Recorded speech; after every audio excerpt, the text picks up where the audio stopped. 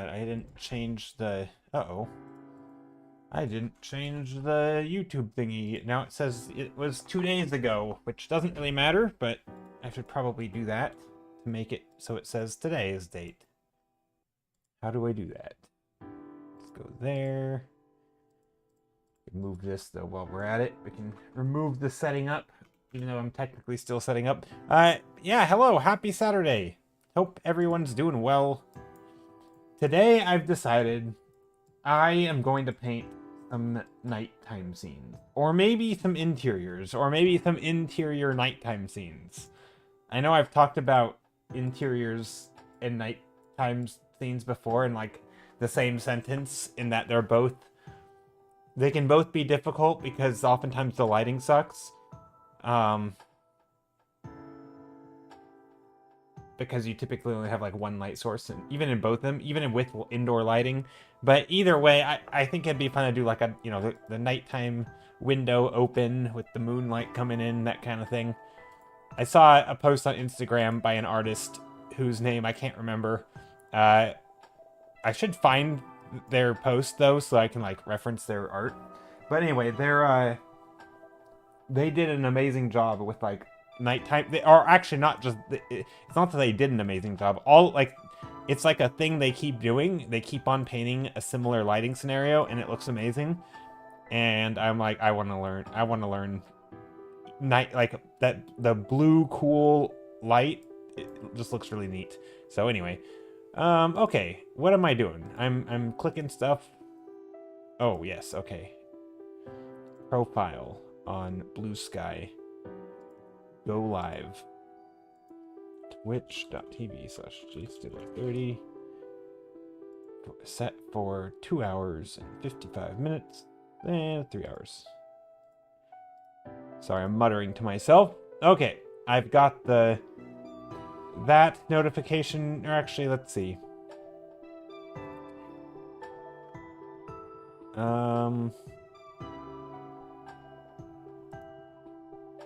Delete post, and then I'll go new post. Painting some stuff live on Twitch.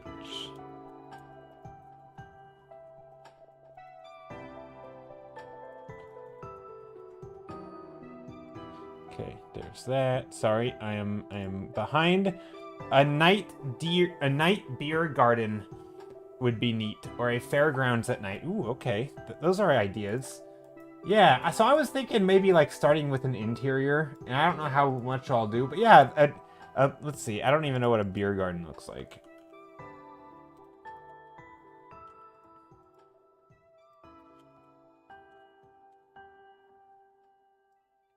It's just like an outdoor seating area, right? That's like, has like vines and tables, just like not necessarily cozy, but like chill outdoor seating area.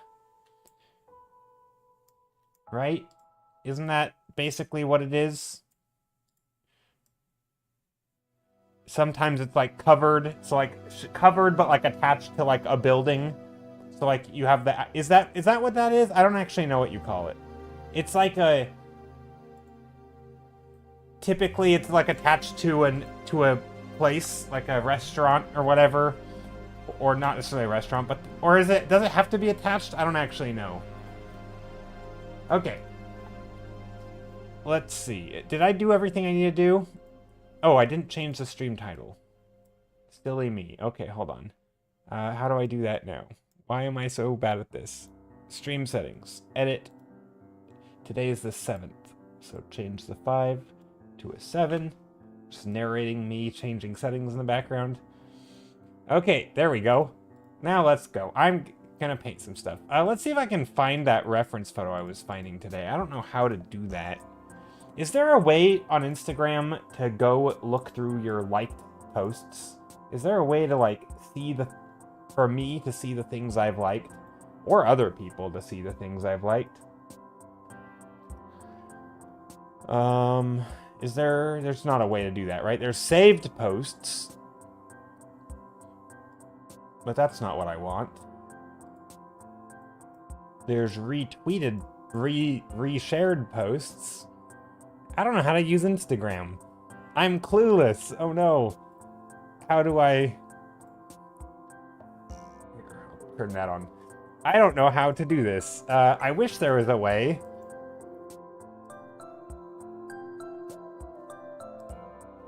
Hello! Let's see, I already said hello, Strum Eagle, but Roy Inspire, hello, Druffzilla, hello, good day, y'all. Zexoy Beats. Hey, Joe, I can unlurk for once. Hey, happy unlurking. How's it going, Beats? And Zexoy and Druffzilla. So yeah, I'm looking for an image I saw earlier today on Instagram. It was like a nighttime scene. I don't know how to find it. I don't even know who it, I don't know who it was by. I'm not gonna be able to find it. I'm not even gonna try. I'm gonna stop. Okay, let's paint. Night scenes. Yeah, but what is this? Interactions, likes. Oh, there is a spot. Wait, how did you find this? Oh, here it is. Thank you. Wait, how did you find this? Where is this?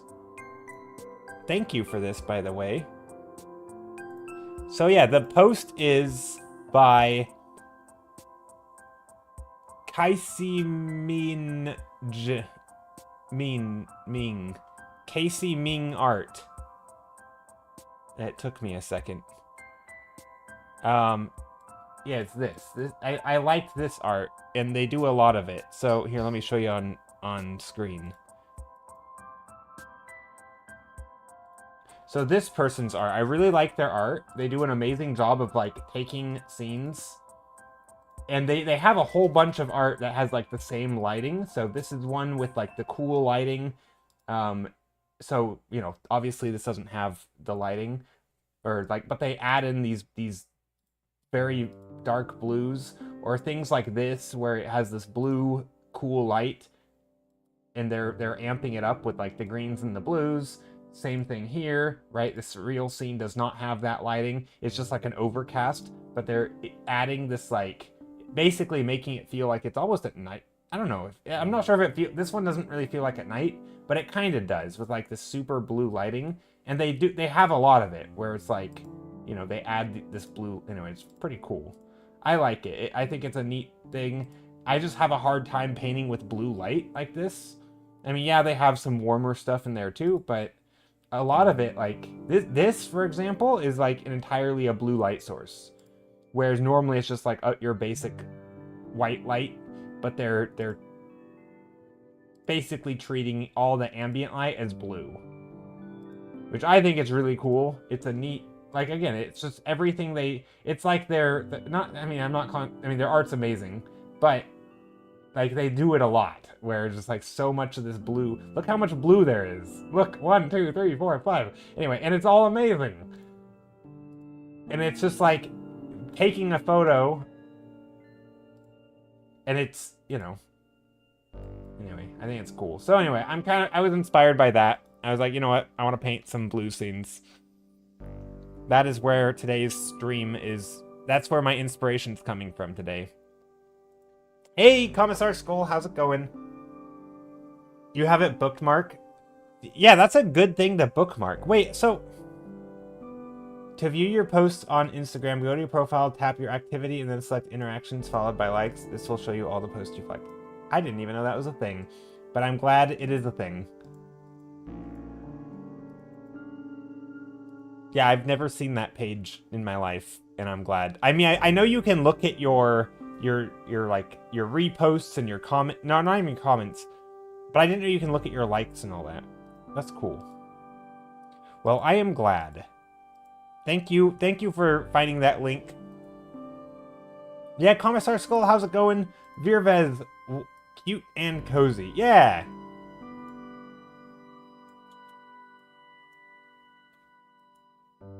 You wonder if they play around with filters before doing their painting? I doubt it. Given the amount of stuff they paint and the amount of different color moods, to me, Druffzilla, if I had to guess, that person has like, I don't know, a handful of sort of ways of painting. So if it's like direct warm light, if it's ambient cool, they seem to have like things they do, because like they have a lot of repetition in their color palettes, and they might start with like some sort of overlay. I doubt it though, just due to the amount of like because like obviously so they're obviously painting everything. Whether they may use some sort of color filter first, but I don't feel like they'd probably need to, because it's not like they're just adding a color filter and then painting over it, because like they're completely changing what's in the photo.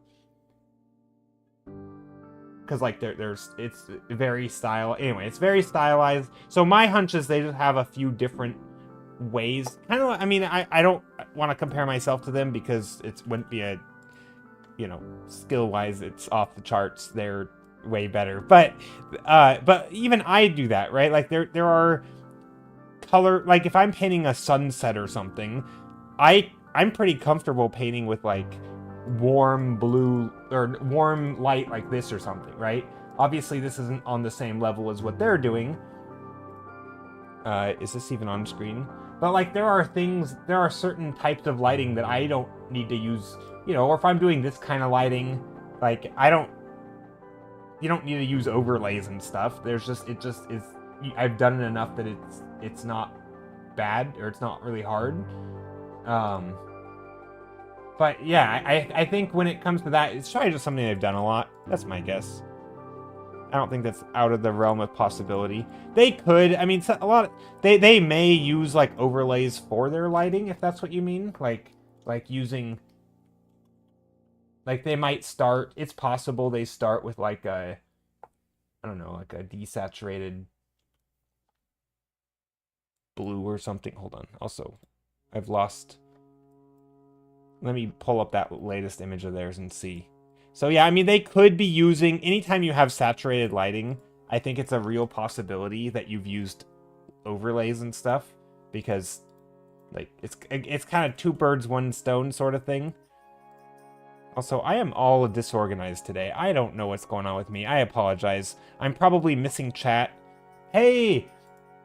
I think I'm not that late today. Omi, you are not late. Also, Omi on YouTube, I want to apologize. I don't know if it was you, but it might. So the other day, you were kind of not I don't want to say spamming links, but you dropped like 3 links, and you were like, paint these or look at them, and I was kind of like no, I'm doing something else. But then I realized after the stream that you had redeemed a 5-minute sketch, and I didn't do it. I don't even think I saw it. So I apologize for not doing a 5-minute sketch. I will do one today if you would still like me to do a 5-minute sketch. Yeah, so I can still do that. I don't know if those 2 events were connected, but if they were, I apologize.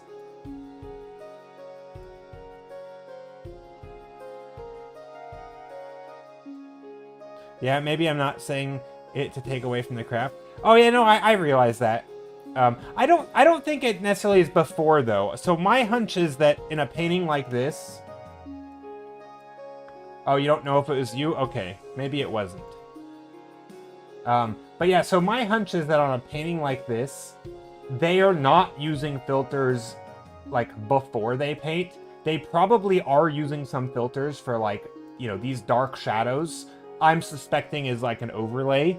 They're setting their brush to overlay. They're painting in, and you can see how saturated this brush mark is than the texture behind it, which is like lighter, which and is also the same lightness and value as that thing. So I think there's blending modes going on. I suspect that this kind of lighting is like a color dodge or something. Or a glow dodge. So like, for example, if I have like a medium blue light like this, and maybe I have this as a little brighter because I know it's gonna be a window, right? My hunch is like they very well could be using like bright blue overlays, right? Something like that for the light. you know, just having that light come in. That way it can fall on stuff. Or in the shadows, right? I suspect they did those deep dark purples. And especially once you start getting, you know, so they probably did do some stuff like that in there to sort of get that. I mean, this doesn't quite look the same. You know, or they could have done, you know, if you had this a little bit lighter, you could have gone like a glow dodge probably.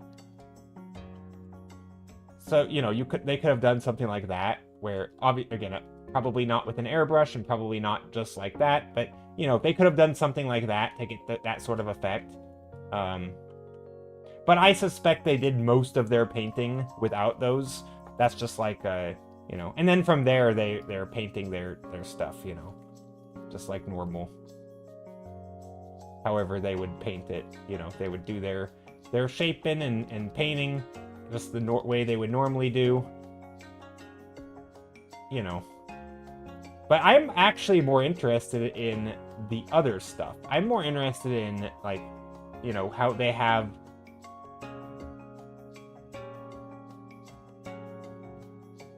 like the cool light on the things like the bookshelf. Right? That's more interesting to me because it has, I don't know, just painting with cool light is a hard thing for me to do.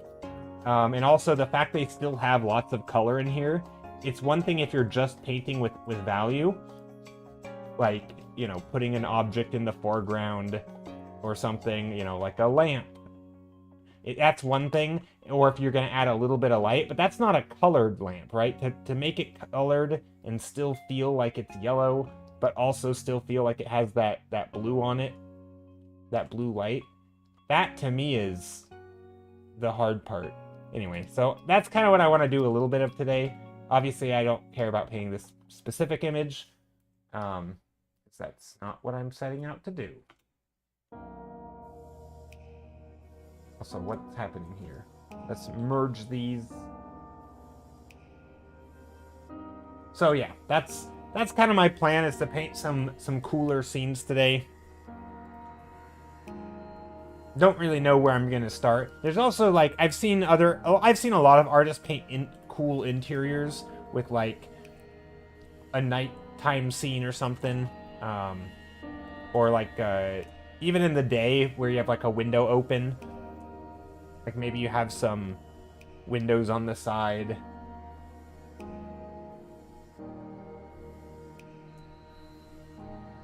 I don't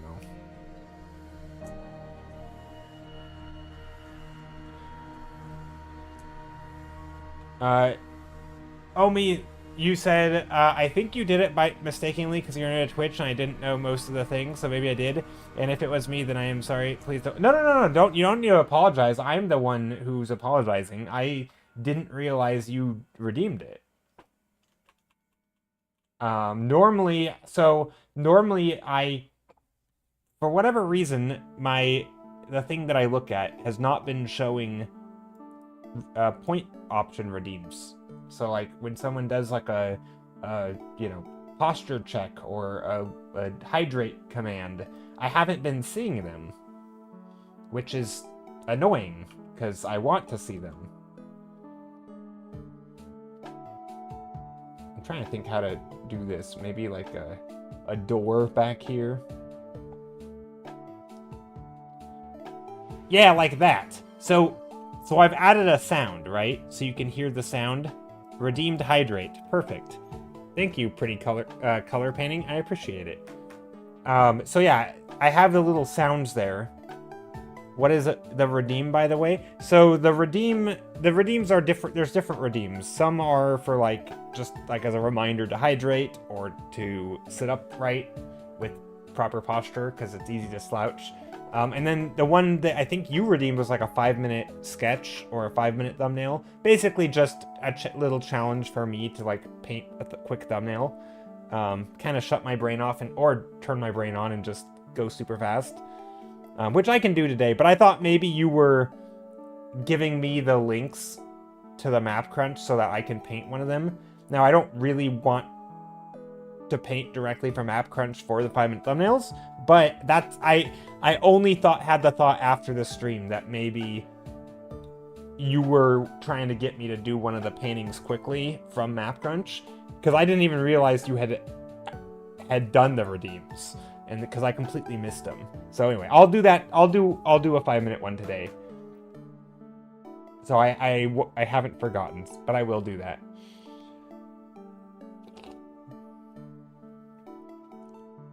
But first, I want to just start painting. And so I want to start painting with some blue, trying to get some cool blues in here into a howdy, Skittle. Howdy. So yeah, maybe some cool blues. I'm trying to think. I don't think they should be super saturated, just like in that person's art. I should probably also focus on the sketch a little bit. Trying to make these, if this is gonna be a table, I'm thinking table, light coming in, stuff on it, a little bit of clutter, not a ton of clutter. Hope it's going well. It is going well, Skittle.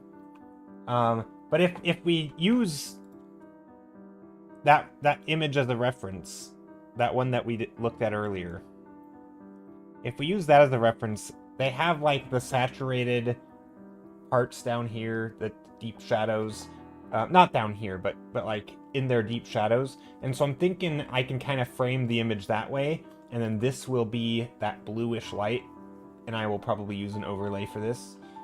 So they'll have like the light. Actually, I don't need to use overlay for that. I'm like, not only do I have a reference of the lighting in there, but I guess I should, well, maybe something like that, where we have that light coming in. And then of course I'll have to put objects and things on it. But I want to be careful with the setup of this. Like, for example, I don't want a corner poking right here, right at the corner. That feels weird. And I feel like if I'm going to be doing these thumbnails, I should be careful.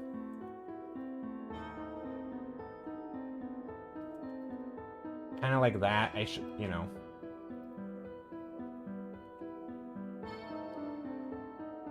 Just to make sure I'm not putting the thing. Also, this should probably feel more horizontal, so that it feels like a table. But yeah, Skittle, how's it going? How are you?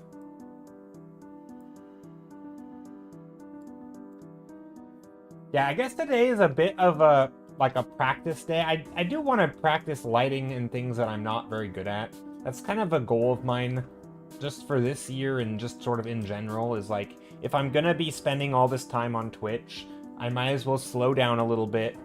Oh, not like that. Slow down a little bit, paint things that are, you know, a little bit, not uncomfortable for me, but a little bit new. Skittle says, just resetting my arm due to some muscle strain. Oh no, but doing okay, though, so I can art now.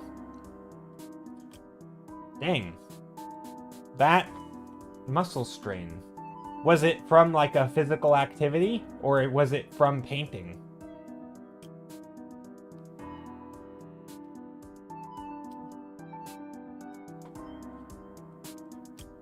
We can put like a chair here. How do you draw a chair?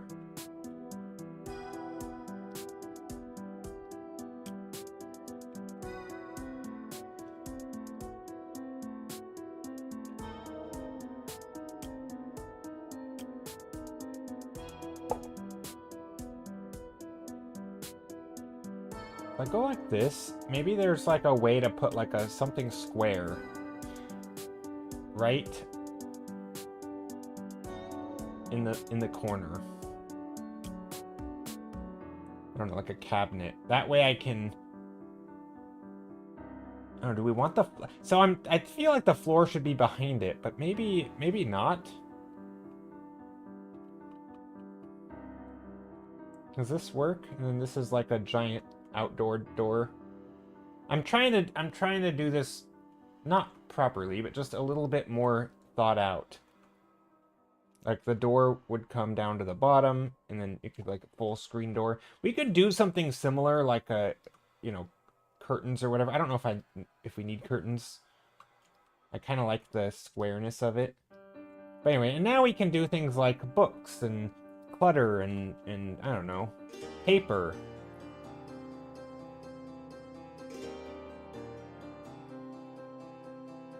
I don't know. Stacks of paper. They're doing their taxes. It's tax season. Have you guys done your taxes yet?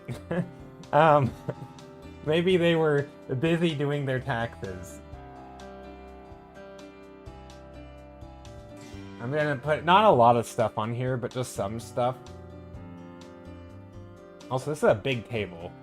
That's a way too big of a table.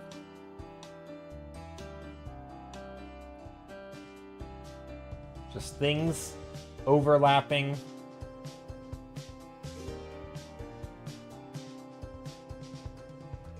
Maybe there's a computer, a laptop chilling. Nope, you wouldn't ever have a laptop that direction. Also, there should be like another chair if there's gonna be...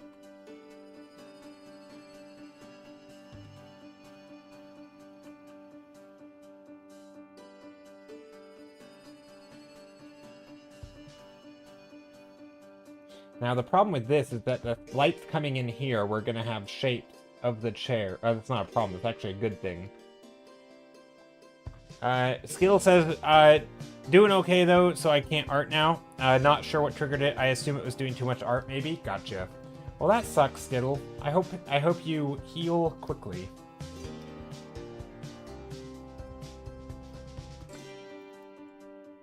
I already like this. Some lightness over here. Yeah, that sucks that your arm is not doing well. Okay, so I think another thing is I don't want this and this to be the same. I want this to actually be not light, I think. Like, if I have two doors, one of the things, I talked about this a while back, like, almost probably like a year ago now, with like an Andreas Roca, one of his interiors. He does this thing where he'll have like a side view of like let's say a hallway. At the end of the hallway, he'll have like a warm light. So this is the end of the hallway. This isn't how you draw a hallway. Anyway, he'll have a hall, right? And then he'll have like a warm light at the end of the hall. But then on the side, he'll have a cool light coming in through the windows. And so he has this neat, like, or he'll do the opposite, right? He'll have like a warm light in the hallway. And then a cool light at the end in the next room over. And so he'll have, like, just kind of creating these separate rooms with warm and cool. And so it kind of makes, it feels like the space is bigger than it is. Because it feels like, oh, you're stepping into this big area that has all this cool lighting. Anyway. And so I might do something like that here, where maybe there's some subtle warm lighting back here. And then there's a cool lighting coming from here.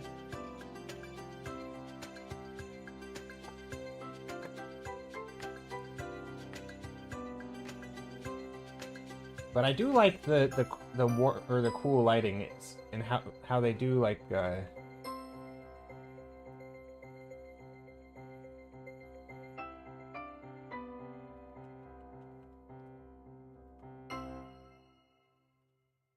so like even though they're grays, I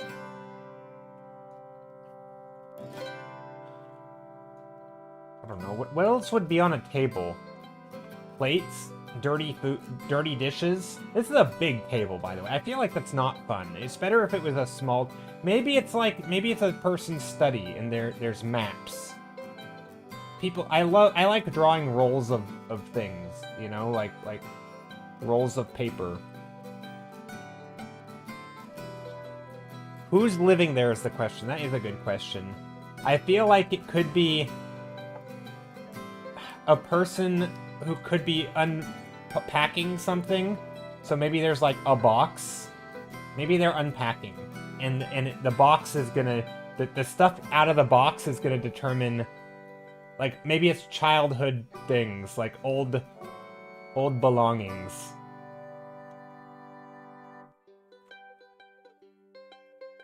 Like Toy Story. They're taking stuff out of the box. So there's like a stuffed animal. And toys. I don't know. I have no idea. Or maybe they're packing. And maybe they're gonna move. I just don't like how big of a table it is. It feels like a dining room table for like a big family. And it doesn't feel very cozy. But then again, I like the composition. So I don't know if I chop it and make it smaller and make it feel like a smaller table. It feels like it's harder to put everything in there. I don't know. I should be worried less about that, honestly. And more about like just putting maybe a couple objects to start. Some objects that are gonna be like white. So they'll be brighter. And then you'll have some objects that are darker, like the table itself.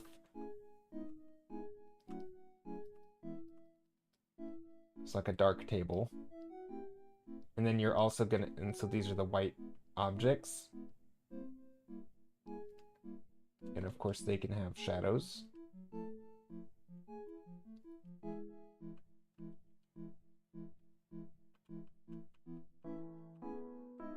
Oh, let's do this.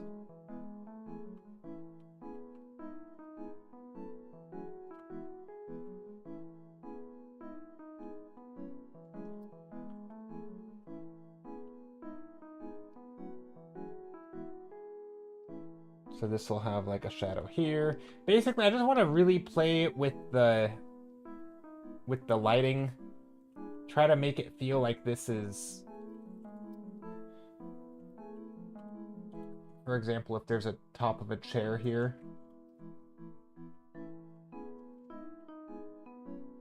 That we get this lighting here. The shine.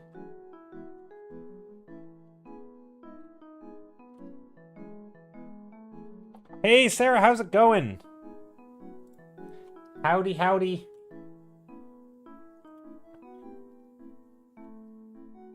Hope you're doing well. How's the day treating you? Or how are you treating the day? Is that a saying? I don't know. I don't know what that even means. This is a dresser. Let's put a dresser? No, bookshelf. Let's do a bookshelf. It'll be taller. It'll look better. Also, I can put things on a bookshelf. It helps add to the scene. Bookshelves are just... You gotta put them in every scene, right? They're just better that way. Or maybe it's like a china cabinet. Maybe there's like the shine of the doors.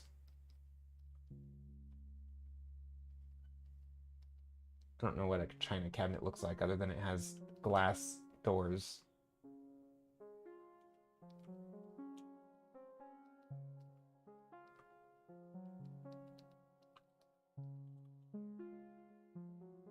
Not bad, trying to catch up on some art stuff before Monday. Nice. Oh, I hope you do properly catch up. Is Monday deadlines? Also, let's try that overlay we were talking about. Let's put in some overlay. Oh, that's too much overlay. It's kind of that glow.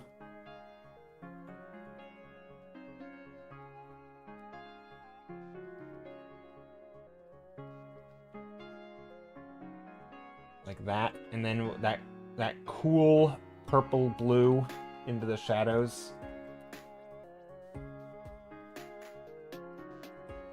But not a lot of it, just a few key points.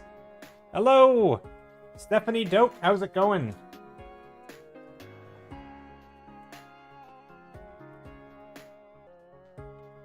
More YouTube people. Man, YouTube people have been showing up on YouTube, and it makes me happy. Even though it's not the main place that I think about when I think about my stream. But it is nice. I will have to eventually figure out properly how to combine chat in a way, or at least combine the experience so that when I'm talking, people know I'm talking to someone on YouTube, or I'm talking to someone on Twitch. Sarah says, for my first Orbis check-in yet, and technically no deadline for the cat class, but I'm trying to not fall more than a week behind. You just did a virtual talk for your old school, and prepping that presentation and notes took a lot more time out of my week. Oh, that's so cool, though. That's really cool. They're using you as the example of, like, look, people who go to this school, they succeed in life, and then they're using you as the example of, like, come back and gloat. Not actually, but, like, come back and tell everyone what it's like. I don't know. I feel like they're using you as the example of the successful person. Anyway, I like it. That's super cool. Stephanie Doak says, how am I? I am doing well. I am doing well. Day's pretty chill.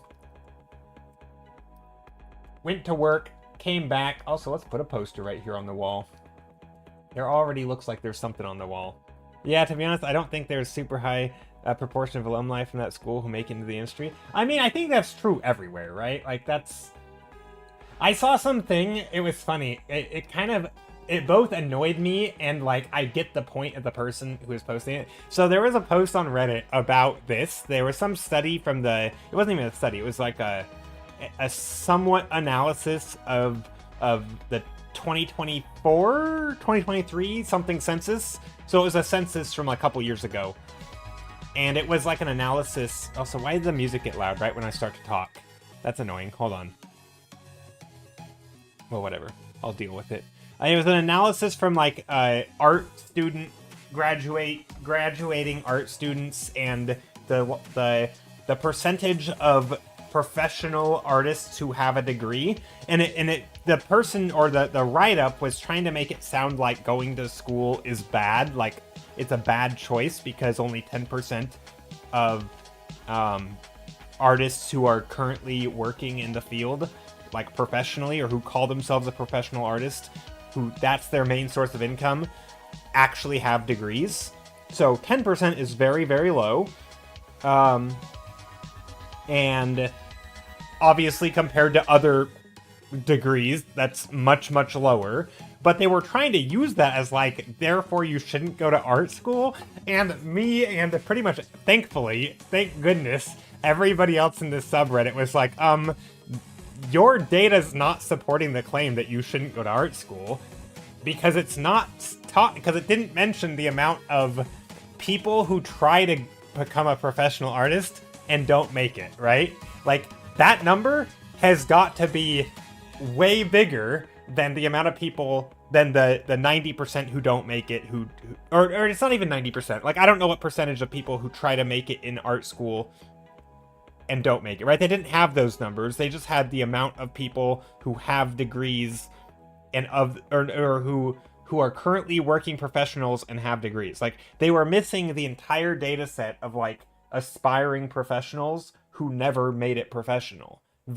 And then they had the other data sets, right? They had the amount of people who go to art school and the amount of people who end up with jobs, and they had the amount of people who have jobs who don't have degrees, but they didn't have the biggest set, right? Which is, like, the person who never went. So, like, I would suspect that you know, the amount of people who want to become professional and don't is, like, you know, let's just say 1%, or it's probably more than that. It's probably less than that. It's probably like 0.01 or something of those people who want to become professional, or like 99.999% want to become pro and don't, right? But then if you go to art school, apparently 1 out of 1 out of 10 professionals have a degree, which that's, like, a lot. Like, relatively to the amount of populations, like, those who don't go to school. Most people don't go to art school, right? Like, that. So anyway, I thought, if anything, this feels like it's supporting the claim to go to art school.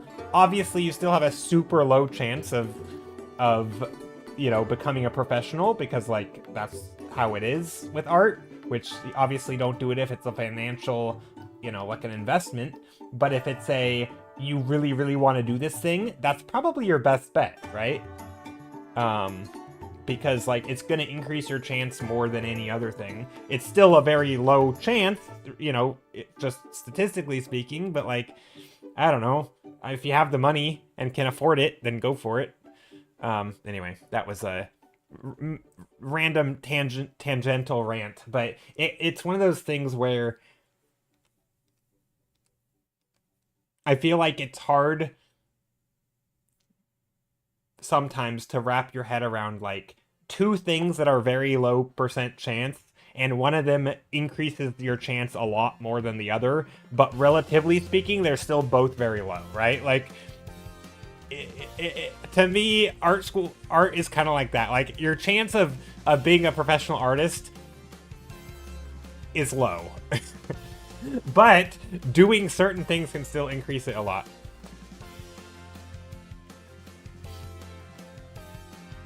Also, the statistics don't take into account that the fact that all those people went to school doesn't mean they all put in the same amount of effort or live in the same place or have the same luck. Oh, yeah, I mean, obviously, yeah, it definitely doesn't. And there's reasons. I mean, this is where stats gets hard because, like, you're always going to have sort of, like, your own personal experiential bias where, like, well, I'm going to beat the odds or, like, I'm going to... And, like, the fact is it's hard to know if you are actually in a position where you would beat the odds or if you are just part of that statistic, right? If every single person who goes to art school is like, oh, I'm going to beat the statistic, and then 9 out of 10 of them don't, it's not like a randomized sample who becomes pro or not. No, I mean, saying that, yeah, no, it's not. But I mean, I think that you have to assume, though, that, I mean, obviously some people have no intention of becoming a pro artist and they go to art school, probably. But, like, I don't know, I do think it's reasonable to assume that most people are trying to some degree. Now, it might be the case that those people have never learned how to learn, or that they don't know what, you know, actually trying at something looks like, because they just never grew up in an environment where, like, they had to, and so they get to school and they're, like, way out of their, you know, comfort zone, because turns out they never actually had to study a day in their life up to school. That was me. Not with art school, because I didn't go to art school, but, like, that's how college was for me. It's like, I had never had to study a day in my life up until college, or at least I never did study a day in my life, hardly. Or if I did study, what I considered studying was, like, really, really poor quality study. And, like, I felt like, oh, I actually have to do stuff now and stay up late. And then, of course, I just mimicked my peers. And, you know, if they're putting in 10-hour nights, or not 10-hour nights, but, like, all-nighters and, you know, every day, all day, like, so would I. Because I'm like, all right, I can at least mimic what they're doing. And so I did that, and I was okay. But it was, you know, there is sort of a, you go off on your own out of high school, you've never lived on your own, you know, you're in you're in an environment you've never been in, and you just don't know what you don't know. And so anyone in that situation making the decision to go to school it's very hard to know if you are, like, have a better study habits than other people, or if you are more driven than other people, or if, like, how are you gonna know?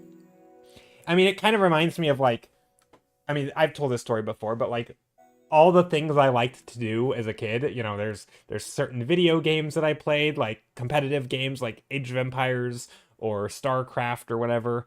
And then there was things like, you know, playing chess. I quite liked chess. I was pretty okay at it, won some tournaments in middle school and even in high school.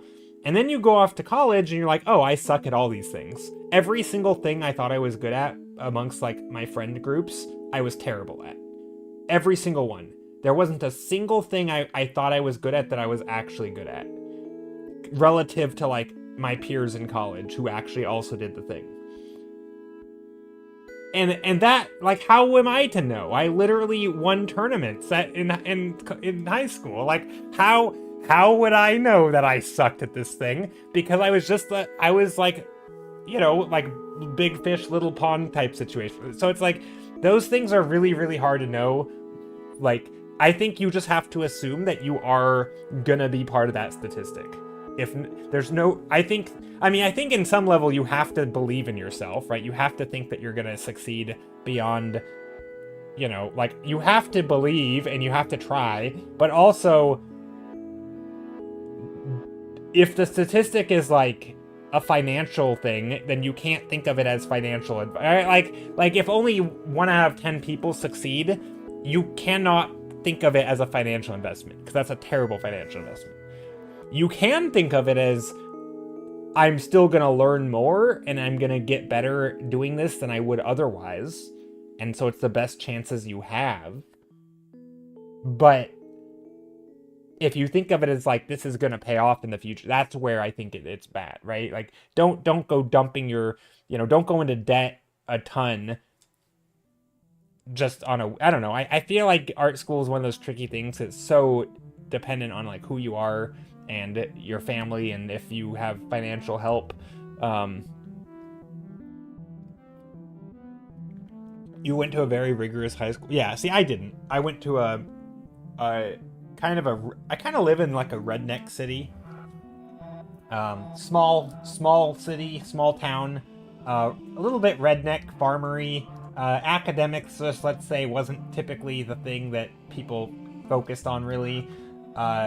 And also, it was public high school, which wasn't, you know, just anyone. We only had, I guess we had non-public high school. But honestly, I think our public high school was better than our private. Because all of our private high schools were, like, religious in nature. And it was more of a, like, it wasn't about academic achievement. It was more about, like, we want a place where we can teach religion that isn't public school, you know? So that's, where I grew up, there wasn't, like, an elite high school that some people could and couldn't get into, and, you know, it wasn't like that.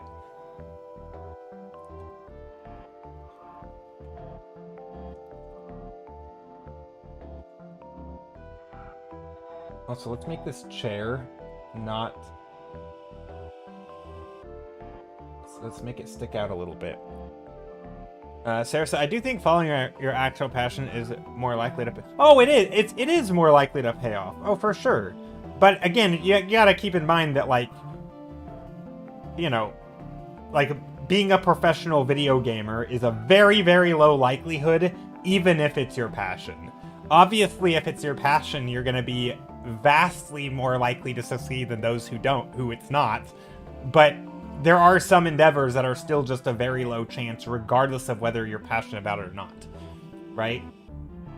Obviously, I don't think you could do art, really, as a career if it wasn't to some degree your passion. Because, like, you're just...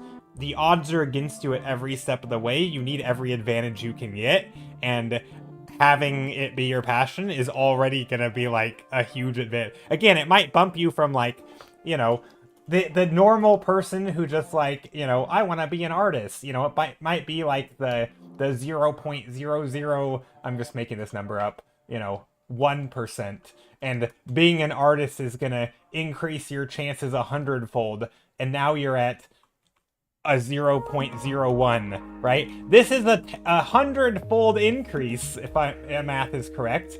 Or is that 1,000? A 1,000-fold increase. And that's still a tiny number, right? Like at some point, yes, going to art school might be your best bet, but also it's still a you know, it's not that low of a chance. But anyway, my point is, I don't think you can view it from that perspective. Like, you can't think of it as like I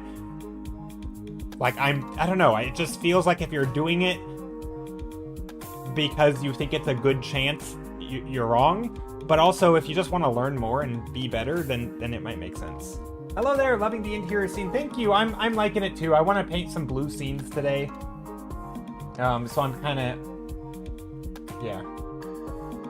But yeah, it's a tough thing because, like, art school, obviously, like, in my opinion, if getting good is the only thing you're concerned about, and, like, building skills, it feels like art school absolutely would be the best choice. but it's not the only concern, right? Like financials is a thing. Is it a good, is it if you think of school as an investment, all art careers are a bad investment, right? Because the likelihood that you succeed in that career is tiny relative to literally anything else you could do almost.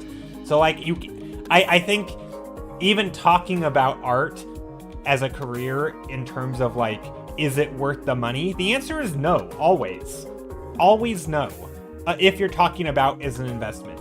If you're talking about like, actually getting good and learning skills, then yeah, having some structured thing where there's like accountability and somebody basically coaching you and pressuring you, saying I'm gonna fail you if you don't turn in your assignments, like having an external pressure, like that's probably good for most people. Like you're gonna learn more and you're gonna be forced to do the work, and it's probably gonna be good, but like for your art, but not for your money. Right? For like, I don't know, I feel like a lot of things are like that, where we talk about a thing in the wrong framework, and it's like the framework should not be college as an investment, because if that's, unless it's like investment of skills for your future,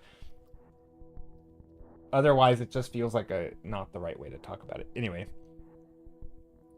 yeah, I don't think art school is a good investment for money. I mean, obviously for those who it works out for is, right? But but investment term, like the return of investment is probably negative on average, right? Like you're not making money because you have an art degree. Now you might, right? But again, that doesn't mean that not doing it, like your return on investment is probably even worse for your time if you're not going to, right? If you're just braving it alone, going to not, just gonna risk it, study on your own, be self-motivated, self-starter, like it's probably even worse for your time, right? The amount of time you spent trying to learn and still probably not going to be a professional, like that's probably even worse use of your time, because like, I mean, maybe then I don't know. Sure, if you view it in a strictly economic sense, but maybe making art increase your quality. Well, yeah, that's exactly what I'm saying, Drofzilla. If you view it that way, then absolutely, like, do what you can afford, and or even if you can't, and you really want, you're gonna kick yourself for not doing this thing, then do it. Like, no, I totally agree. That's kind of the point I'm making. Yeah, Drofzilla, that is literally my point. Is like, it's just viewing it as a financial investment is the wrong way to view it, because if it's not about that. It's about like, I like art. I've decided I'm gonna do art, and this is the thing that I think is gonna be best for me in terms of getting, making me succeed or have a fulfilling art career. If you think of it as like, if you were strictly making a financial investment, you would never ever be an artist. Ever. Never. It just wouldn't be a thing. Because that's not like the odds are against you. It's just like the worst investment, right? Again, some people would gamble and, high risk, high reward, I guess, but it's just not like that's, but no, but yeah, I hopefully I don't sound like I'm saying art school is bad. I'm not saying that. I'm not really taking a stance on it. I don't think so at all. It's just, it's not the time to talk about it is not to say, oh, is it a good investment? Anyway, the whole point I'm making is that I got triggered from this because people were trying to basically cite like success rates, and it annoyed me because like that's not why you go to art school. Like you go to art school for hopefully to learn skills or meet people or whatever.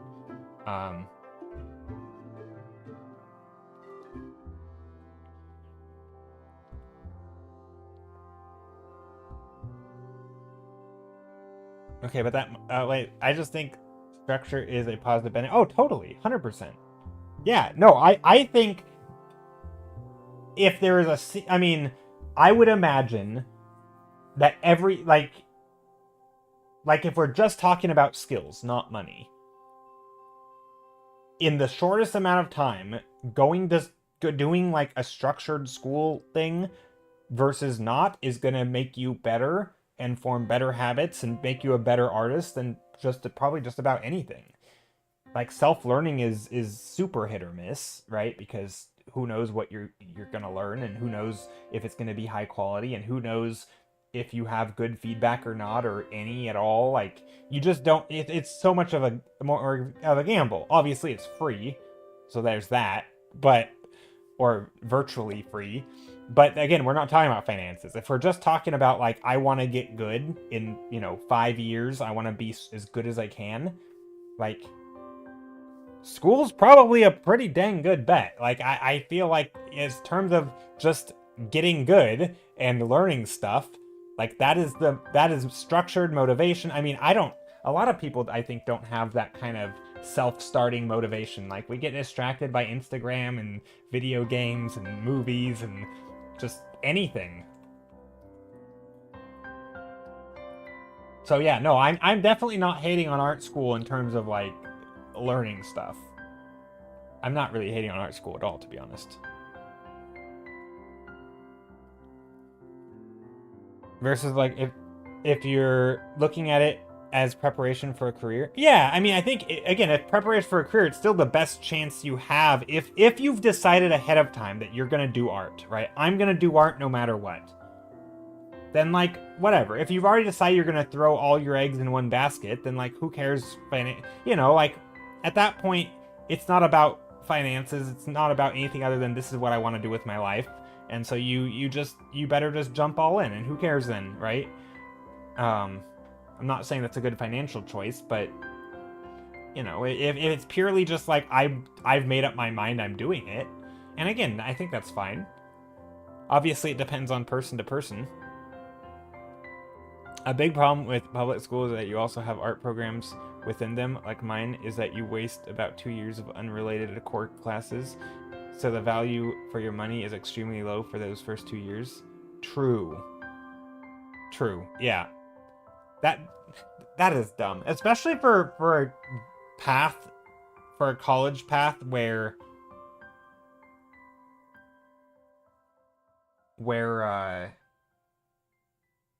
like the degree is not the important thing, right? It's the skills purely. The fact that you are paying money for core classes in college that have nothing to do with your degree, like, that is a waste of money. And I mean, again, it's probably also increasing your chance of like, again, if we're just talking like, are you gonna make it in the industry? I would imagine core classes do help. They make you just like a more rounded human, and you can talk about random stuff, and like, I don't know, they open you up to the world a little bit more that you maybe wouldn't have had otherwise. And it probably is good, and it probably does help you, but also in a very roundabout way that seems like it's hard to measure. I don't know. Also, what am I painting? I don't know. I'm just yapping. Welcome to my stream where I'm yapping for another long time. Core classes is nothing for free. There's nothing I learned them that I haven't already learned before college. Fair enough. Yeah. For me, I think those things are really hard. They're really hard to measure. Because, like, it makes me think of, like, preventative things where, like when it's prevented, if it works, it has an effect, but you don't know it because it never happened. You know what I mean? So, like, I feel like just having general... It's not even about knowledge. It's more like knowing about things. Knowing that they happened. Having some context.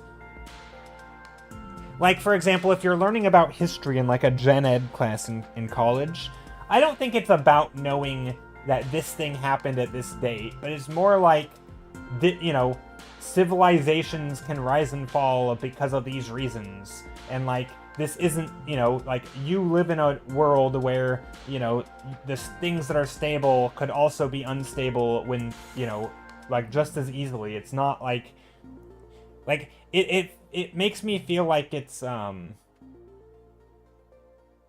like, it's not about the knowledge you're learning, but it's more, to me, it's more about like, it feels like it's more about the sort of just broadening your horizons a little. And I know it sounds stupid, like, oh, it's broadening your horizons, like it's some vague thing. But I think, I don't know, I think it probably matters.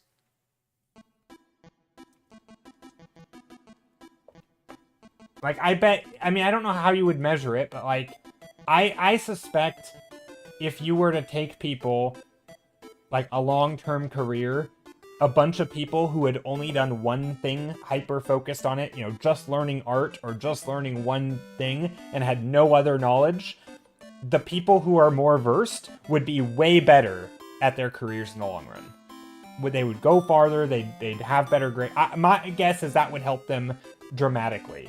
Just like general problem solving skills. And actually, I think there's been studies on this where like the people who have like liberal arts degrees, like just more well-rounded, they are better at solving like any sort of like critical thinking skills outside of their domain than like, say, an engineer is better at solving like a non-engineering problem.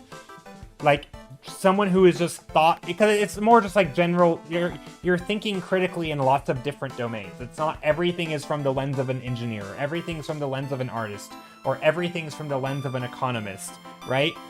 Having a well-rounded education has taught you to think critically for a little bit longer, right? A couple extra years in the case of college, right? You've thought critically in different domains and I think there's like a real effect. Like I think it's a measurable effect on like how well people do. So as much as I like saying, oh, I didn't learn anything, you know, I don't use anything from all my general education classes in college, you know, what a waste of 2 years, you know, why did I need to study philosophy? Or actually, I think philosophy was a great thing. But anyway, you know, why do I need to study history or writing or English or any of those things in college? Like, why not just study the thing that I want to pay for a career?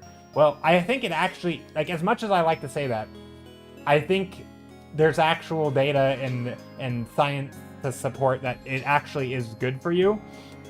But again, in the US, we have to pay boatloads of money, so it's kind of stupid, because do we really want to pay boatloads of money?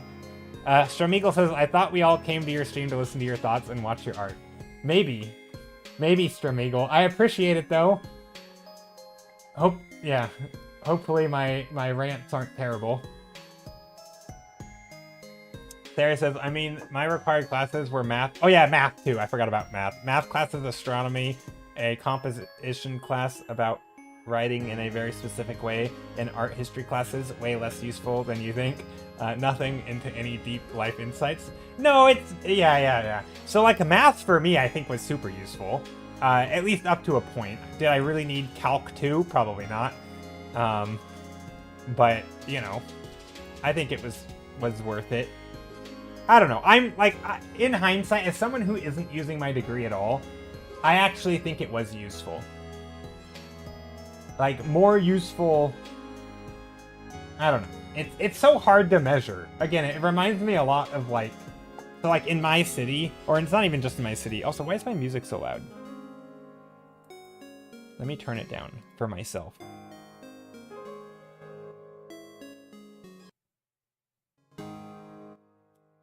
Okay, so I remember there was this thing, so like in my city, our police need funding. And one of the ways they get funding is to basically like bring evidence that what they're doing is useful. And you know how they do that? You know how, I don't know if it's still true, but you know how our police would prove that they are useful is to show the number of like arrests or traffic stops. They would use those as the metric. That completely fails in the like, if they have a, so now imagine this is how they, you know, look at all of our stats, look how much crime we're stopping. That's what they're going to like the city with, and they're saying now we need funding, and city's like, wow, you guys are doing a great job, here's all the funding. Now imagine there was something they did that stopped all crime, right? It stopped crime. Somehow they've solved the problem of crime. Guess what their stats are next year? it looks like they've done nothing. They've no arrests, no, they didn't stop anything, right? They didn't prevent any, like, they prevented crime, but they don't have anything to show for it, right?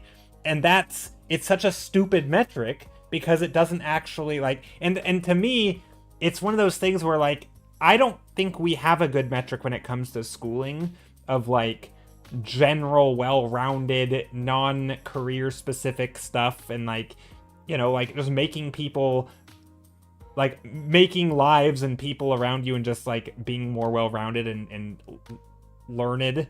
Is that the right word? Educated.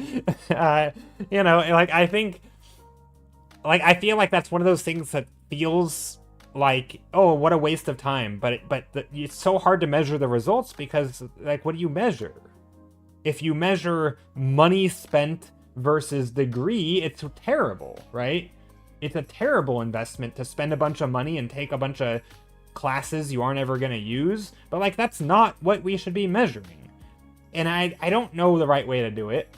But I feel like any argument against, like, being a well-rounded, you know, I feel like learning more is always good. Like, obviously in the US, spending a bunch of money to do it is suddenly a financial investment, and that's stupid because US education is dumb.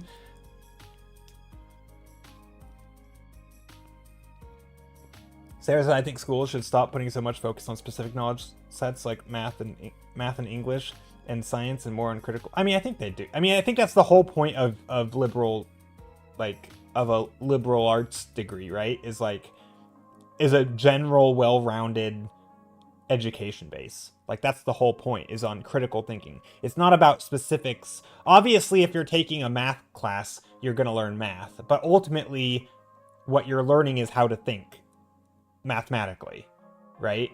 Yes, you have to learn math to think mathematically, but it's less about the math that you're learning and more about... No, but I mean, sure, it's a degree, but core classes are part of a liberal arts... Wait, isn't liberal arts... Maybe I'm dumb. Isn't liberal arts just like a super well-rounded degree?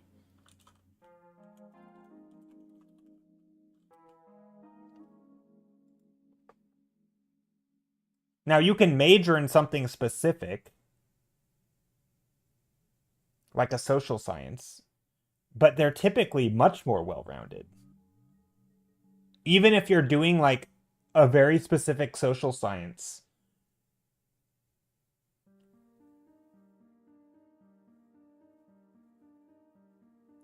Like, aren't they known to be, like, general, like... They're like your general intellectual ability rather than like technical skills. Hold on.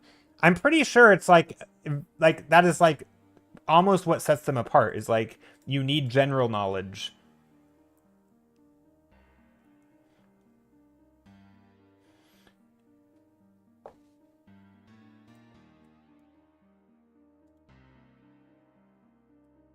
Well, this is according to the dictionary thingy, but it's like noun, those areas of learning that require and cultivate general intellectual, that's literally what I said, general intellectual ability rather than technical skills, the humanities. Liberal arts, academic disciplines including literature, history, languages, philosophy, mathematics, and general sciences, viewed in contrast to professional and technical disciplines. So, like, it is almost always viewed in contrast to more, like, technical and professional, but, like, it's still I think it's almost always more well-rounded, right? Maybe I don't know what that is. I felt like it was always about being more well-rounded than hyper-specialized. Maybe I'm just completely wrong there, but like, I think there is a lot of benefit of doing that, even if it's hard to say, oh, I have a...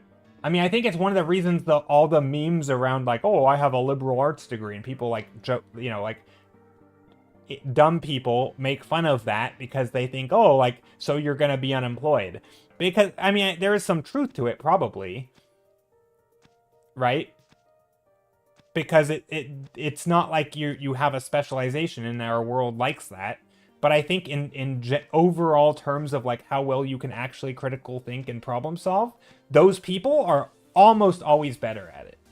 Like, and I'm pretty sure there's science to support that claim. Even if they aren't specialized in the sense of, like, you know, gonna be hired because they have engineering. Like I said, my core classes were not well-rounded or about critical thinking or ethics or creativity at all. It was just memorize this math. Oh, weird. I don't know. Yeah, that's strange. I don't know how you would learn math and...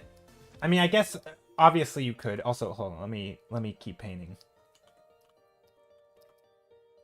Yeah, I don't really know how I would learn math. Like, I feel like if you... Again, maybe this is kind of like the same thing, because I sometimes make this argument against, like, art, where, like, if you just do the thing, you aren't guaranteed to get the knowledge.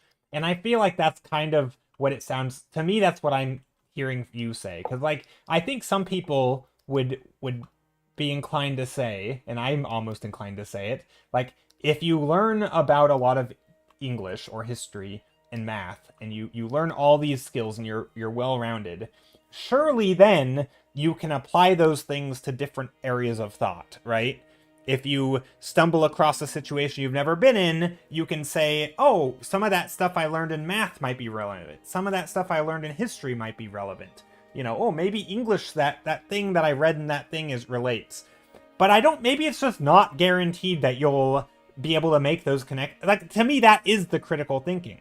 Having a base of knowledge to pull from, whether it's some life experience that you never really thought twice about, but it's just kind of sitting in your brain to, like, it broadens you just enough that you can actually, like, I don't know, make choices based on, you know, it's just, it's more to build on than someone who doesn't have it. I don't think it's ever gonna feel like, thank goodness I know calculus. Like, oh, gee, that calculus sure came in handy. I don't think it's ever going to feel like that, right? It's more just going to be, you know, your intuition tells you that this thing isn't, you know, the math ain't mathing. You don't really know why. You just know just enough. You know just enough to know that like this problem needs some additional thought or some additional research. You know, because it doesn't sound quite right to you, because you've learned just enough to know that that's not correct, right? It's sort of like when you stumble across something online, right? And there's, like, you know, misinformation, and you're like, this doesn't quite sound right. Someone with a slightly less broad knowledge base than you might think, huh, that sounds good to me, right? It's not about, like, analyzing everything critically, but it's about, like, just knowing, having a broad enough base of knowledge to, like, have those little spidey senses tingle and be like, I need to do more research because this isn't adding up, right? And I think a general understanding of math concepts, or a general understanding, again, I think those are all, like, parts of, like, starting to critically think. That's more like an aspect of intelligence, I think. Maybe. I don't know. I don't think this is like, oh, intelligent people do that and non-intelligent people don't. I think just knowing more, having more tools in your toolbox allows you to use more tools. I think it's pretty much that simple. And I think learning math, whether it's, you know, obviously, do you need to memorize the actual, you know, formulas? No, right? I don't think you need to. But understanding that there's a time where you have to do a thing, you know. Yeah, I'm not gonna debate on what's included in the term intelligence either. Yeah, I don't like that topic at all. I think it never is fruitful at all. Agreed, Sarah. I think that's a stupid term almost entirely. But yeah. But I guess that my whole point that I'm trying to make here is that I think when you are more well-rounded, it's never gonna feel to you in the moment. You're never gonna be able to point to a thing and say, I'm sure glad I took that history class. I'm sure glad I took that math class. I don't think it's ever gonna feel like it was useful. But I think it will be. I think it is, and I think there's...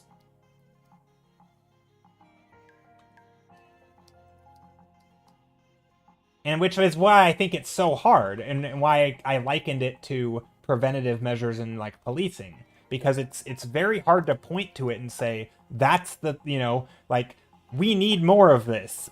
What does it do? Prove it. Prove that it did something. Well, it's very hard to prove that learning about history did something for you if you aren't using history in your degree, right? It's very hard to prove that. But I think knowing about it helps you make better decisions, whether it's from voting or your political views or your whatever it is, right? Like I think there's a pretty, again, this is my hot take, I think there's a pretty big reason that people who have higher levels of higher education lean more liberal, or more left-leaning, I should say.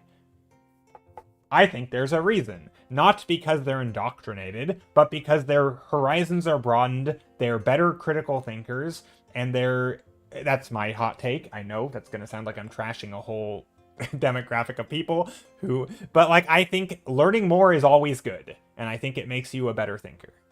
Obviously, there are still going to be stupid people, right? Not to get into the intelligence debate, but there are always going to be dumb people who are highly educated. It's just going to happen. But on the whole, learning more and being more well-rounded is going to be better for, like, it's going to make you more empathetic. It's going to make you more, like sort of just well-rounded. It's not because you learned something about history, or it's not because you learned math, but it's just a combination of all of that. Anyway, that's my take. You don't have to agree with me, but I think it's very hard to point at it and be like, this is the thing, I guess it's almost a pet peeve of mine a little bit when people, especially, it's not so much after, like in your case where you're like, my math class never did anything for me. That's fair. Like, you're gonna be able to say so better than I will, obviously, because I'm not you. But the worst is like when people in the moment are like, we're never gonna need this in life. It's like, it's not even about that. Like, I don't know.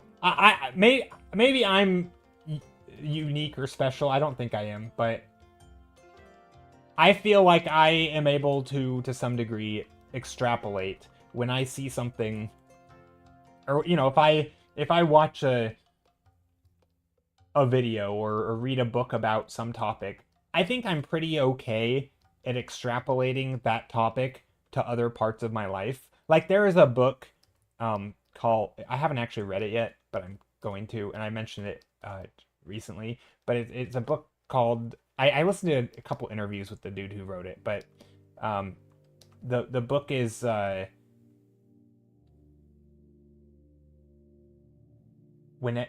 everybody knows that everybody knows, or I don't know. It's kind of like a book on, it's like a psychology, philosophy kind of thing, but it's the book is about like shared information, and I don't know the details on it because I haven't read it yet.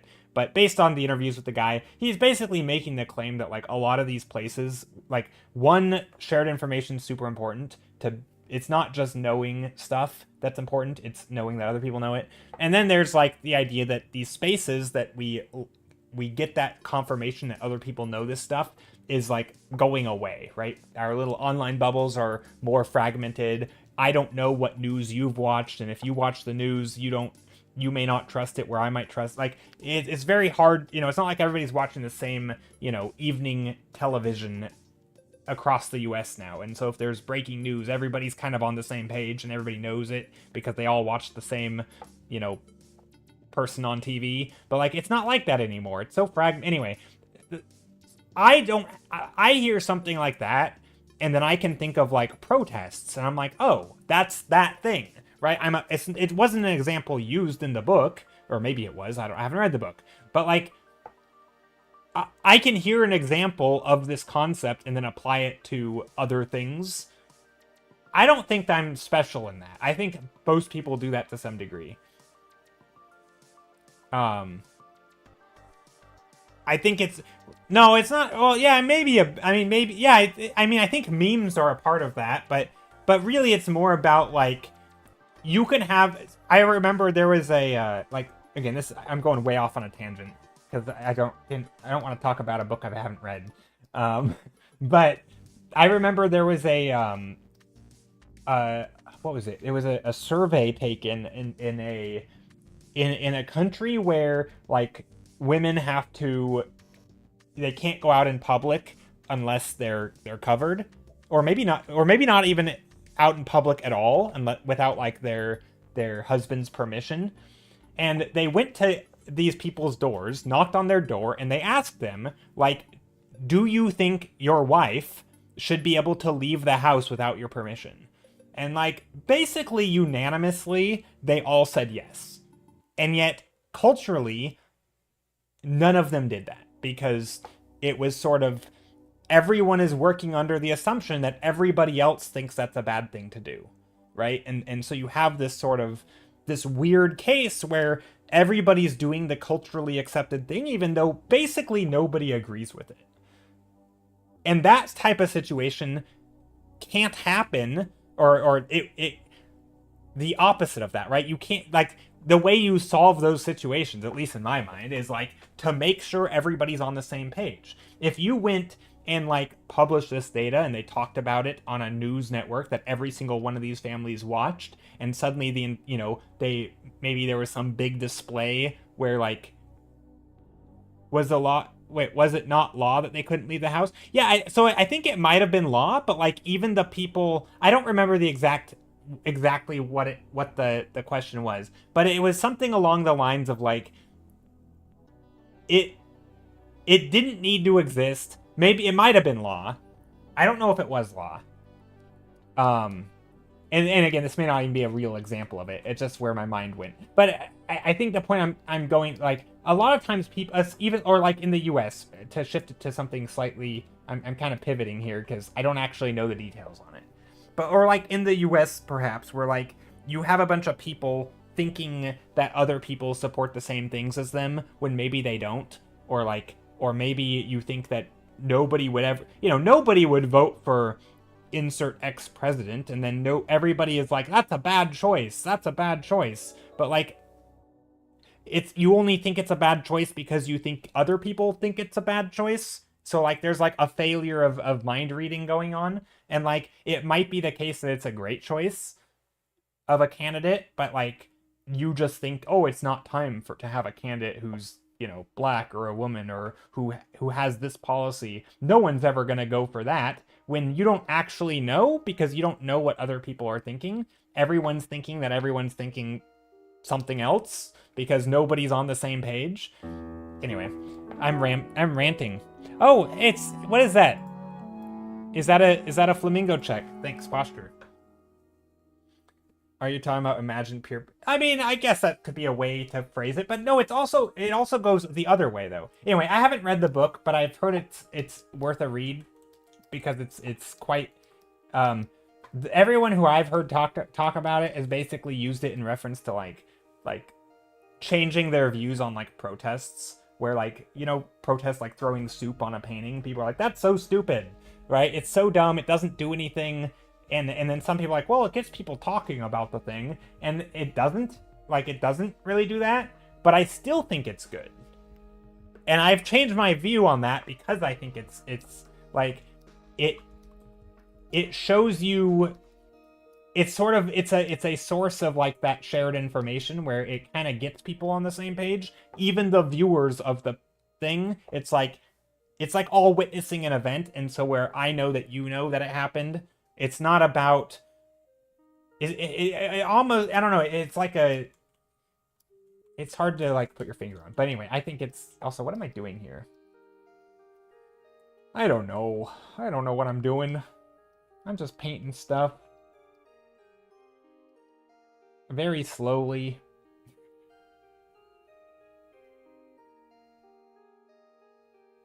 I mean, people who nominate candidates have access to very accurate polling data. Whether they choose to ignore it or not is their.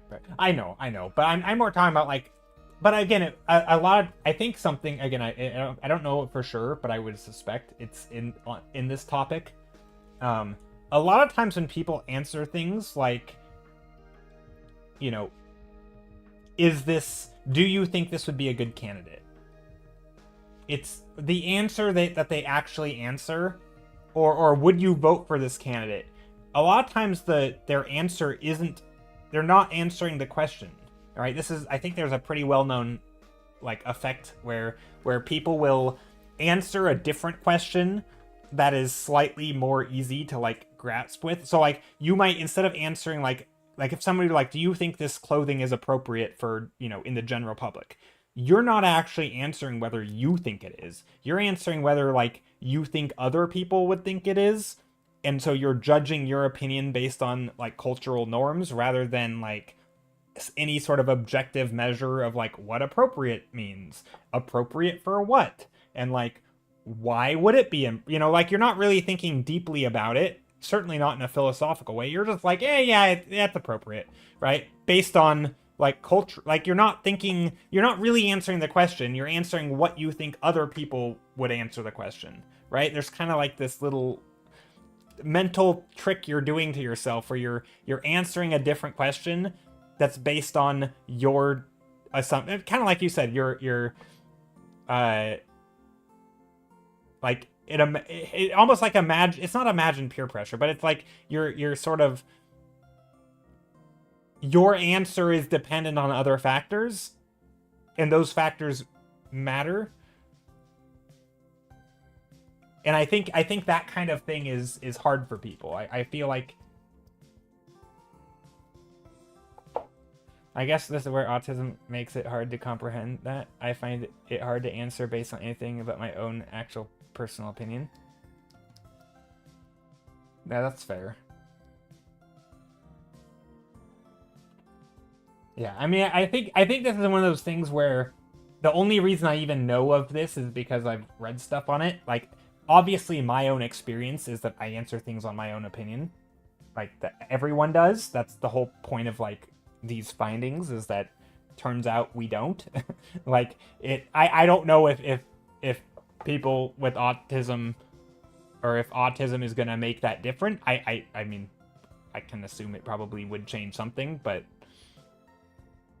I think either way, this is one of those things where, like, it doesn't ever feel like you are doing that. Like, it's always going to feel like you're making a choice on your own without the outside influence. But turns out you can have influence from other things that will change your opinion, you know? And so it's a tricky thing to, like, self-evaluate on. Like, I don't do that. And it kind of goes back to the thing we were just talking about. Like, it's very hard to say, you know, having a general well-rounded education of history and math and astronomy, you know, like, that didn't do anything for me. But, like, are you sure? Like, am I sure? No. It's easy for me to think, like, how many times in my life have I used my knowledge of astronomy? 0. That's how many. Does that mean it was not useful? I don't think it means that. Like, I don't know. Also, I'm painting very slowly. Let's put some things on here. Little shapes. A ladybug. Why is there a ladybug on the table? I don't know.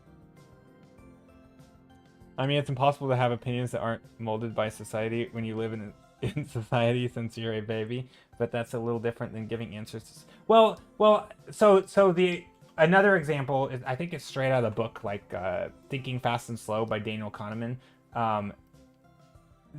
Questions about, like, politics oftentimes come down to, like if you like somebody or think that they're good. Like, instead of saying, are they good for the position, the answer is, like, are they a general good or likable person, right? Like, I mean, I think it's pretty evident that people on the whole do this, but, like, on a specific level, I think we also do this, where, like, if someone asks you a question, like, that require a little bit more in-depth analysis, that maybe you don't have the data right now and you actually have to do some research, you can still answer it, not because you're just guessing, but because you're technically answering a different question, right? Instead of saying, I don't know, let me do more research, your brain does this little sleight of hand where it's like, let me just answer a different question. That's, I mean, you're not thinking of it as a different question, but you're more like, yeah, I like that guy. He'd be good. Would he be good though? What are you basing that on? You're basing it on that you like him, that you think he'd be a good candidate based on what, right? It's like vibes kind of. And you end up saying that the question that you're answering is more like, yes, I like that candidate, rather than I think he would be good for this and this. You know, you're not giving an analysis of why you think he'd be a good candidate. It's more of like, yeah, I think I like him. You know what I mean? It's like a different, it's like you're answering a different question. Even though in your mind it's going to be, well, that's what, you know, it's like because you didn't give more thought to it. Obviously, if you give more thought to it, you could start researching different stances on different views and like nuance of those views, and you could start making an analysis and like, okay, I think this guy would be better than this guy for these reasons. But that's not the question that you're answering because you just didn't do any of that work. You're answering some other thing. And I think we all do this to some extent. I think we all do it to lots of extents, where we have these shorthands, right? We have these like these shorthand ways of also, hi Vegas. Like I think we all have shorthand ways um of answering complex questions in a more simplified way. And a lot of times they align, right? It's like they're going to be a pretty good way of doing it, but it's not technically the thing that we were really trying to get at. It's just like a shorthand. And I think that happens a lot, which is basically the lack of critical thinking.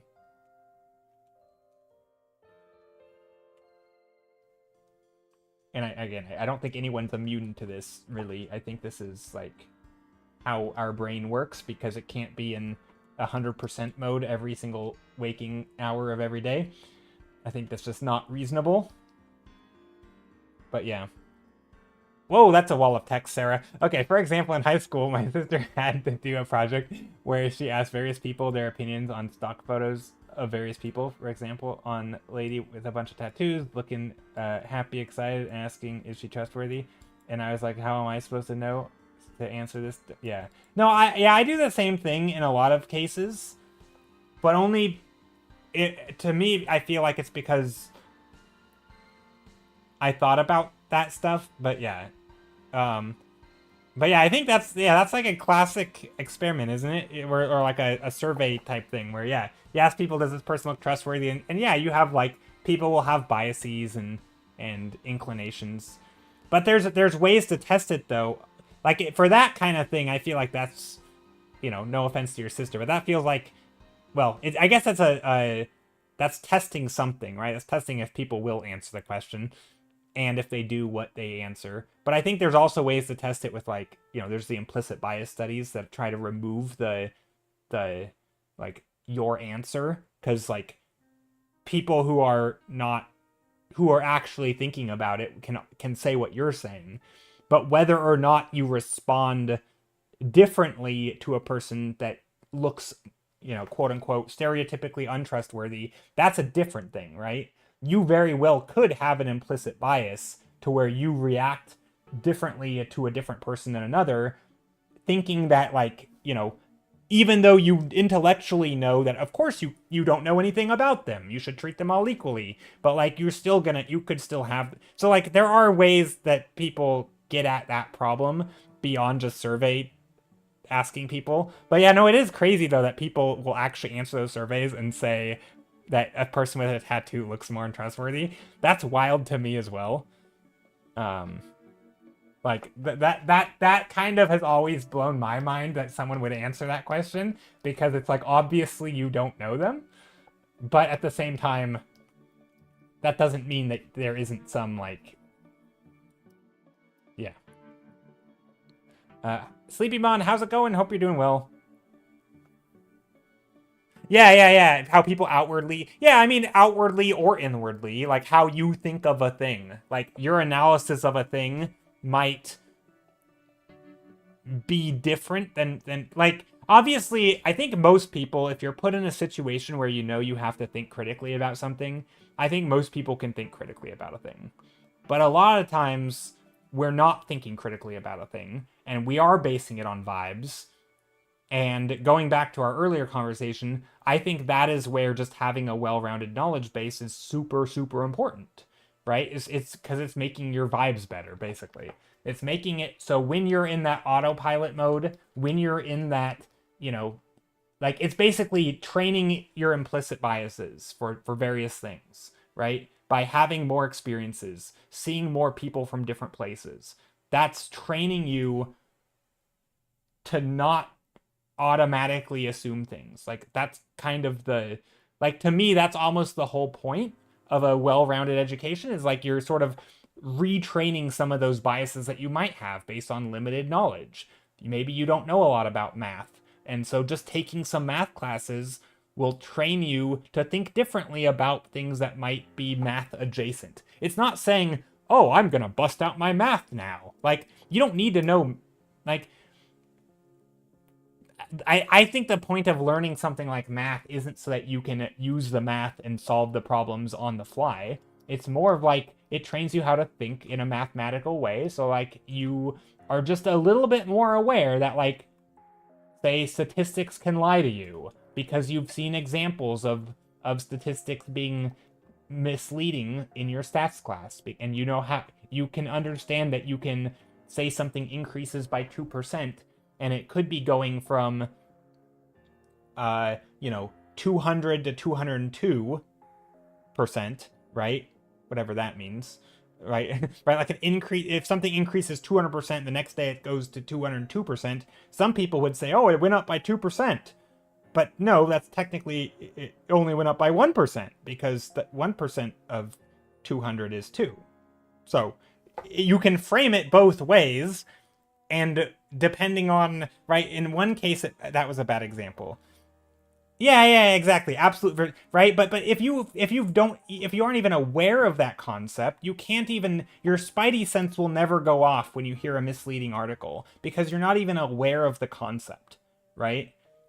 I think a general knowledge makes you aware of concepts. It makes you understand things. Anyway, I think I've made my case. So yeah, no, I think a well-rounded education is good, but yes, in the US, it is very stupid to have to pay for it. Because what kind of semantics is that? LOL, you can add 2% to 200. No, to say that something went up by like well, sometimes you'll hear things like this thing went up by 50% and it makes it sound like a big number, right? Because you'll see all the time where like if something goes from like going up 50%, if the base rate is 0.00001, who cares that it went up by 50%? That's still like nothing.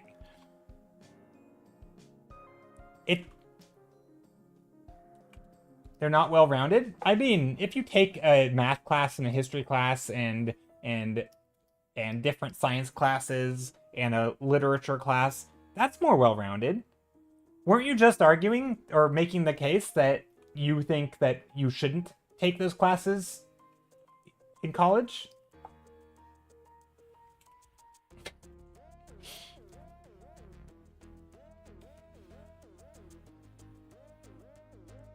Yeah, our customer base went up by 50% in the last month. It went from 2 customers to 3 customers. Exactly. Right? That's different than but if they don't tell you that it went up from 2 anyway, the point anyway, not talking about classes but education, which is a different thing. Most people who graduate college are not educated, to be honest. Probably not. Yeah, I agree. And I think there's also just I mean, again, this is where I don't really know, but I think there's a lot of people who I feel like echo a similar opinion to what Sarah just said, even though it might not be exactly what Sarah believes. Where it's like all they're gonna focus on is their major, so they know nothing outside of what they know, which again I think is fine in a technical sense, because like in the world we live in, you need money, and that's the way to make it. You get a career and you go into your field, you make a bunch of money, and like that's how you live a good life. I just think that's the wrong metric to judge it by.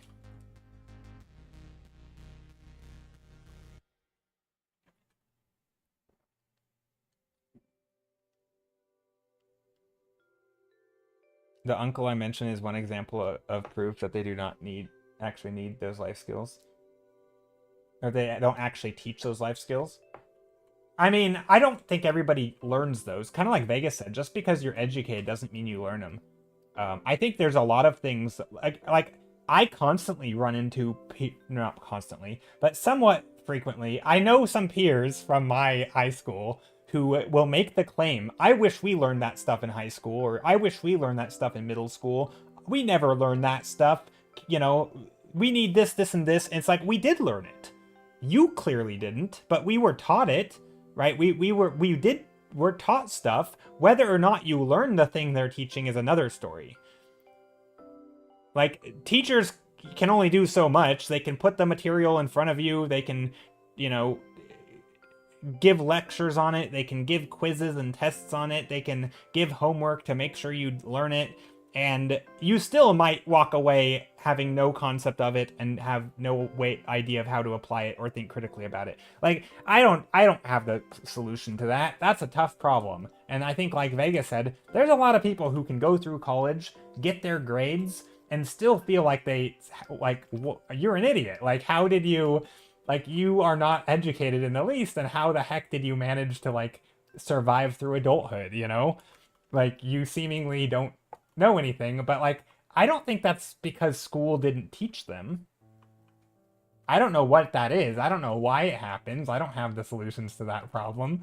I'm sure some sociologist could tell you much more about it than I could, but that doesn't feel like that's a problem of the education system when you're using very specific examples of people who it clearly failed.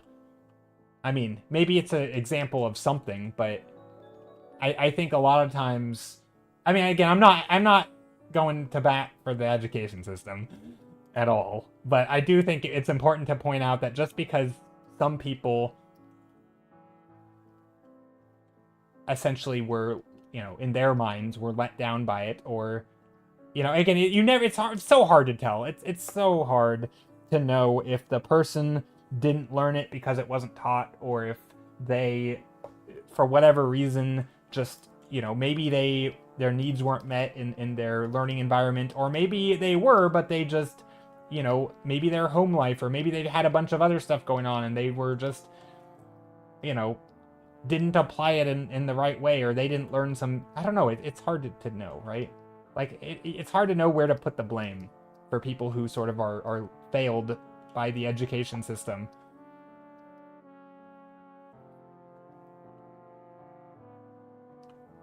Also, this room looks very drab. Also, thank you for the follows. I appreciate it.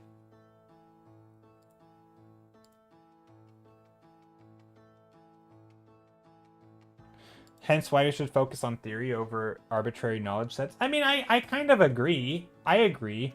But I think in any class, though, I also think, I mean, no, I think in general, Sarah, I totally agree with that. But I think by the time you get out of high school, hopefully, I think it's important that everybody has learned something where they feel like they've advanced in actual knowledge beyond just theoretical stuff. Because, like, when you start to learn things on your own, I mean, I attribute, like, me learning art at all, or, like, going on the art path of, like, trying to learn it on my own, because of me having learned something, it doesn't matter what, but something to some incremental degree where I'm building on previous knowledge. That specific knowledge and building on more specific knowledge and using that to keep advancing, I think that was a super good thing for me. Is it, you know, it's easy to say, oh, well, that knowledge that I learned in the past is useless, I don't use it. But I also think going through, and I think math is the most common in this, right? Because, like, incremental classes each year. You might say, oh, we shouldn't be learning specific math stuff, it should be more theoretical. But I also think it teaches people how to, like, that progression of learning. I think it's good. And I think if you didn't have that in some area, I don't know which area you'd pick that in, I don't know how that would work, but if you didn't have that in some area, I feel like you'd be severely lacking in sort of understanding how deep certain knowledge can go. Like, people who think they're armchair experts at everything because they read a a blog or something. It's like, no, most fields are super deep and they can keep going and going and going, and the knowledge is just like constantly compounding. And like, I'm an idiot in almost every topic. And I understand that partly because of the topics that I do know a little bit about. I can just basically extrapolate and say, well, you know, if this topic is that deep, then so are these other topics, probably, because like people literally dedicate their lives to studying them. They're, you know, there's no reason for me to think that it's not. So I think it is good to actually learn something somewhat in depth. And again, that the actual knowledge might not be that useful. But I still think the experience of learning something in depth is useful. I don't know. Again, maybe just different take. But I do get it. I think especially in today's world where like everything is, you know, tied to money, and it's like time, you know, investment, and there's like a cost-benefit analysis of literally everything you do. You know, was this thing worth it for me? No, because it doesn't pay off, you know, it doesn't have a noticeable effect. I just think that's the wrong way to think about those things.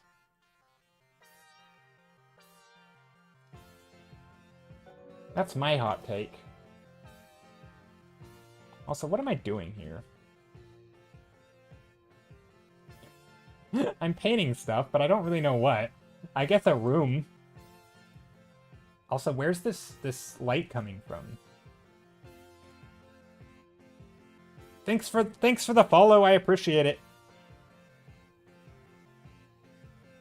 If you're choosing a specialization, you'll already be practicing that skill or of learning something in depth.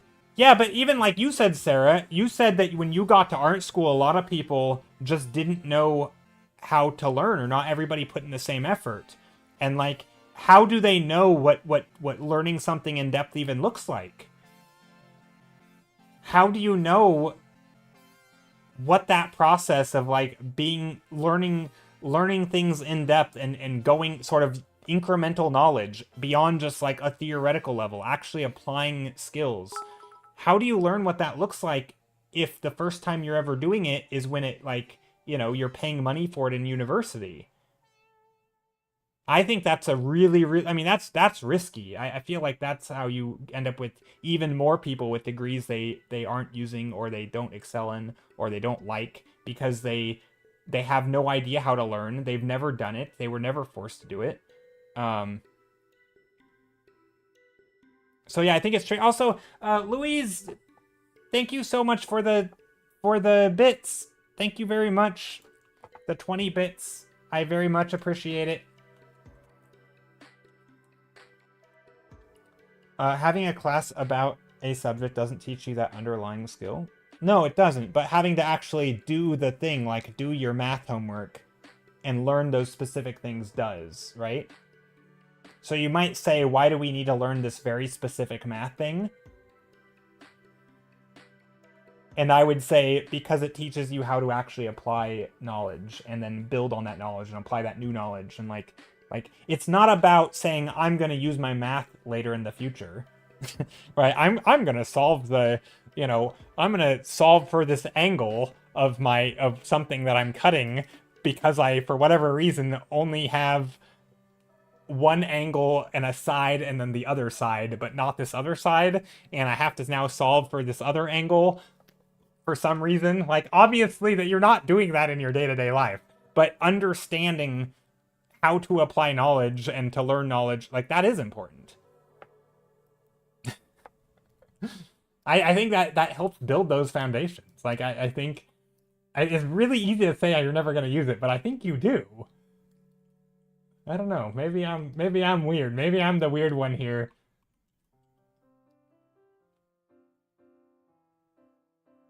Honestly, I use math more in art than I ever did in programming.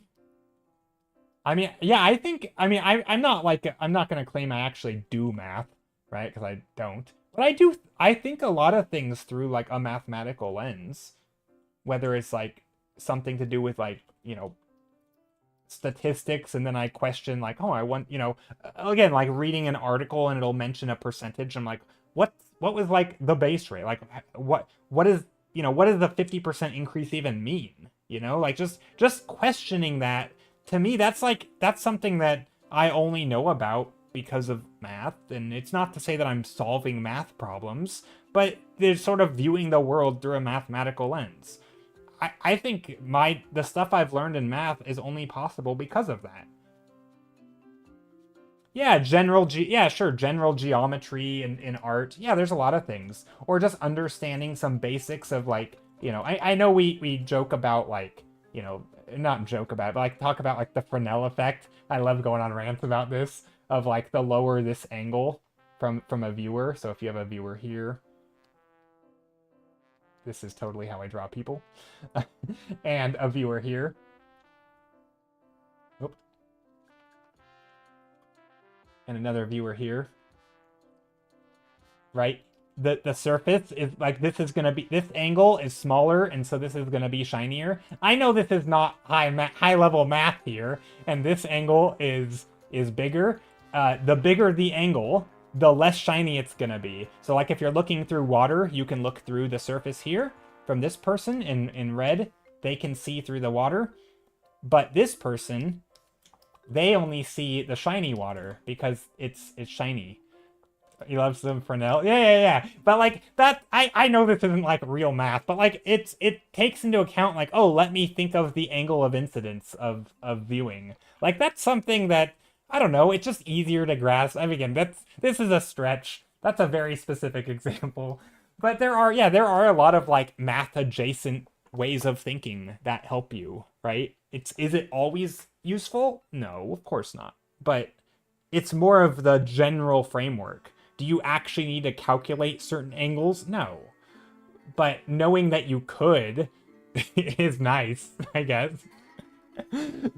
But yeah, love a good Fresnel effect.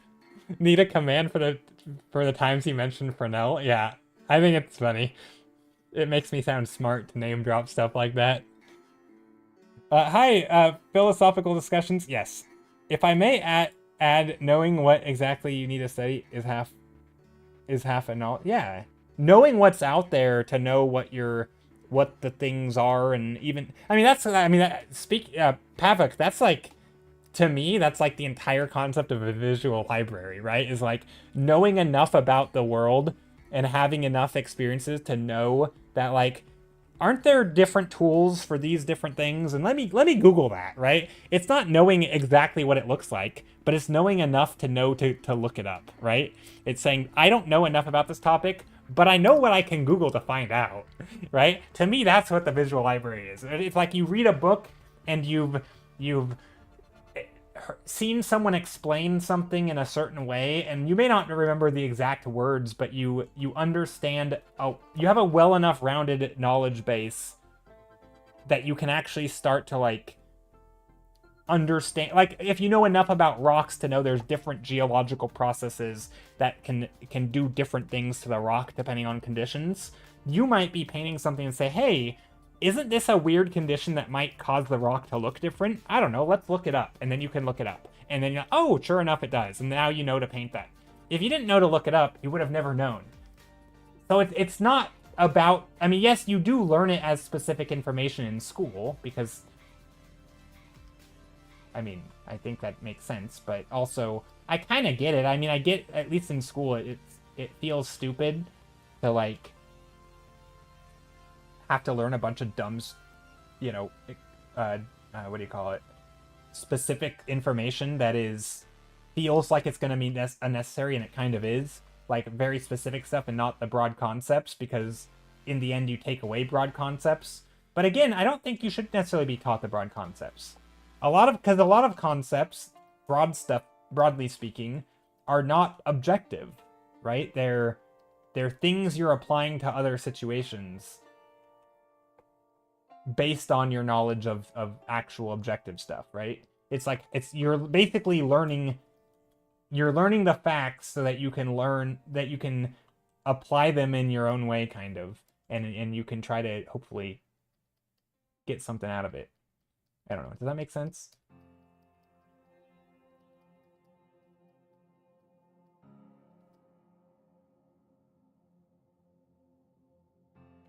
Okay, imagine this, says Sarah. You have a class that teaches you the importance of this very concept instead of just teaching you specific facts and expecting you to figure that concept out. Like a class that shows you all the different avenues of learning, books, videos, online, communities, what a mental map is, how to research. I mean, I don't think you... Oh, gosh. I mean, I kind of agree with you.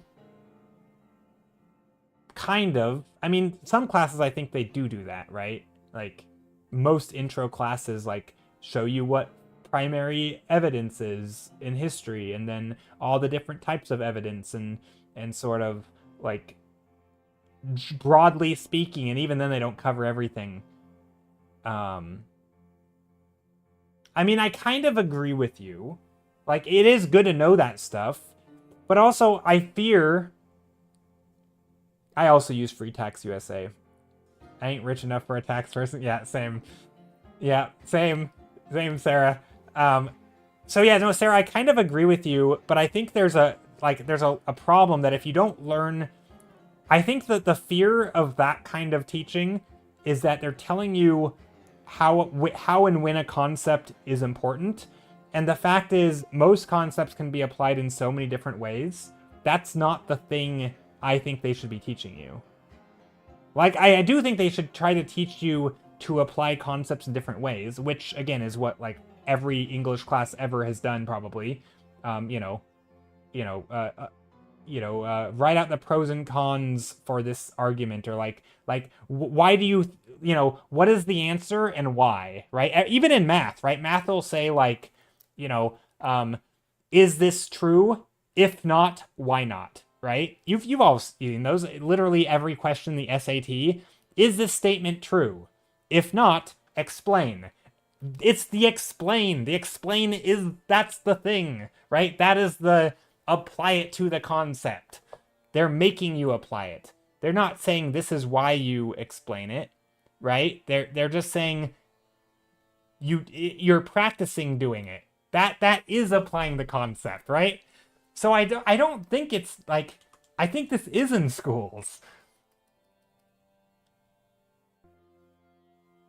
Bringing back... No, it's not... No, not if-then statements. They're saying... No. So, sorry, I phrased it in an if-then statement, but no. It's not an if-then statement, not like a logical statement. They're just saying, support your claim.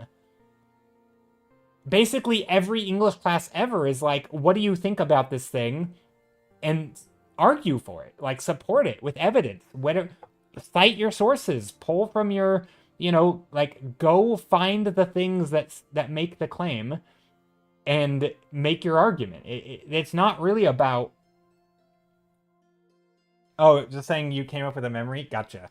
But I think there's a lot of that stuff where it is about, like, you do learn some of that. Again, I kind of agree with you that I think there needs to be more of it, because critical thinking is more important, and learning to apply concepts sort of, tangentially, not in their exact use cases, right? Like, using mathematical concepts outside the domain of math, I think is super important. That's not always something that is taught. But I don't know, I feel like even then it still is? I don't know.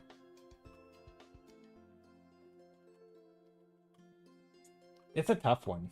I think this is one of those problems. I imagine teachers in chat, if there's any of you in here, it's probably a extremely difficult problem to teach that stuff. Not because they're not teaching it, but because it's even more abstract and it's even harder to get through. And also it's harder to, like, grade. And I'm sure the school system in itself doesn't help, right? There's probably, standardized testing isn't as good at grading that stuff, and I'm sure that's a problem with it. Like, I'm not advocating that, like, oh, education system's amazing.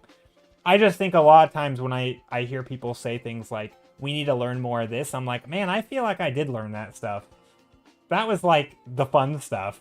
And that was the stuff that I felt like was most valuable, but it's also the stuff I felt like I actually learned.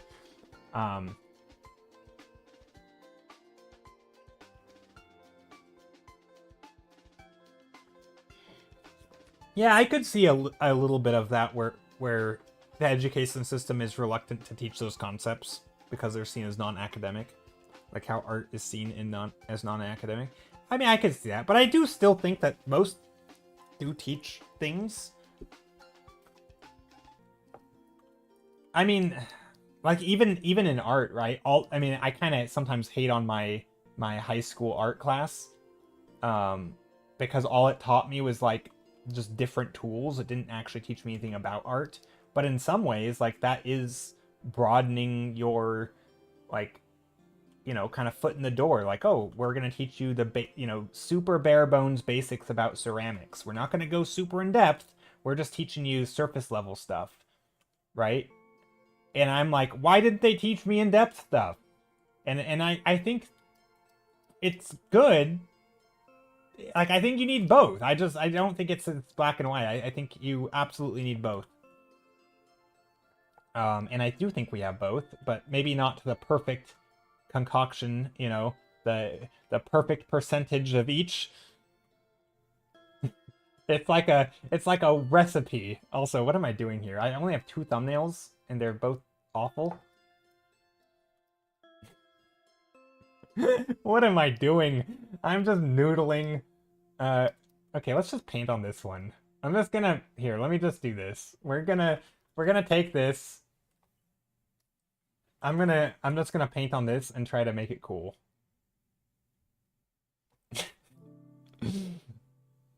Actually, maybe not. Maybe I'll only paint on one of them. I don't know what I'm doing today. I like the empty room. It is a very empty room. It's annoying that it's so... They're not awful. Okay, they're not awful, but they're... I like that. Yeah, so Sarah, the shiny blue lighting is exactly what I wanted to do today. But I'm painting so slowly, I'm getting like no reps in with the lighting. Yeah, okay, they're not awful. I shouldn't talk like that. They're... Yeah. Okay, I'm missing some conversation.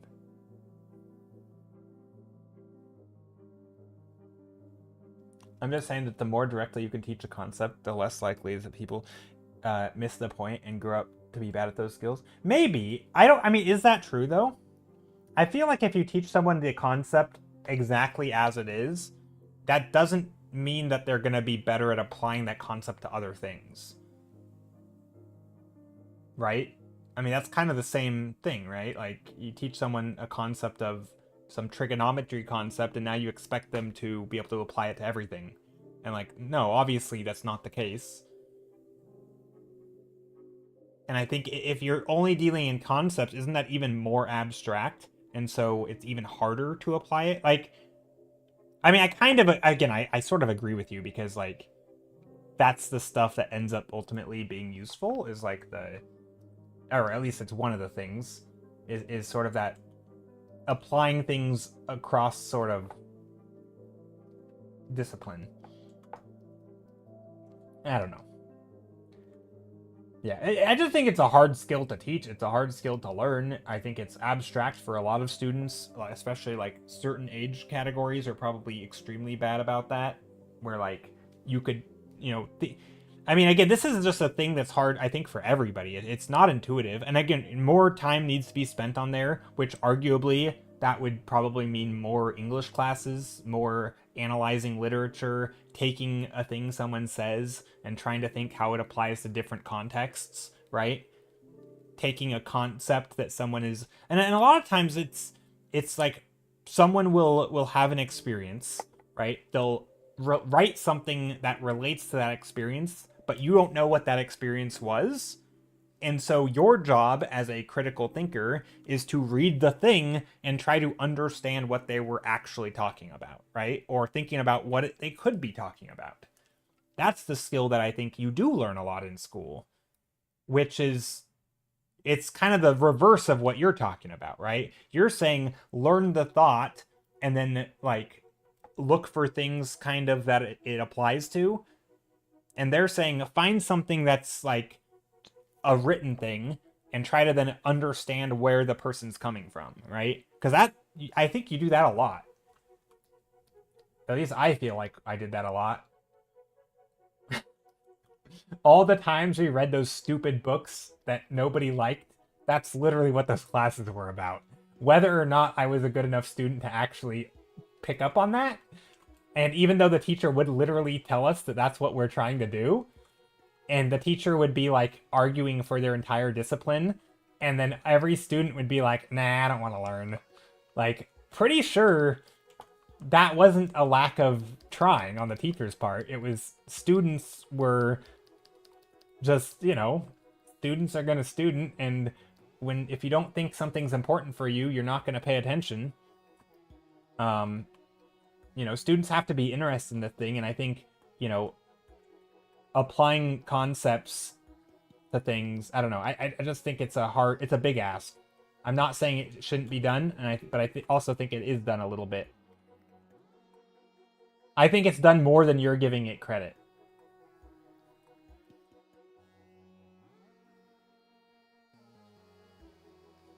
At least a little bit more. Not to say it can't be done more and better, but yeah. I don't know.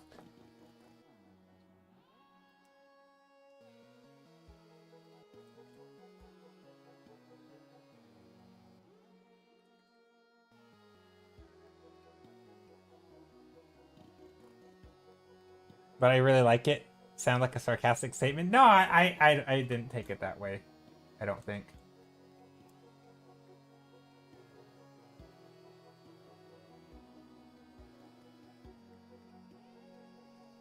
I like the empty room.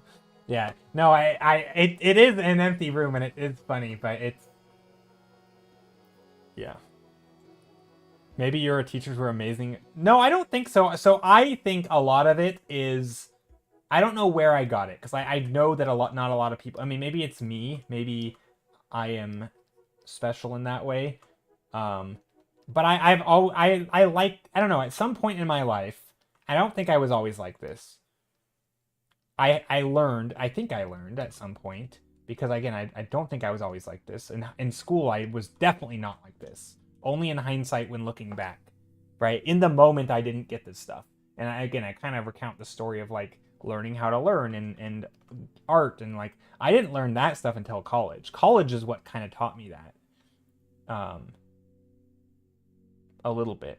So yeah, no, I don't think I really learned it in school, but when I think back to my school, they absolutely were teaching us that.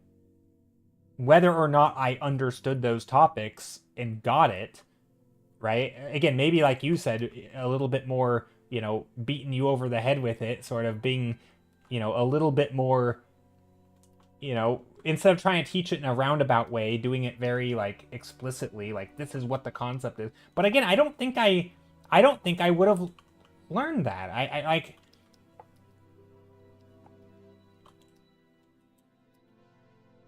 I don't know. I just don't think I would have, I mean, because I remember there were times in my classes where, students would be like, what is the point of this? And then the teacher would go on and explain it. And it was never convincing. Ever. And yet, in hindsight, the teachers were right.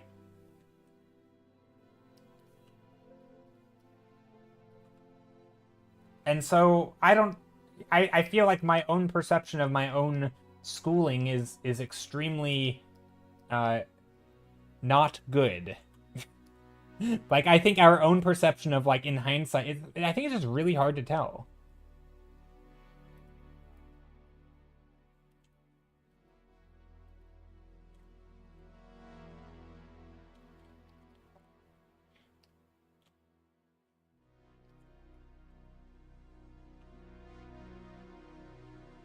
But I do think art probably played a part in that. Because I didn't start learning art until later, and I think that's also when I started appreciating, like, thinking different perspectives of thinking. A lot of, a lot of the problems that artists struggle with, as making things, like self-confidence, those things, and sort of learning how to think about those topics in a different way, or various ways to sort of like realize it's not black and white, right? Realize that when you're struggling with art, it doesn't mean you're a bad artist, or like, right? All those just common topics that artists deal with.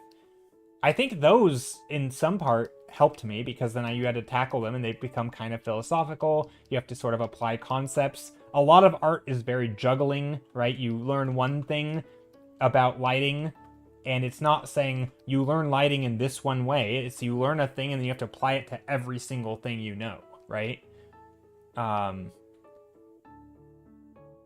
Right? That's like how you learn how lighting works, right? You don't just learn how to paint a tomato or how to paint an orange. No, you learn this is how light works and then you apply it to many things. And yeah, I don't know when I learned that. I mean, I don't think... Because again, they do that in school. And it probably laid the groundwork for me to even ever pick that up, like, to make that connection, just how prevalent that is. Like, I mean, I remember math classes where you learn one concept, but you have 5 different examples, and each of the word problems or each of the examples are slightly different contexts. That's what that is, right? It's showing one thing in many different ways. So, like, we did it. I just didn't realize it. What did they do? What did they do? They did not do in school. I mean, they probably did, but, you know, in the restrooms. But, yeah. So I do think that's, yeah, but I think with art, right, that's a thing where I definitely started learning that, like, in super speed, I feel like, where I got a lot better at applying a concept across the board and actively looking. Again, I did... You know, I still think schooling probably laid the groundwork for it, where you actively are looking to figure out how a concept can be applied. I mean, I'm at the point now a lot of times where, like, if I learn something, almost before I even ever apply it in the way that it's taught, I'm already thinking of, like, what else does it... Like, if I'm reading a book on something like, I don't know, let's say anything social science related, I'm pretty much like self-inserting my life and things I know into that situation and being like, how does this apply? You know, this book might be only about business, but like, how does this apply to me as an artist? And I'm thinking, you know, cross-discipline in a different context, and I'm like actively applying it to a different context right from the start. I don't know when I started doing that. I do think art started probably just when I started reading books on my own, to be honest, and not being forced to read.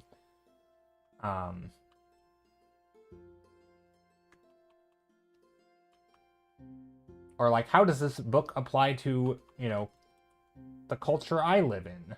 You know, or what could I take away from this book? Like, all those things that we did in school they forced us to, I do that pretty much automatically now. Again, I'm not saying I'm great at it, not saying I always get a good takeaway from it.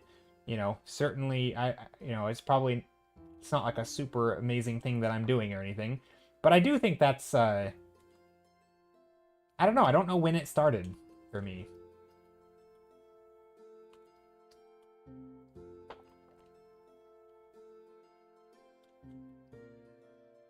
I do wonder.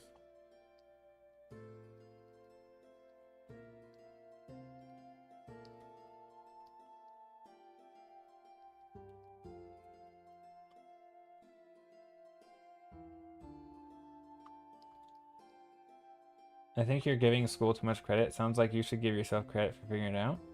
No, I mean, I think I did figure it out, but I think there's still a lot of groundwork, though. It's not like the concepts were new to me, right? I mean, I think this happens a lot in life where you experience things multiple times, and then only in hindsight you're like, oh, I get what was happening. And like, do I think I would have figured it out if those experiences didn't happen? I don't know, right? Like, maybe I just needed that trial, and, you know, maybe I needed that repetition, and maybe school, you know, gave me the 3 out of 5 experiences that I needed, and it wasn't until the 5th one that, like, it really solidified it, right? To say that school didn't do anything for me when it taught me 3 of those 5 experiences, you know, like, it's hard to know.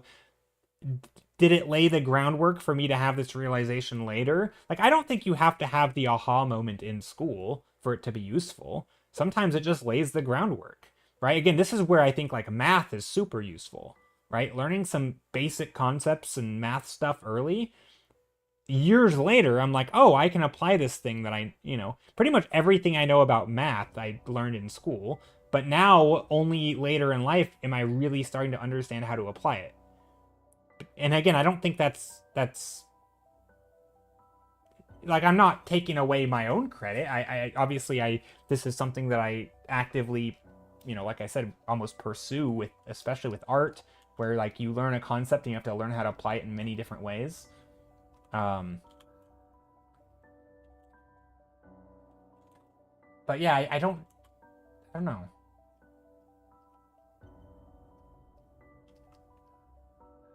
I mean, I also don't want to be one of those people to be like, well, school must be great because look at me. I think I like where how I turned out. Therefore, school was great. Obviously, school doesn't have to be great. It could have been terrible, and I could have still turned out okay. Like the spanking argument. I was beaten as a kid, and look at me. I turned out great. That's not. That's not. It's not a real argument, so I don't want to do that.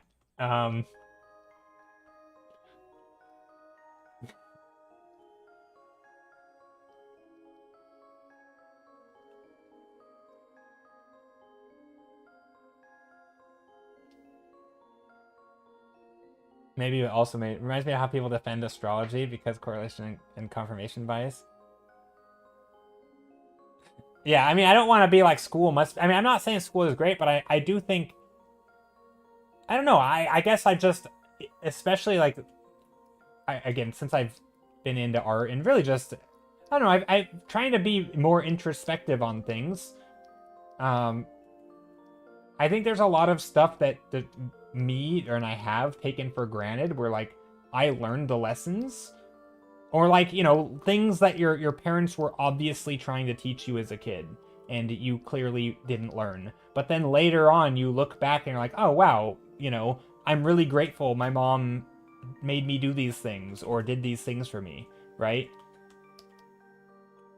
In the moment, you're like, oh, stupid parents making me do these stupid things that are dumb and wasting time, and like, but later in life, you're like, oh, wow, that was actually really good. I don't think it's like me making it up. Like, they were. I think it's more of perspective.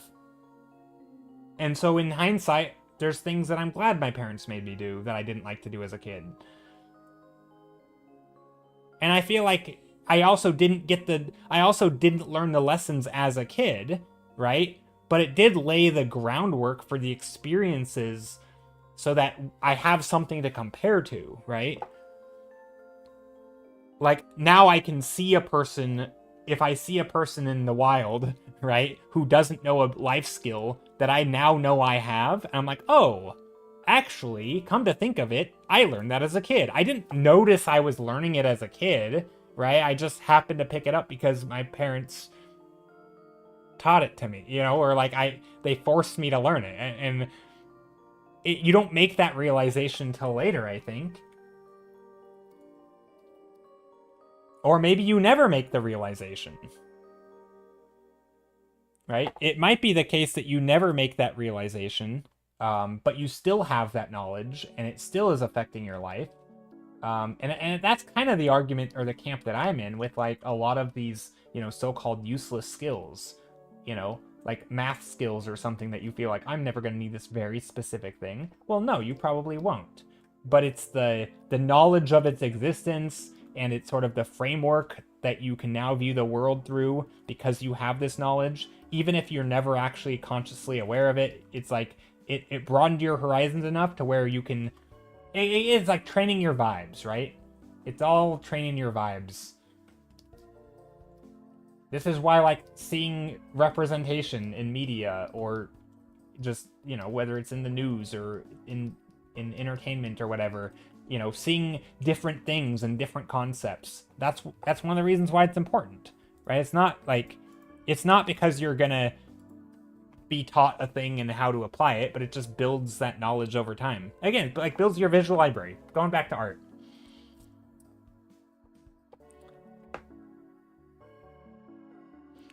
I have a lot of those, but some of them I wonder if it's just my mind making it up. Yeah, I mean, I do too, right? Like, I don't, again, I think it's hard to know, and I don't think you ever really know.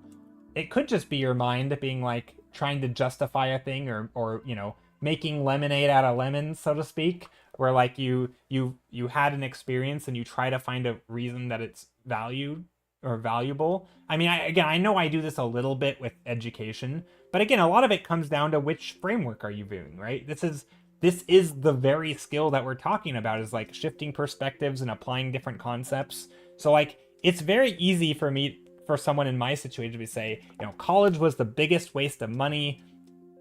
You know, I'm not using my degree. I'm in debt, you know, all these things. But then someone else might say, well, I also met a lot of cool people, learned a lot of experiences, figured out some things that I don't want to do in life, and, you know, I'm a better person for it, right? Invaluable experiences. Yeah, maybe it was a costly thing, but also there was some good from it. Is that, you know, just self-justification or rationalization? I don't know. Maybe a little bit. But also, I don't think it's wrong. It's just a different perspective. And I think that's kind of that very skill of, like, taking a thing and applying it to many other situations and looking at it from different angles. And again, like, you know, it's easy to look at school and say, oh, we didn't learn the right stuff or whatever. But I think we did, if you look at it from a different perspective. I think, I don't know, I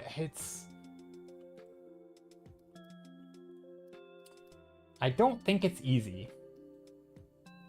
I mean, this is an entire field here, right? Like, this is psychology and education and probably lots of things anyway.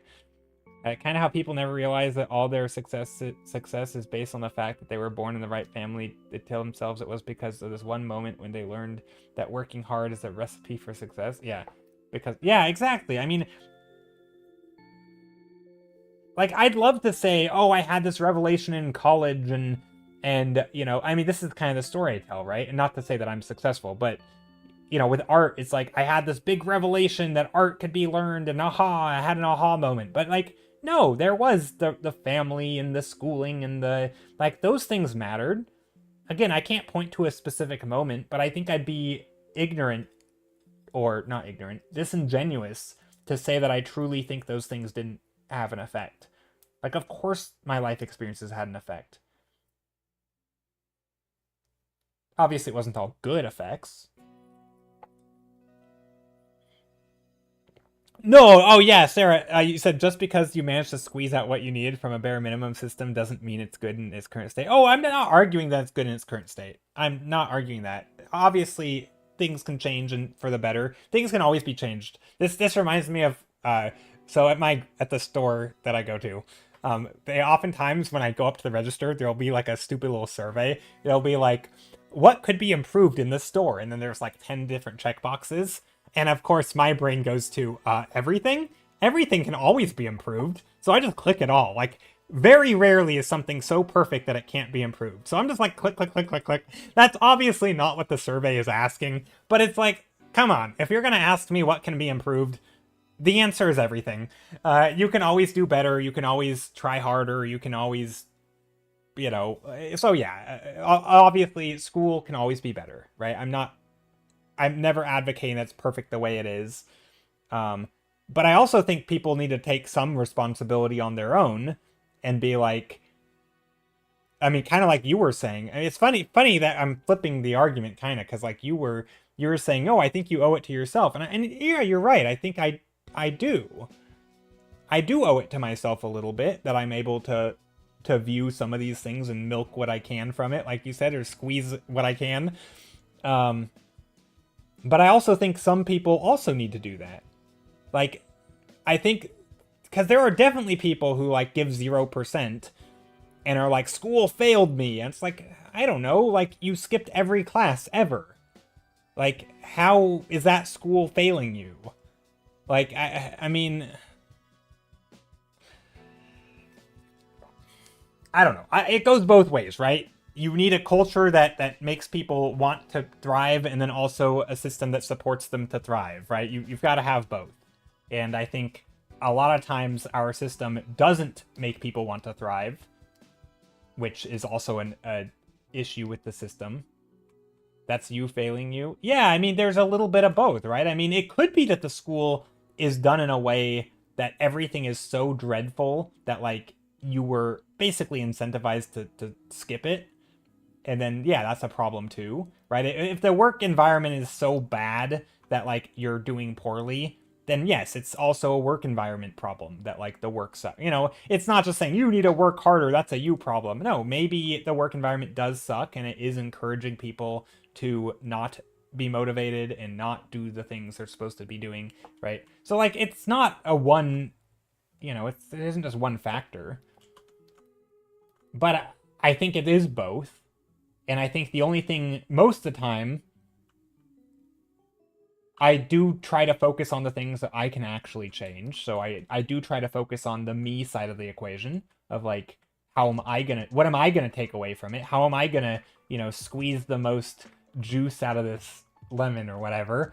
Because, like, what, you know, again, obviously I can criticize the education system all day, but if I'm not actually making real changes in it, then probably the biggest impact I can make is, like, talking about how to squeeze the most juice from it. Like, I think you gotta do both. And yeah, maybe some of that's, like, family. Like, family's gonna teach you how to squeeze the, what am I talking, juicing fruit? What am I even talking about?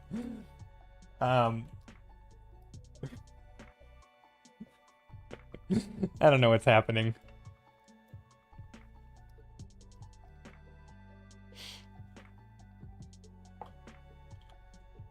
We're gonna put a person in here. Is the juice worth the squeeze?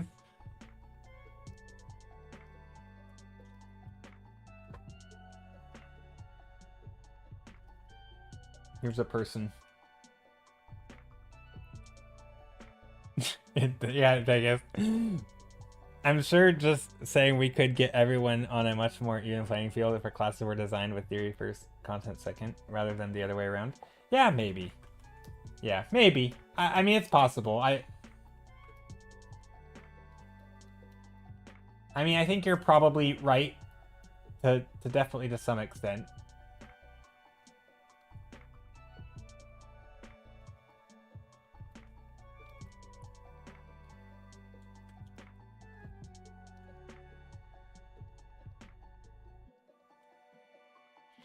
What's this person doing? They're gonna be standing here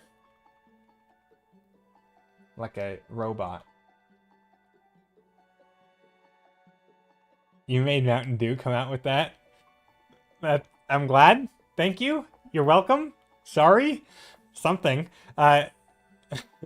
We can talk about the individual choices and lack of control all day, but this whole conversation started because we were talking about education system. Like, we might as well not talk about it, I guess, since we can't change it. Well, I'm not saying that. I mean, again, I have my critiques of education system. Like, I have a lot of critiques about education, but I think a lot of the points that people address, though, it's like, we do learn that, though? I don't know. Now, whether or not we learn it enough and all that is another thing. I don't know. It's a big topic. It's a tricky topic.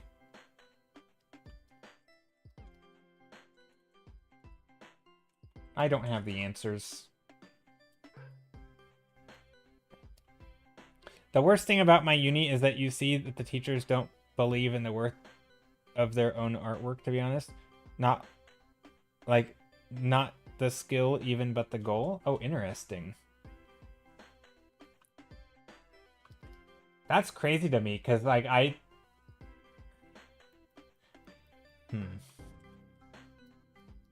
mean, I maybe I could understand that a little bit. I imagine if you're a university art teacher, at some point, like,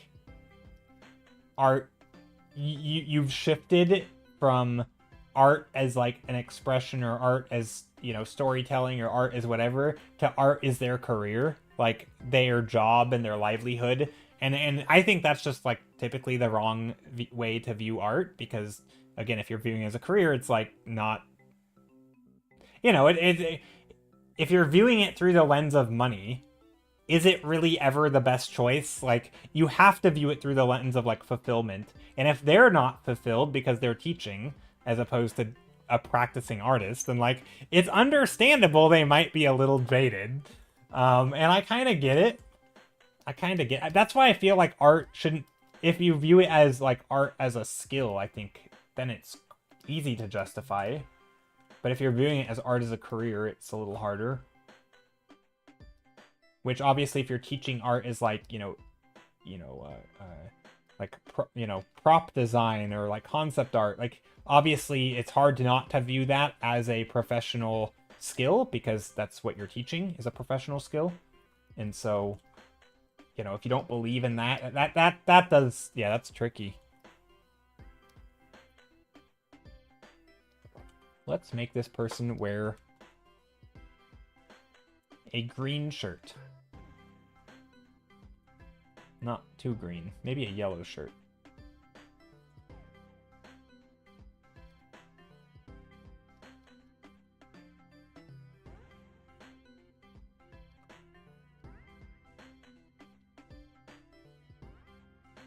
Pavik says, I only got to see how exciting it can be because of a French girlfriend in the industry by some great accent. Oh, that's cool.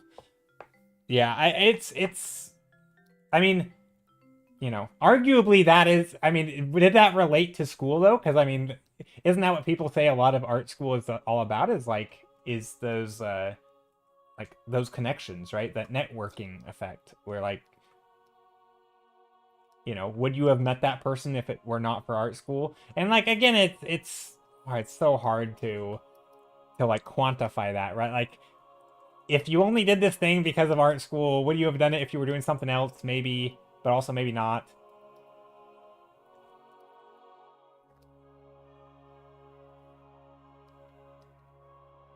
Of course, there's, yeah,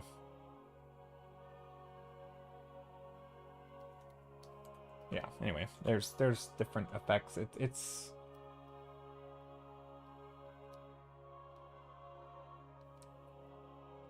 yeah. I mean, I think this whole conversation didn't start because I was randomly ranted about like the census data around art school and how people were misinterpreting it as art school's not a good choice, when in fact it was more that it was just restating the point that like most professionals don't have art degrees, but that wasn't the same conclusion as art school isn't worth it.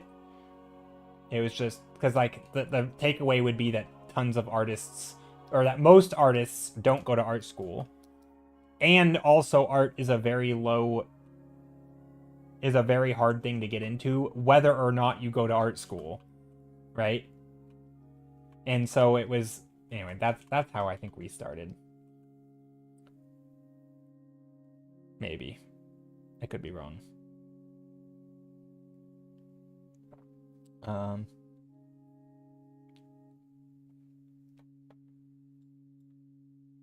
Druffzilla says, I always think back to that one class in primary school when we planted a bean and it took it home to grow a plant from it.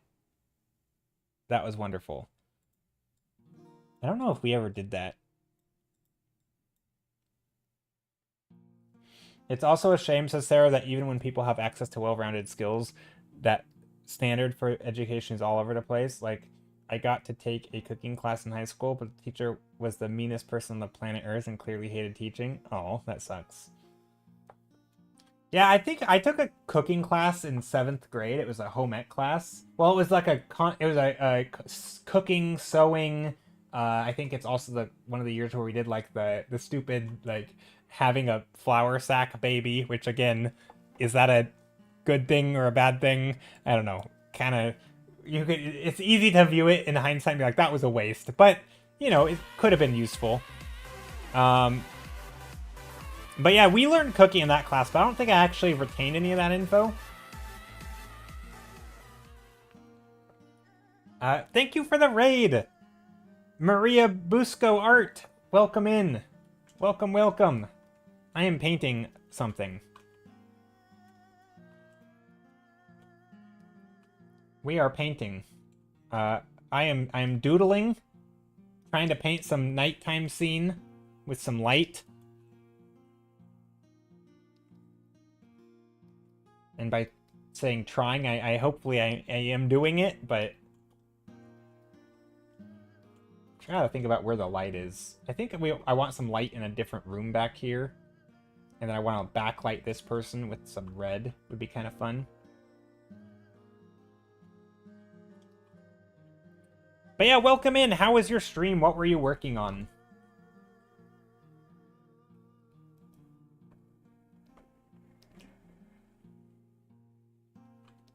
Hello, hello. How are you? Share the art. Let us know what you were doing. Hope your stream went great.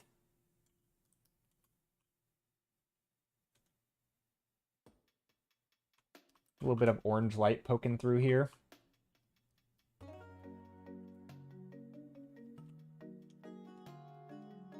I don't like this chair.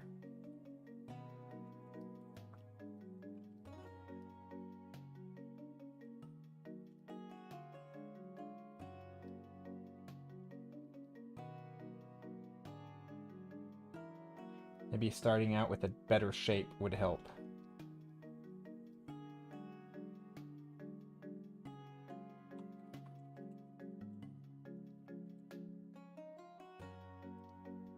Something like that, maybe?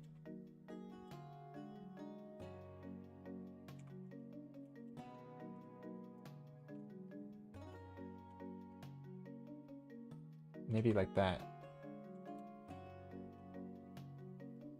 I never really learned how to sew, and I'm still very bad. Yeah, I actually, funny story about that, Sarah. I tried to sew. I had like a ripped pair of pants, like a seam that I tried to stitch up a while back. This was probably like 4 or 5 years ago, and I think I don't remember if it held. Like, I think I did a crappy job and it ended up ripping out again. Like, I don't know why. I don't know. I'm pretty sure I did it bad. I bought a thread and needle, and I'm like, all right, I'm gonna learn how to do this. And I think I did an okay-ish job, but I don't know if the class, again, it's hard to know if the class ever sunk in. It probably didn't. It was so long ago.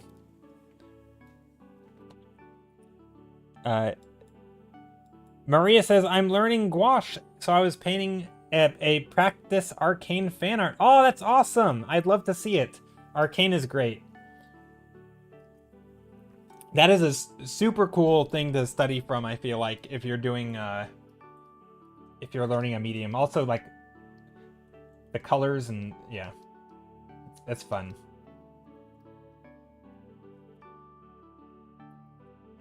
I don't think I ever really had a home ec class as Vegas. Yeah, so home ec for me was like an elective in 7th grade.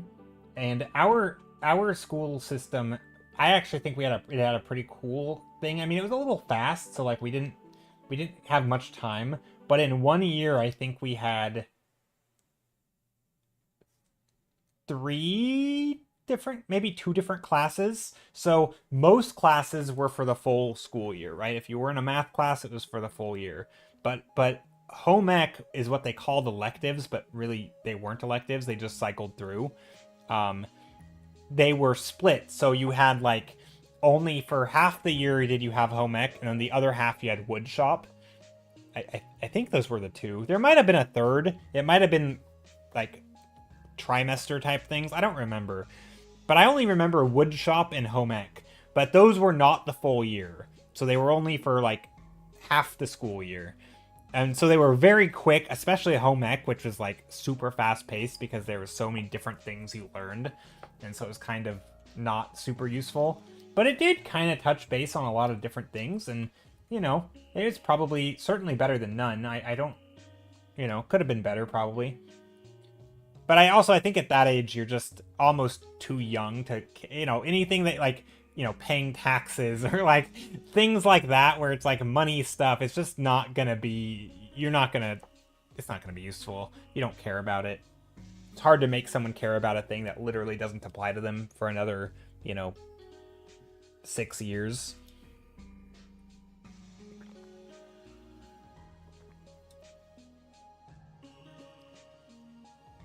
This is the previous piece you've finished last Sunday, says Maria Busco. Let's take a look.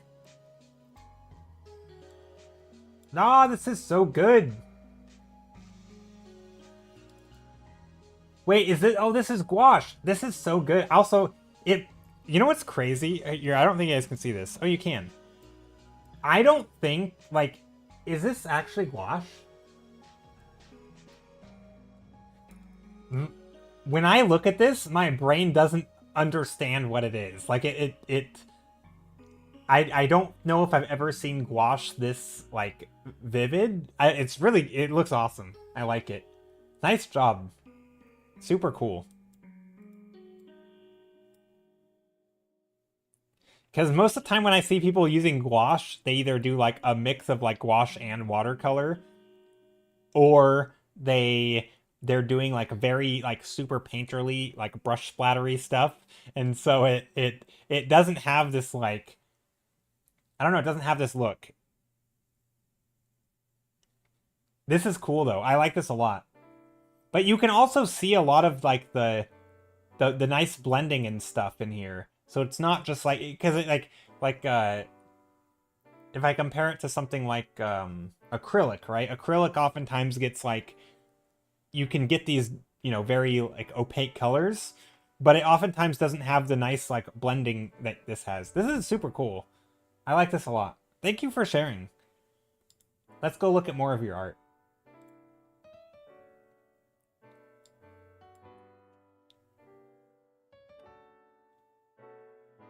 Oh, there we go, some watercolor. Or I think it's watercolor. I'm kind of an idiot. I'm kind of an idiot when it comes to, like, traditional media, so I apologize if I'm making a fool of myself. But no, I love this. I like watching process and all that. OMG, Joe, you should see this one gouache artist I know who does really opaque gouache stuff. Yeah, like, obviously, that's the thing, right? Like, gouache is an opaque paint, in contrast to watercolor. But very rarely do I see people, like, lean into the opaqueness. Like, typically, I feel like I see people who use gouache, like, using it because, I mean, they do use it opaquely, obviously, because it is opaque, but I don't know how to explain it, where, like, instead of big, solid colors, they're still trying to paint, like, make it look like watercolor, where it feels rare to me to see people use gouache and not make it look like watercolor. Does that make sense? Maybe I'm delusional. Anyway, thank you so much. Okay, this room does not feel like a room. This feels like we need, like, you know, bottles on the desk. Thank you for, yeah, thank you for sharing. And thank you for the raid and bringing your community over. This person is an alcoholic. No, they're drinking Sprite. This is a Sprite bottle. It's a soda bottle. There, it's soda on the desk. just having a bunch of stuff. They got thirsty. It's their water cup. What are you working on? I am painting some blue lighting, like evening lighting scenes. I don't typically paint with like a cool blue light very often, and so I wanted to mix it up and do like a cool blue lighting, and just kind of, yeah, that's kind of what I'm doing. So nothing fancy.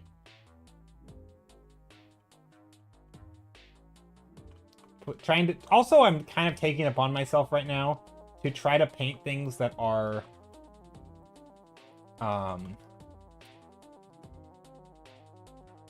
that feel like lived in, which this doesn't at all. You know, maybe there's like a desk over here or some stand.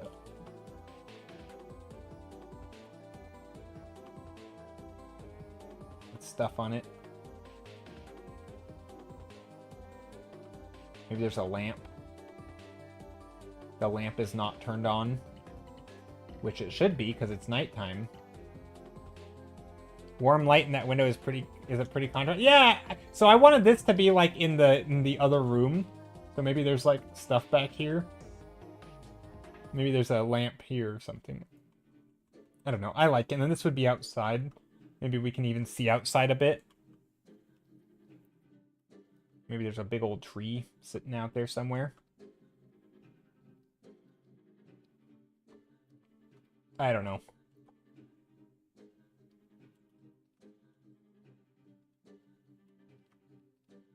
This could be a...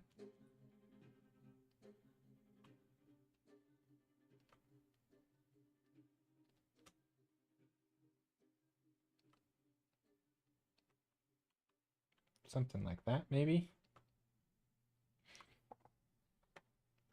I've found it's really hard to do lived-in spaces with lots of props unless you're working from a pretty direct reference or you spend that phase drawing them rather than painting them. Yeah, I think you're right. It does feel hard. I also, although I will say, I think, and again, I'm not great at this, but the times that I have had good practice doing that, it's just a lot of like, yeah, kind of like you, almost like you say with drawing lots of things, or just even just sketching in like, oh, here's a broom. Why is there a broom in here? I don't know, but we'll put a broom in here. You know, maybe there's something over the chair, and it's, I think, and this is just me making this up, Sarah, because I have no idea and I haven't thought much about this. But I suspect a lot of it is just we don't realize how many things there are in a room, right? Like, when we start counting, we're like, a table, a chair, whatever. But you have, like, a chair with something sitting on it. And you have, you know, a little thing that you forgot you put down on the windowsill, right? Like, most rooms aren't, at least most lived-in rooms, aren't perfect, right? They're, yeah, I'm doing a random drawing, right? Most rooms have, like, you know, there's little scratches on the table, right? They're not perfect tables. The chairs are not going to be oriented the same way. They're going to be rotated, right? They're going to be rotated a little bit. You're going to have, you know, yeah, things sitting there. Also, there's, like, just surfaces that we get lazy, I think, when we paint. Like, you're going to have the cushion of the chair, where it's going to have multiple bumps. Like, there's just a lot of stuff. And not in, like, lots of little things, but more just, like subtleties, I guess. Like, odd angles and weird rotations, and yeah, it seems hard.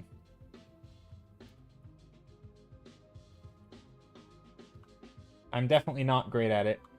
But yeah, so Omi on YouTube asked if am I doing a random drawing. Yep, this is a random drawing.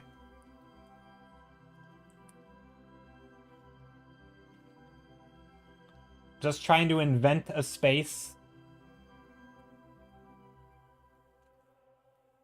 Also, this cup looked like a funny shape.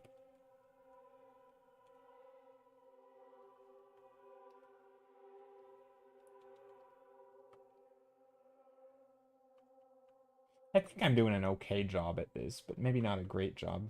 Also, things like putting, you know, like a tape on the box, you know? Like, here's the tape, and making it shiny. You know, this stuff is... I think this is the stuff that makes things feel more real. But it's like, if you're drawing it, are you drawing that or not? Like, I don't know. I don't know how to... Like, little details that make the thing feel real, you know? And I'm not saying this detail matters here, but there's going to be some details that do matter. And, like, cumulatively, I think it really makes the place feel lived in. Because it's like, again, I'm not saying that this is going to feel lived in, because I don't know what I'm doing. But I do think it's little things like that.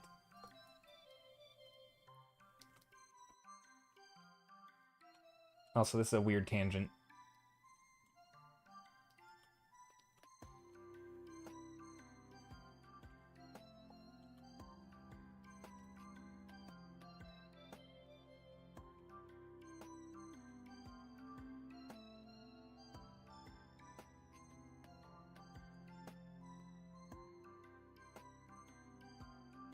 A little plushie or something sitting up here. Oh, this looks like an Amogus. It's not supposed to be. But it's like an Amogus with ears. I kind of like it. Also, wall outlets. Do people paint those? I don't know, but I am. Actually, it should be brighter.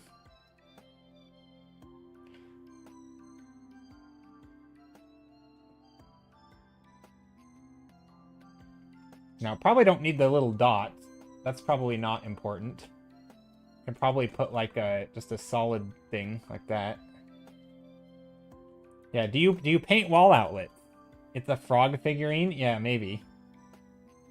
How many of you have painted a wall outlet in your room or in a interior? I feel like I'm not sure if I ever have. I don't know if I've ever painted that level of detail before. Also, what's happening over here? I can't even see. I don't know what's happening over here.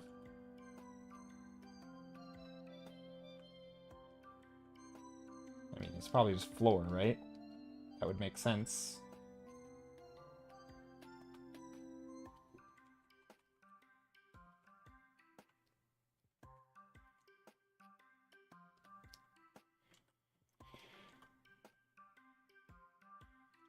Like putting paint on an outlet or putting an outlet in a painting. The second one. Or maybe not the second one.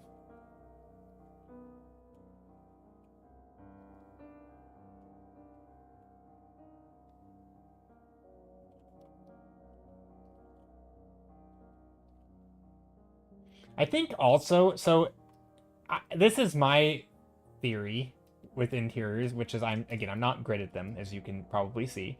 I think little things like this, where like you're making shapes, so it doesn't have. I don't think it has to be clutter in the scene, because real life scenes, like you can still paint a clean room, but I think having lots of shapes. So like, I think in real life there's a surprising amount of shapes. So you'll have an object like a cup, right? And the cup will have, it's not just the top and the sides, but you have little, indents, but you also have the shadow, right? And then the shadow might have a highlight. And so you kind of, one object might end up having multiple shapes, right? Like a dresser isn't just a square. It's going to have like, maybe there's a dark shadow underneath, right? There's some of these lines, but then there's also like the dark shadows on this side where the bottom, and like, I think sort of cumulatively, ends up being a lot of little tiny small shapes, like this thing. Oh, it's not very clear, right? Little shapes like that, and just other things like reflections maybe here, where like, if you don't put those in, it's gonna feel stiff, and it's gonna feel like you're sort of, or this shape's gonna go at an angle, even though this object is a square. It's gonna, maybe the lighting will be at an angle or something. And so like you get all these different shapes that are not necessarily intuitive to the thing you're drawing. And I feel like that adds a big part of it, where like, I don't know, it seems like it does anyway. Like, I think for me, I have a tendency to think very simply about the stuff, and then it ends up being that there's just a lot more going on. So it's not like every room needs a million objects, but even those objects are complex in their overlaps and the shapes they do make, and like it ends up being surprisingly complex. Again, not in details either. I mean, it could be, but just like in value ranges and everything. Like there might be an additional little line here for the windowsill, and like there's that shadow underneath, and so this is going to be a little darker.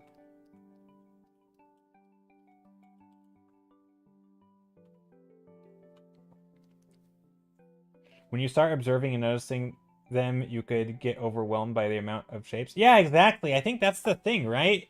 Because like you might even look around your room, and if you're like a normie like I am, or certainly like I used to be, I think I still am, like I'll be like, if you count your things, you're like, oh, I have a bed, I have a dresser, I have a desk, I have a chair, and I have some clothes. That's like 5 things. How hard is 5 things to put in a painting? But then you're like, wait, my bed has different parts, and there's overlaps and shapes, and the dresser is like overlapping that, which makes a different shape. And there's, bed is no longer bed shape, dresser is no longer dresser shaped.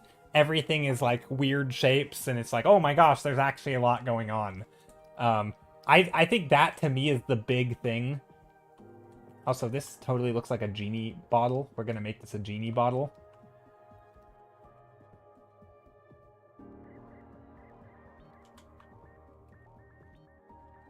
Or like this box, right?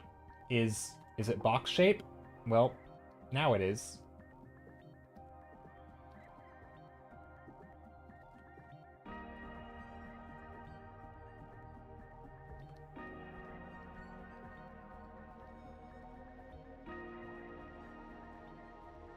We're gonna make this shadow.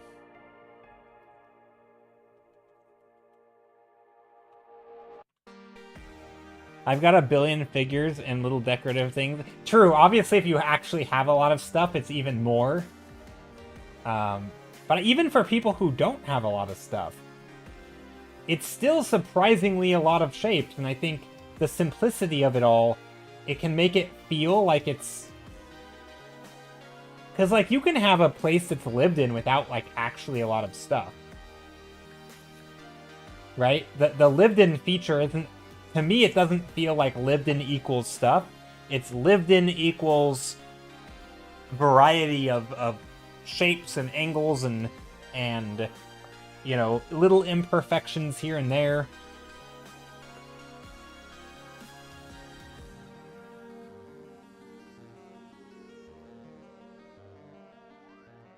Like this box might have a random angle, you know, this angle is going to sit at a different angle than say maybe this, right? Things aren't quite perfect, or, you know, this flap will still be stuck in the box, you know, because the person didn't fold it in properly. And so it's just like little things like that that, I mean, again, I'm not saying this is a good example of it.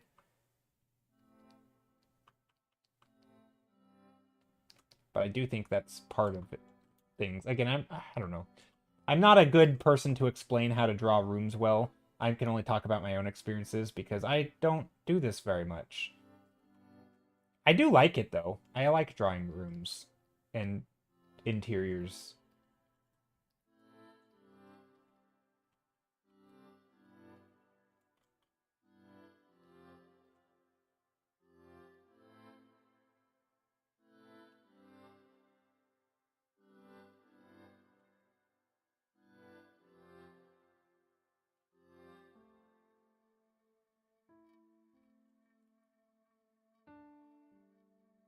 I think it's all about the backstory. That's true. I bet there is a lot of it, a lot of that. A good story. Yeah, that's true. That's a good thing that's probably not... I probably didn't put enough attention to. That's a good point, Drefzilla. I do think there's a story in a space, because most of the time you know exactly what the space is, right? Like, oh, this is a kitchen, right? This is a bedroom. This is a dining room, and you know because the story tells that, right? You see a table, a chair, right? All these things that all tie together, and it's not one specific item, right? It's...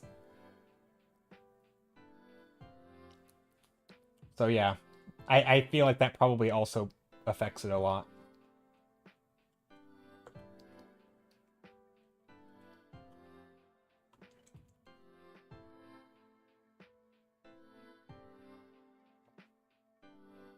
A tiny bit of texture or a different little shape can add life and story to a subject. True. That too.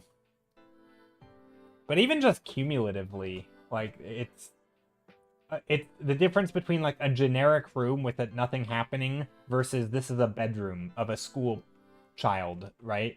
Who left in a hurry or something. You know, you don't even need to know much about the story. It's just this is the home of someone who is young, right? This is a kid's bedroom versus a generic bedroom. This isn't a bedroom at all. This is apparently a dining room, which I don't know if it reads that way at all. Maybe there's plates in here.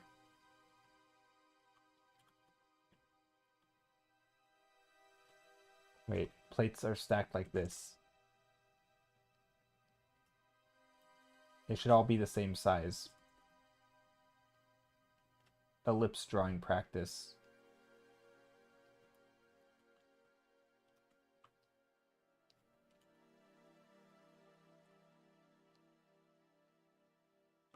Okay, that probably wasn't the best way to do that. Also, these don't even look like ellipses.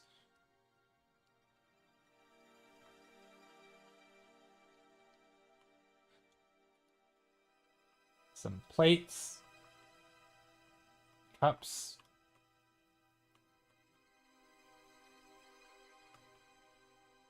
Or something. Also, why is this not in the middle?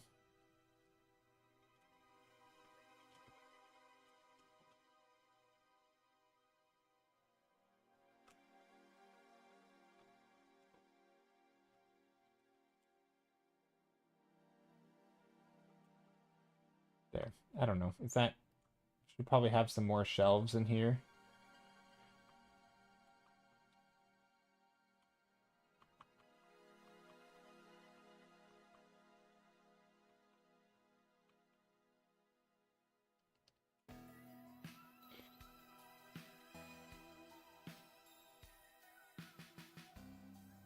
Some dead plants on the window. Ooh, that's a good idea. Some dead plants. That would add to the lifelessness of this place.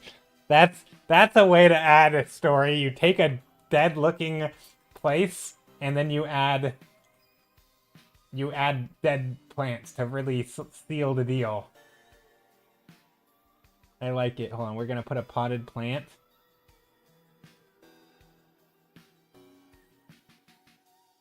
That's wilted. Rest in peace, plant.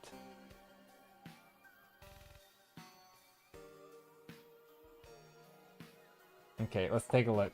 We've got a... Oh, I know Maddie. I know Maddie. Maddie streams on Twitch, or she used to.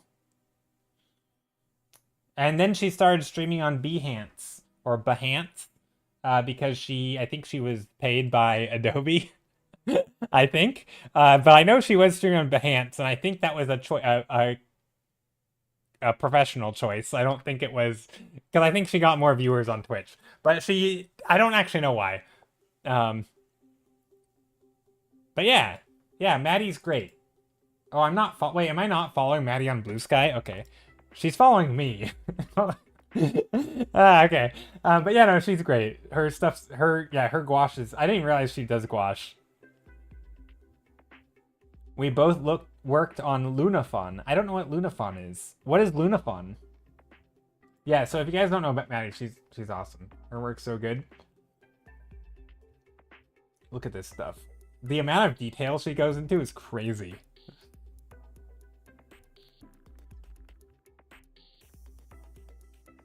Trying to find... Oh, here, I should go to her media tab.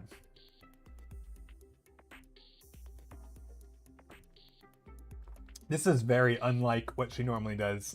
But yeah, this is kind of what I know of her doing most, is like these kind of things.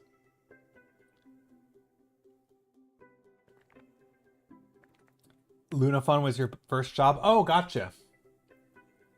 Yeah. Yeah, Maddie does awesome work. Like, look at that vibrancy out of gouache. It's so crazy. Asset painting? Okay. Yeah, look at that. Look at the lighting. Anyway, I should be following her. Oh, you're not showing browser. Oh, sorry. So, oh, I was looking at... Okay, yeah, this. Dang it. I didn't realize I wasn't showing screen. That's okay. But yeah, her stuff is super vibrant. And yeah, she's really, really good. Very nice gouache work. Super skilled.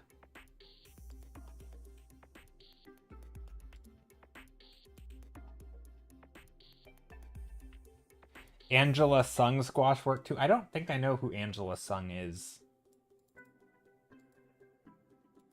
Angela Sung.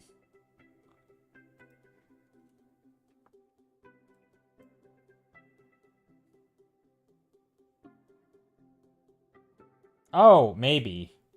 Maybe I've seen some of it. Some of the cars. I've probably... Also, I should be making this larger, but this will work. We can keep it small.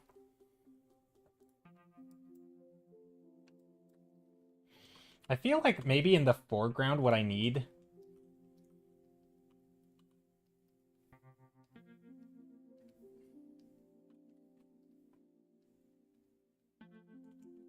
I feel like some of these things I could do without some of the edges here. It could be a little bit more... like overlapping and loose and flowy. Maybe I'm doing too much lines here. I don't know. Like I want to do like a dark line here. And I don't feel like that's the right play. Cars? I think so. Like she had stylized like pushed vehicles, I think. I saw. Maybe I'm wrong. Maybe I don't know what her work is. I actually have no idea. Now that you say, I actually don't know what she paints. I'd have to see.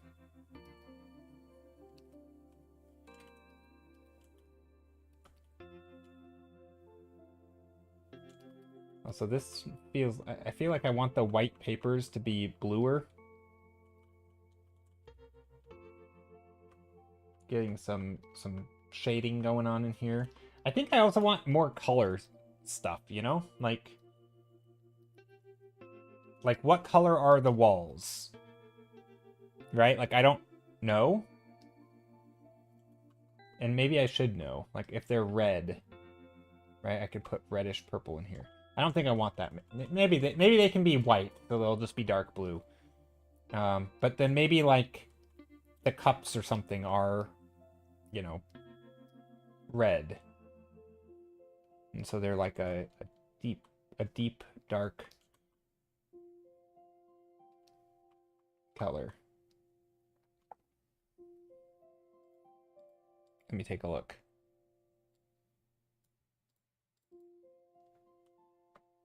Oh, I am following her. Yeah, okay. I do. Yeah, this one. I just saw recently. This one. I think I just saw this.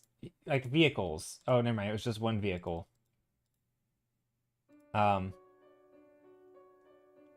Yeah, I think I do. Oh, yeah, she does mostly environments. Yeah, so I follow her. Okay. So I'm at least a little bit aware of her. Ango the Mango. Apparently, 223 people I follow are also following her. So pretty much everybody I follow is following her.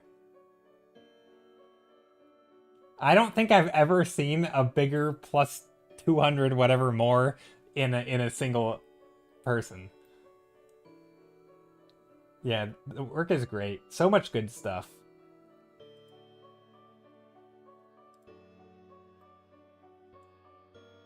Yeah.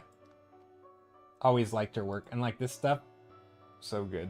The colors. And like that, so good.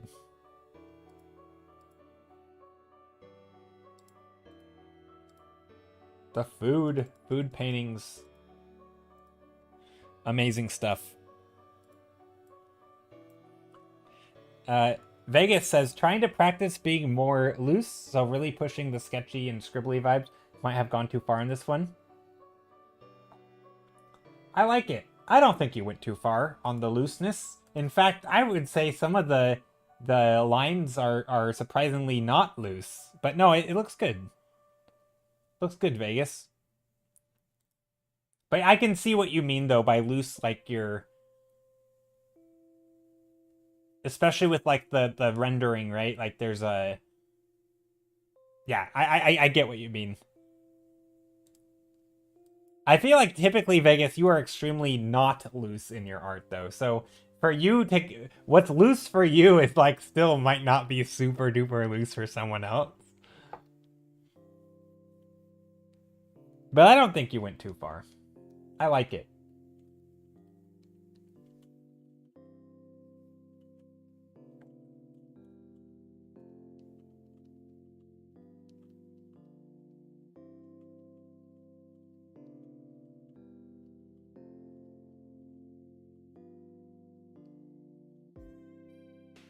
That's the whole point of your assignment? Gotcha.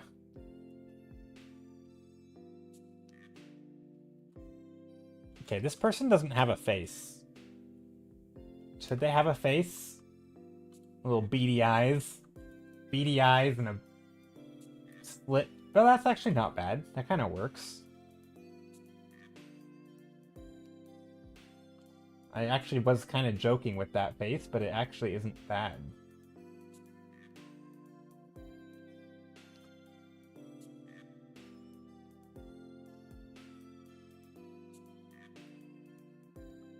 A little blocky. Just blocking in some shapes.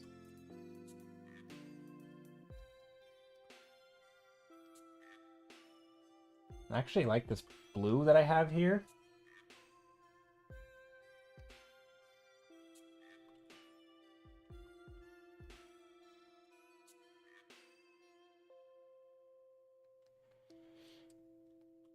My teacher said I'm too precise sometimes. Not that that's bad, but I maybe try something different a minute, especially since I'm trying to figure out how to go faster in your comic.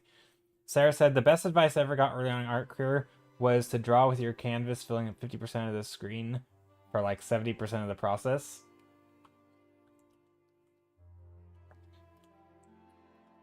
Yeah, I think that is the way to do it.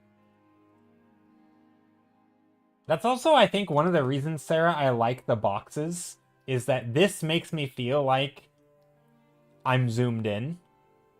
Because, like, my canvas is off the screen already. Because this is, but like, I'm not drawing there. So this is like, I mean, even when I'm like this, my canvas is still not even taking up my full screen. I mean, I know for you guys it is, but like, because I have my screen cropped or whatever. But like, I still have this side of my canvas. I don't know. So like, this is pretty much my full screen, but like, it's still only like technically a quarter, right? Like, and this to me feels pretty zoomed. Like, I almost don't typically, I would never zoom in more than this, and this is like full screen, right? I mean, I guess maybe sometimes I've zoomed in here. I probably have without realizing, but yeah. Yeah, the zoom, man, the zoom in advice is super true, but I always wonder, because I don't think that's what made it land for me. Like, I'm not saying that I'm a master at that, at not zooming in. I think I'm pretty okay at it.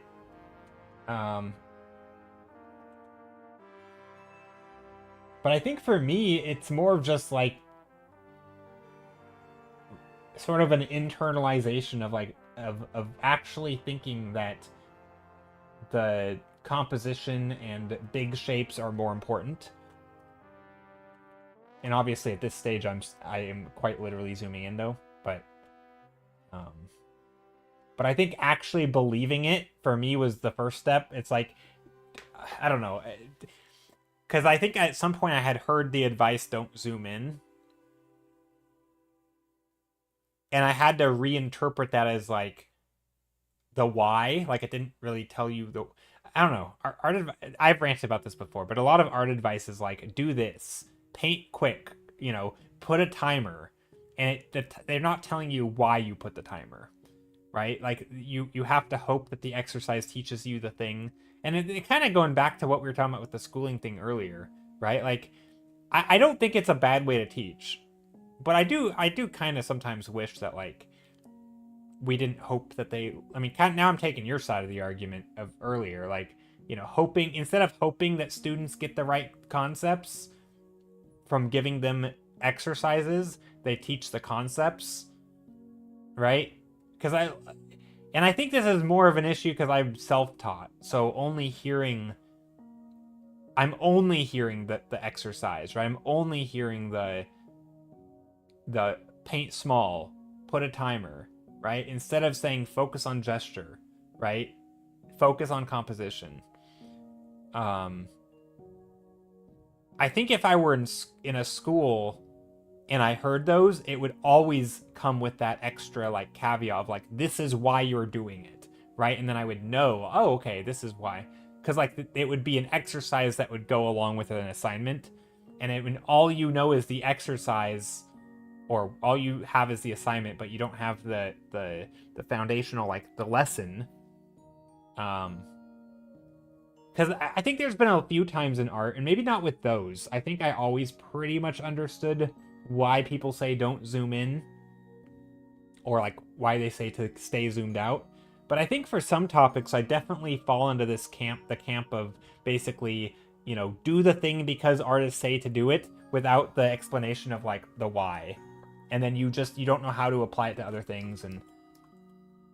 But I think a lot of that for me is self-taught issues. Like, it's not a real art critique or it's not a real like education critique because I didn't have an art education. But yeah, that is good advice almost always. At least it's a good exercise to do is like, you know, set a timer or paint small or like, you know, that way you are focusing on the other things. Also, should I maybe put something here? Yeah, I'm ranting again. You were lucky to hear it for traditional first, where they made us literally step away from the canvas to look at the big picture, so it was easy to understand what was important when I moved to digital. Yeah. Yeah, I think for that one I never had much of a problem. It was always pretty easy to connect two and two together. But I also am pretty thankful of the way that I learned. I mean, I'm say thankful, but you know, again, it was more or less my doing because I just learned from YouTube. So you know, but my way of learning art was pretty much to, again, I'm not amazing at it, so it's not like I'm done learning. But my way was pretty much to just watch a ton of stuff in the first year.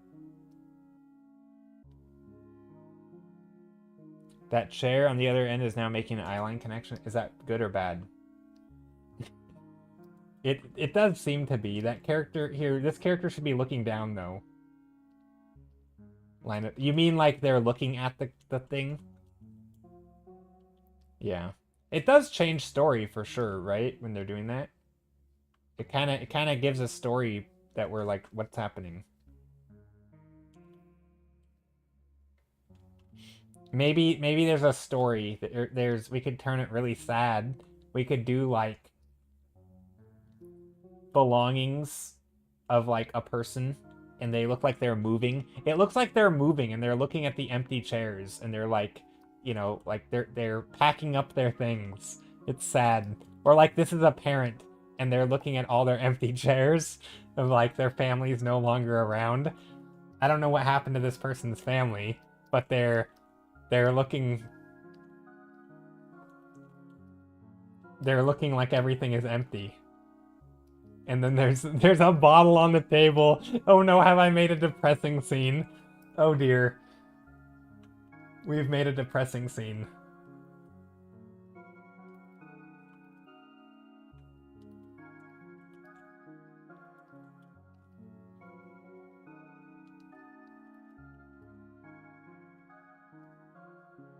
It reminds me of that, like the sad, like those. It was like a writing exercise to do um, like a story in 6 words or something. Have you guys heard of that? And then like the classic example is like baby shoes is the first 2 words, and then for sale is the second 2 words, and then never worn is the third, and it's like each sentence changes the meaning kind of, and it's kind of, I don't know. That makes me think of this a little bit, where it's like this, you kind of get the story of like a person packing up and it's like an empty home. I don't know. It kind of sad. It's more that my brain thinks of different things and my body moves very different ways out of instinct sometimes. Gotcha. Oh, Vegas says the fundamentals overlap mostly, but obviously after a certain point the skill set splits in different things. These days people are into 1-sentence horror stories. What's an example of a 1-sentence horror story? I don't know if I know any examples of that.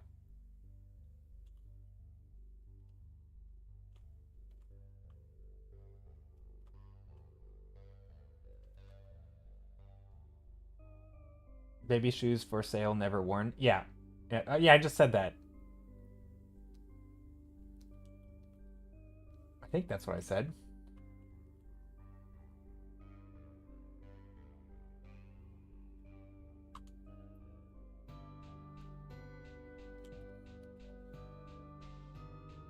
Yeah, that was my one and only example of that. Well, most of them aren't very good, but let me try to find one. There's a whole Reddit for it. Gotcha. You know that from a book? Yeah, I don't know what book I know that from, but I also know it from a book. I think, probably. I mean, it's just an example of, like, one word, or, like 6-word stories or something, where, like, you have 2 words. And I think the idea is to, like, format it like this, so that each new sentence changes the meaning before it. So it's like baby shoes for sale, never worn. But anyway, I think those kinds of things are fun exercises for various things. I don't actually know what that one was for. Also, there should be a light switch somewhere. Are light switches or outlets bigger? Or are they the same size? I guess they're the same size because they use the same wiring template, right? Or like the same size of a thing.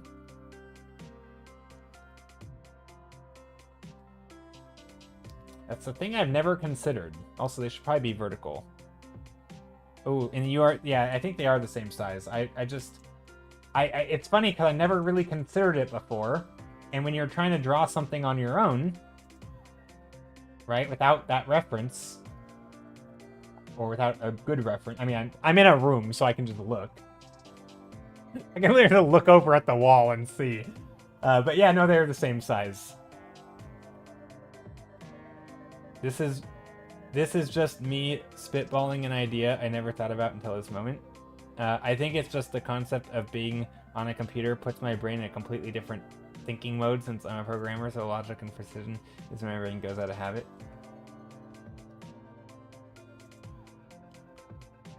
Yeah, that makes sense, I guess. I think.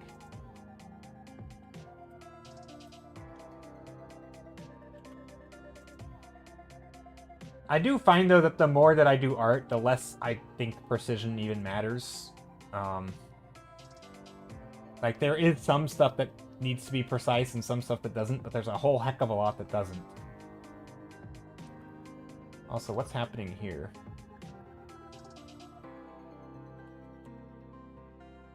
Or, I guess maybe the type of precision.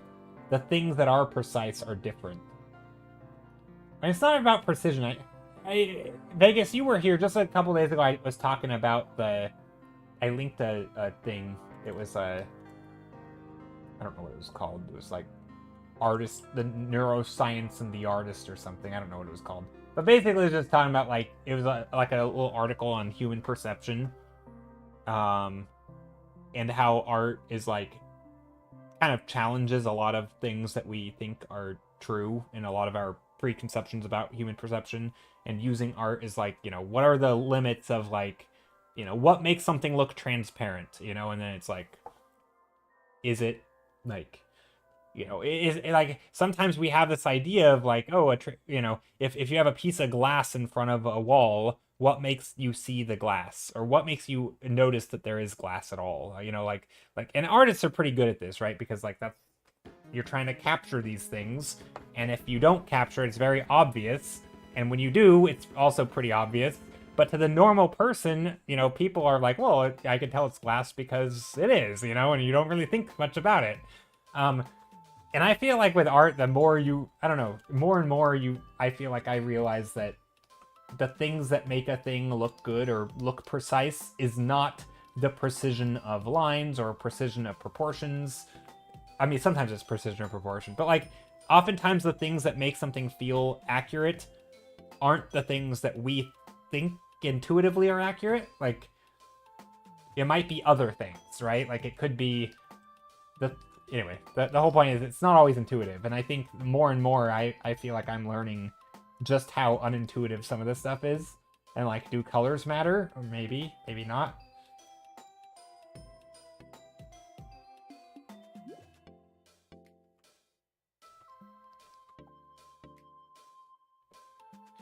I get the same feeling when I'm writing. If I write on the computer using Word or something, I get into a much more perfectionist mode as opposed to when I'm writing in pencil. Oh, interesting. I think I'm kind of that way with drawing. Even now, as someone who almost only draws digitally, I am way more like I let so much more stuff slide traditionally, and I don't think that's because of like, you know, obviously I don't have the same background as you with programming, so that's not it. But I do think with digital, I just have way more tools.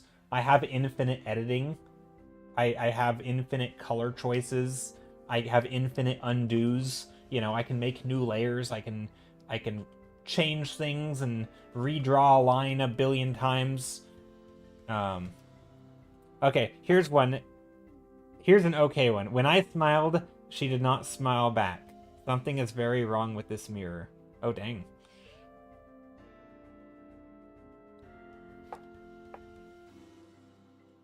Yeah, the second sentence totally changes that phrase. I do like that, where that the first sentence is not the like it changes the meaning or the interpretation of the first sentence. Yeah, those are fun. I don't know if I've ever tried to write something like that. It would be a fun exercise at the very least. Also, what's in the box? What's in the box? Guys, what's in the box? I need your help. Cue the meme from that one movie. Seven. Seven is the movie. With Brad Pitt screaming, "What's in the box?" A cat. Oh, a cat! That would be fun! Hold on, that's an amazing idea. A cat. Oh my gosh, that's genius. Absolutely. Hold on. That's why I'm never happy with your digital art. It's so overwhelming. Because there's so many options and you can be in... Yeah, it's like, digital art is not good for the... Like, maybe for the perfectionist or for the... Like, it really allows you to be a perfectionist, right? Because, like... Schrodinger's... No, look, it's a cat.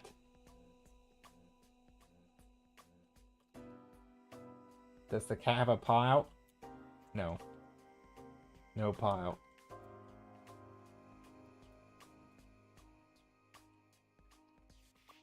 But yeah, I think digital definitely allows you to undo and overcorrect, and it definitely is easy to fall into edit mode with digital.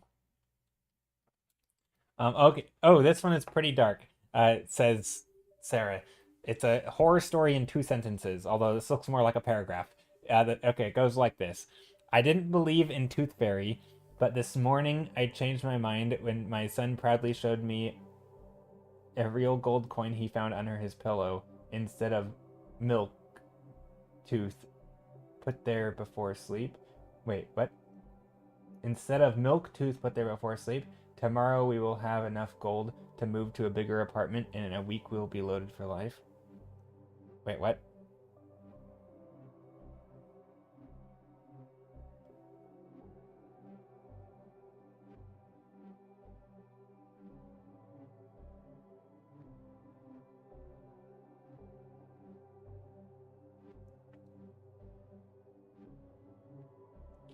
I don't know what milk tooth is. Am I confused, or is that a typo? I know you copy and pasted that, but I feel like it's still... I'm confused. I don't really get it. Maybe I'm dumb. And I'm gonna blame streamer brain. Also, this cat should be a little bit bluer.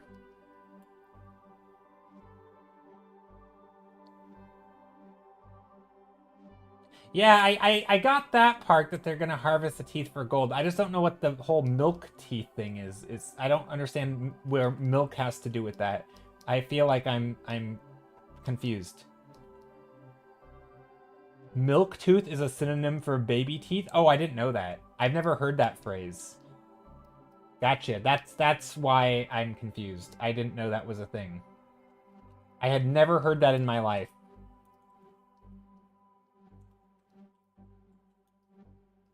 Okay, there we go. Cat. We've got cat in a box. Brilliant idea, by the way. But see, this is the thing that I kind of was talking about, right? Like early, not today, but like last week, we were talking about where like just asking questions, like what's in the box, and then coming up with an answer. And of course, I didn't come up with that answer, but you know, I could have. I'd like to think I could have. Cat on the box. No. Um, but yeah. Interesting. Never heard of the term baby tooth. Really? Oh yeah. So in the U.S. at least, or at least where I'm from, we call them baby teeth, which are like the your first teeth that you get before you get your adult teeth coming in, right? You have like, you know how your teeth will fall out because like you lose your teeth as when you're a child, and then your bigger teeth grow in. The first round of teeth we call baby teeth. I don't know. Apparently, some people call them milk teeth. I'd never heard of that. Yeah, it could be a regional thing.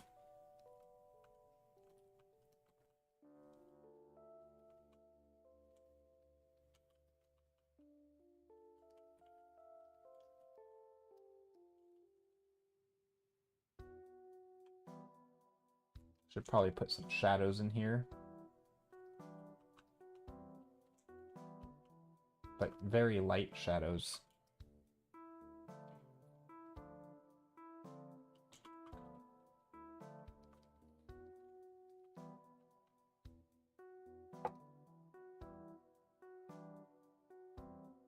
Two-sentence horror. That'll be fun. I'll have to look through that.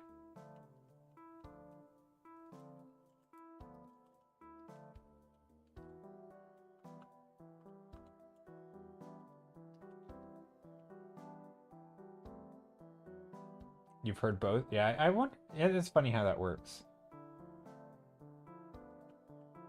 Words are interesting. Speaking of words are interesting, I think so. I was thinking about this today. Like, what are you? Okay, this isn't really a real question, but like, I was thinking about like what my favorite YouTube channel is, and I think lately it's been a channel called Rob Words. It's just a dude who talks about word like origins and like context and historical, like why we say like how words change over time, like the etymology of words.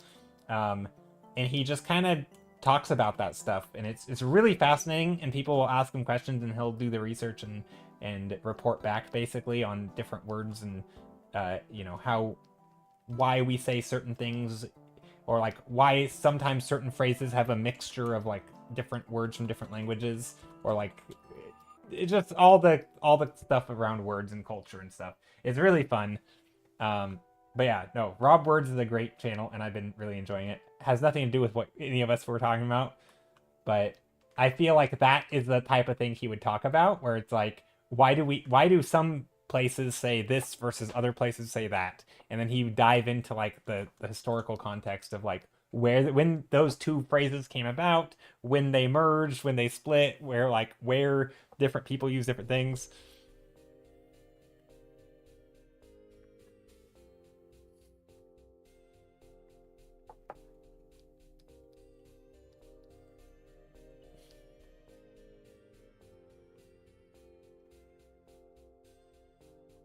Also, this is a little too stiff. I think I want... Okay, this is where I'm going to do something kind of stupid. So I'm not a big fan of what I'm going to do here, but I'm going to do it anyway. Or am I going to do it? I don't know. So what I'm thinking about doing is smudging.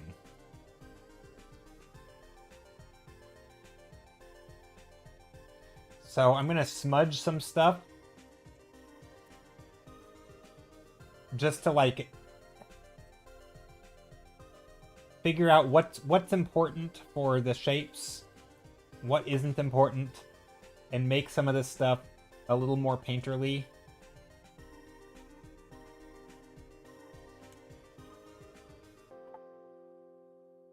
Let's see. Vegas says, that's like I said earlier between dresser and barrow. I had never heard someone say barrow until I met my partner, and my partner had apparently never heard dresser. Wait, I've only heard of wheelbarrow. What else is a barrow? I've never heard of barrow either. Sarah says this is kind of niche, but you might enjoy this channel. It's basically all about phonetics, uh,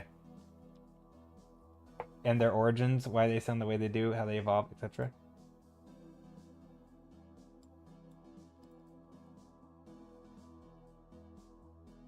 Oh, interesting. Yeah, I'll have to check it out.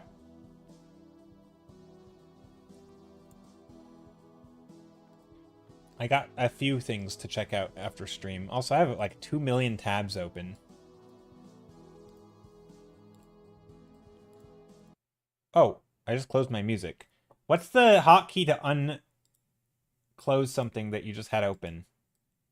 Probably this.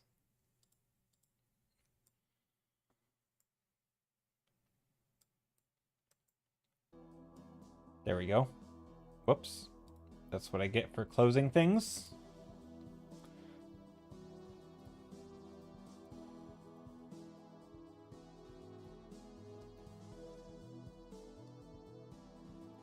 Okay. Control-Shift-T. Okay. All right, so here's what I'm gonna do. So the things that are important in this, I'm just gonna name them because I think that naming stuff's important. The cat. Cat's important, right? So I'm gonna want the edges on the cat nice and crisp, I think. Cat is important. Person is important. Right? Maybe some of the chairs, but a lot of the other stuff does not need to be important.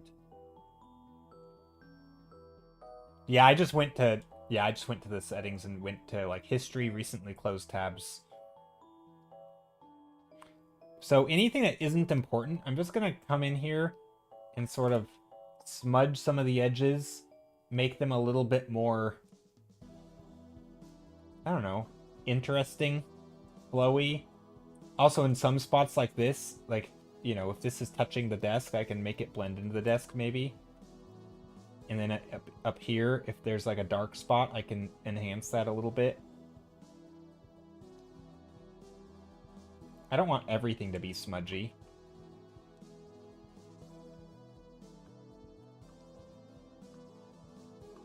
But not everything needs to be crisp, you know?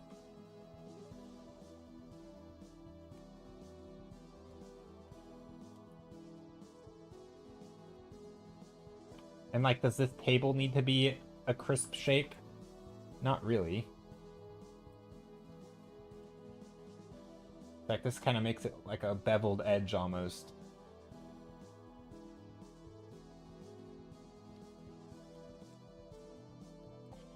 And I don't really like doing this after the fact. It's always nice if you can do it in the painting process itself. And that's something I want to get better at. I think this is actually an important edge. Because there should be a dark shape here.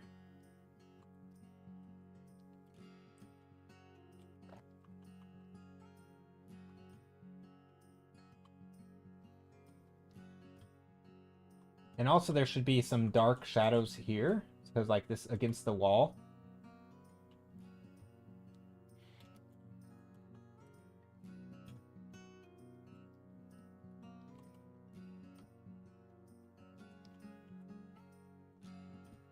And trying to figure out where do I want it to be dark.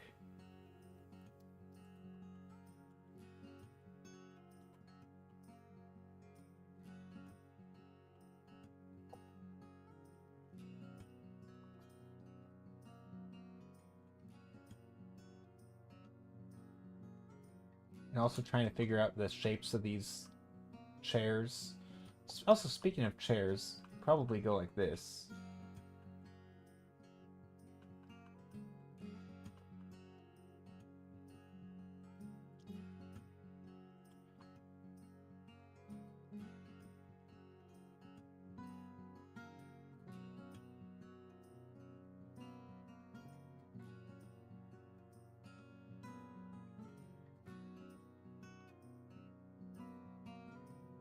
There, giving a little bit of thickness to that chair.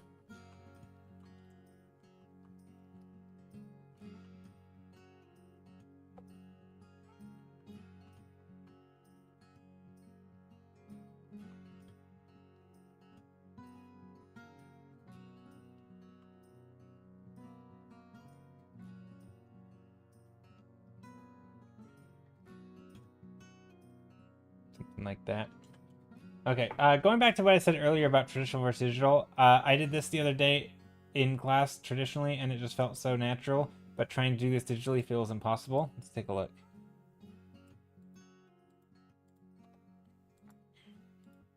Oh, okay, because, like, oh, probably, yeah, probably, I wonder, though, because, like, I think, like, there is definitely a looseness to this with, like, smaller mark making, maybe. But I feel like, overall, your digital work doesn't look much different. Like, I get that it feels differently to make, right? Um, but no, I do get it. I know I do see a difference.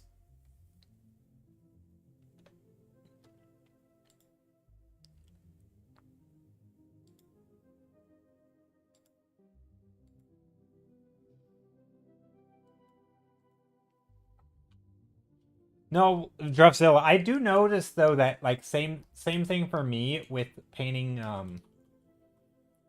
uh or drawing traditionally. There is something to me I think it's like almost like an acceptance. I know this is going to sound weird and almost like vague, but like knowing that because it's traditional, I sort of let my guard down because like I know that once I make a mark I can't fix it.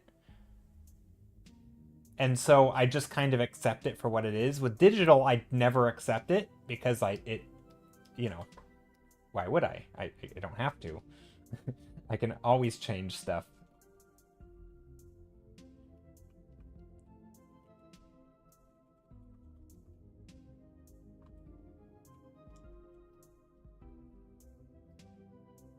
I don't know if that has anything to do with it.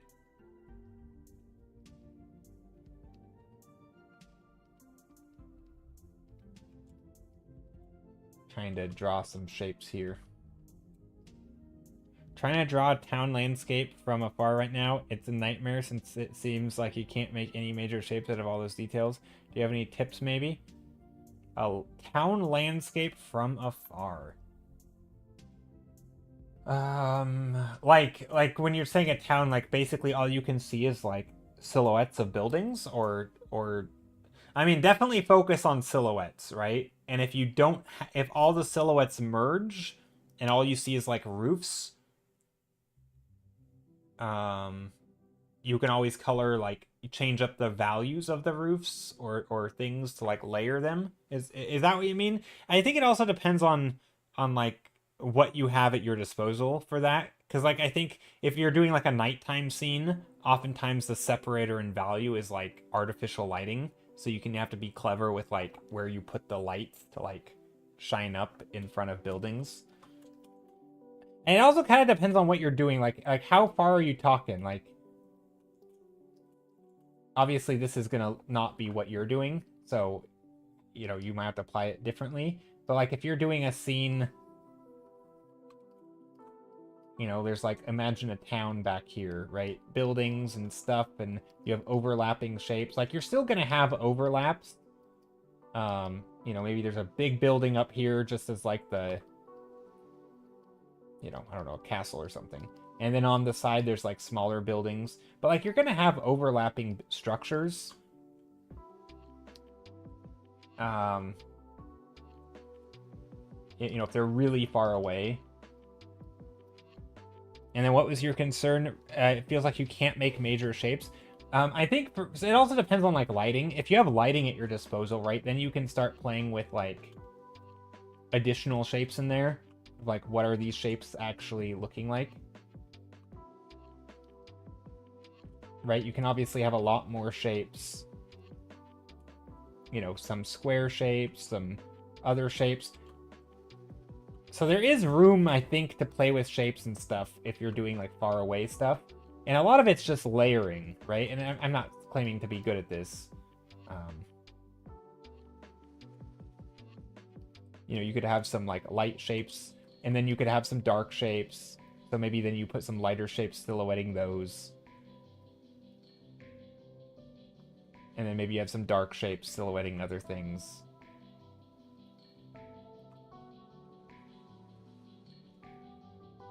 I don't know. Is that kind of what you mean? Sorta?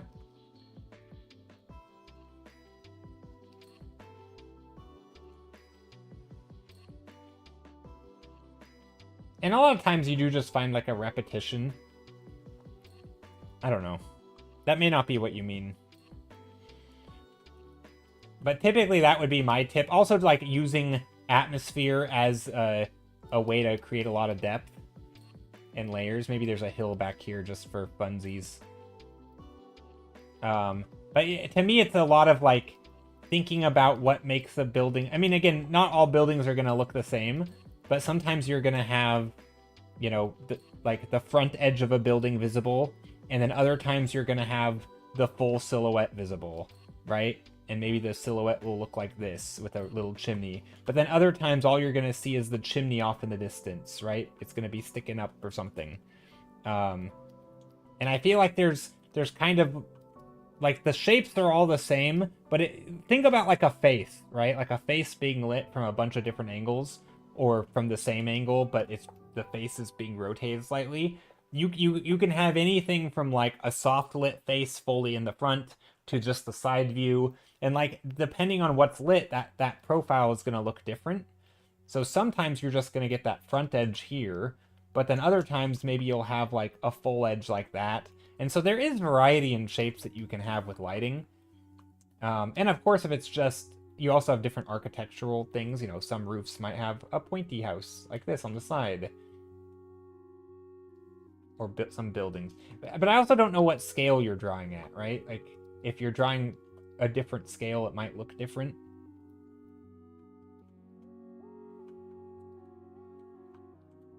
And don't forget your fill light. Yeah, just from that, without seeing any work, it's very hard to even start to advise. But I think for like fairly long distant towns, I think this kind of starts working, where you just start getting, you know, some of the buildings are called out and you have detail, but then a lot of them are just kind of these vague shapes. And maybe you get some subtle markings, like underneath the roofs, you get a shadow line. That's another thing, right? A lot of times you get shadows underneath the roofs with the eaves. And so you can, maybe some of those you sketch in to break up the shapes. Like if you have a big shape here, right? Maybe you want to break this shape up a little bit. Instead of having a big shape, you make it a big shape and a medium shape. Or maybe you do a, you know, something like that. Or maybe you want to add some additional lines, and so you go like this, you know, some shadows there. And that can imply something that's a little different.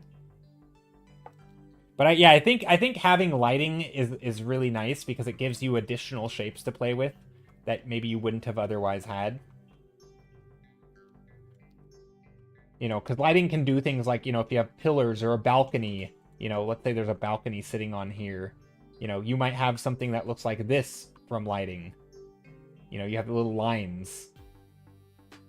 That's going to be different, you know.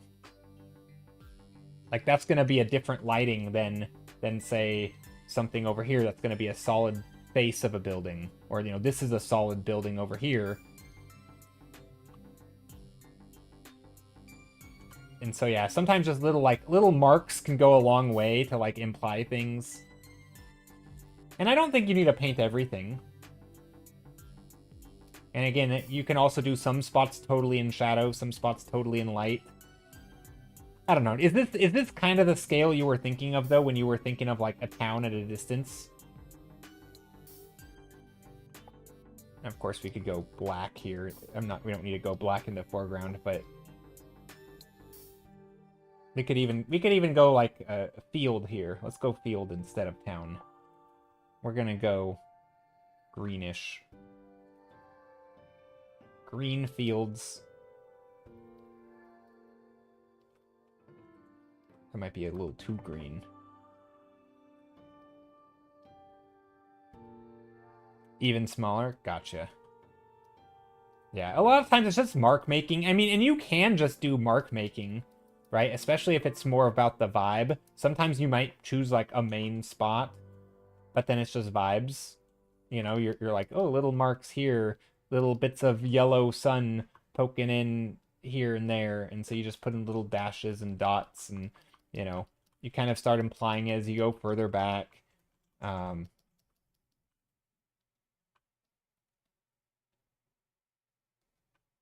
you know, stuff like that. Also, if you have things like, you know, clouds and stuff, you can obscure things.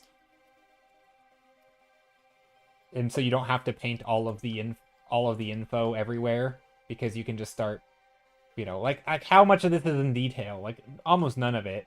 You know, they're vaguely house shapes. It reminds me a little bit of like painting crowds of people. Like, what information do you put?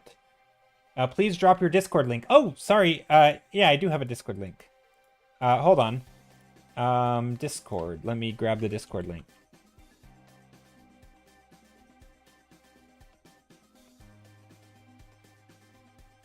For people, yeah, people on YouTube can't use commands, which sucks. But anyway, there's Discord link.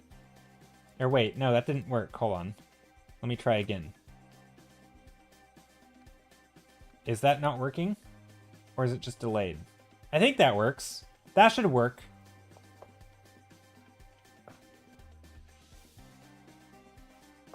Got it. Nice.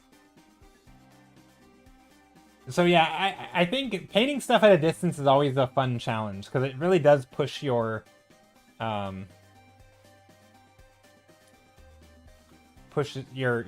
yeah, what I see other artists do, usually careful single brushstrokes for roofs. Yeah, a lot of it I think comes down to like making sure the angle is right, and so you can have a very defined single brushstroke shape, or at least like maybe 3 of the edges. So like maybe this edge, this is important, but this other stuff down here isn't as important.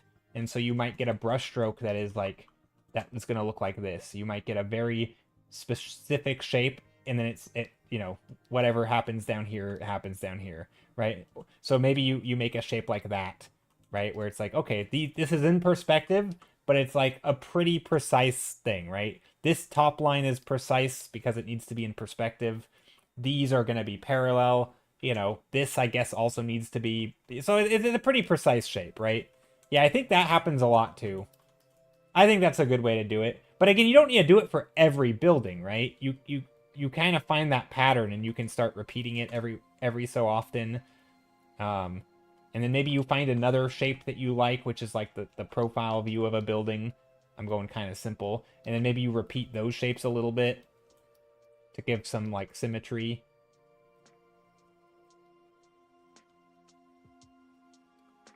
Or maybe you make these same shapes but in different sizes, so this one's going to be wider and longer. Obviously I'm painting these in yellow, which is a strange color but for this, but whatever. Or you make a side, you know, some of these have the side shape on them, and so you make some of these side shapes, but not on all of them. That way, when you start making these vertical lines, our brains are like, oh, this is the side shape. Yeah, you even use a scatter brush. Yeah, I think once you lay in enough groundwork like this, and again, I'm not saying this is a great example of it, but once you lay in some of the groundwork where the illusion kind of reads, then you can start just like making random marks, and I think people's brains will be pretty good at picking up like, oh, that yellow is roofs, right? Because we have a lot of yellow roofs. And you're, you know, you can get really smudgy with it if you want. You know, again, maybe not the greatest color for roofs, but you get the idea. So yeah, I think there's a lot of leeway. I mean, you don't want to be too messy with it. I'm sometimes more messy than I need to be, but also I don't like these colors of the yellow roofs, but whatever. There it is. Anyway, back to this painting.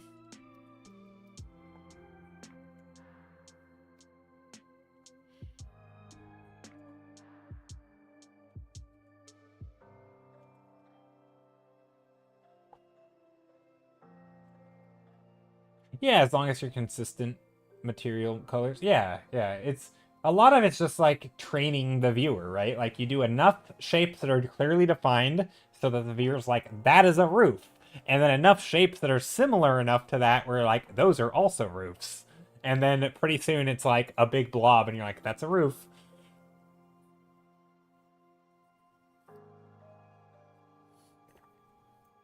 I mean, that's kind of the power of repetition, right? Having repetitive shapes and and some of that shapes are the same, but then you also can have looseness in there.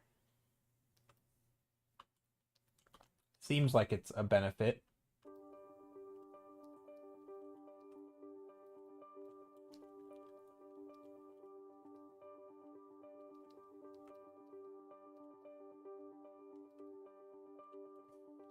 I feel like this stuff,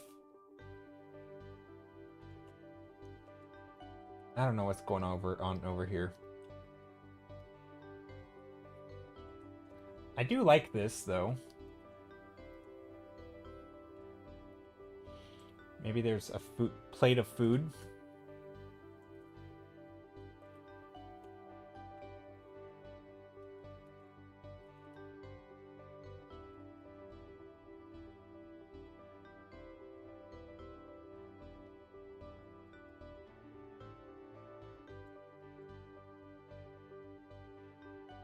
Or a plate? Maybe no food.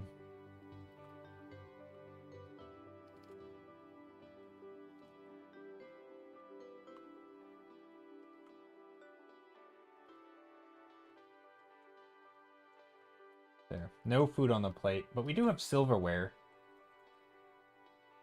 And a,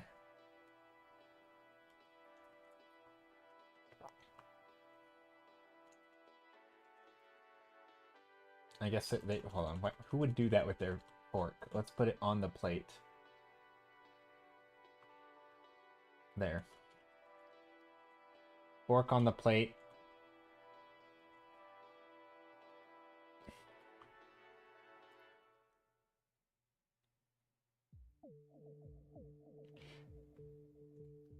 Vegas said, I had a weird urge to say, your mom has a plate of food. My 10-year-old self decided to kick in at that moment.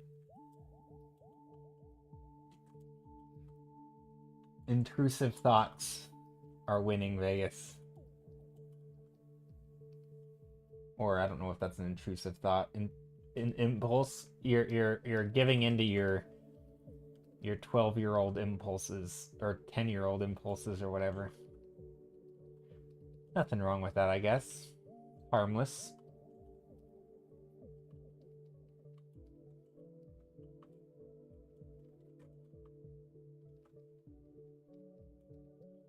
All right. I think I like this. It's a good spot.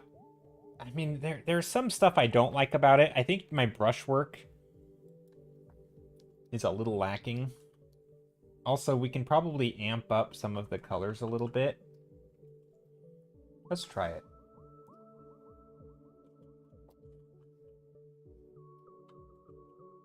I want to be careful. Oh, ooh, that's... I think my issue here is that the brightest spots aren't interesting. You know?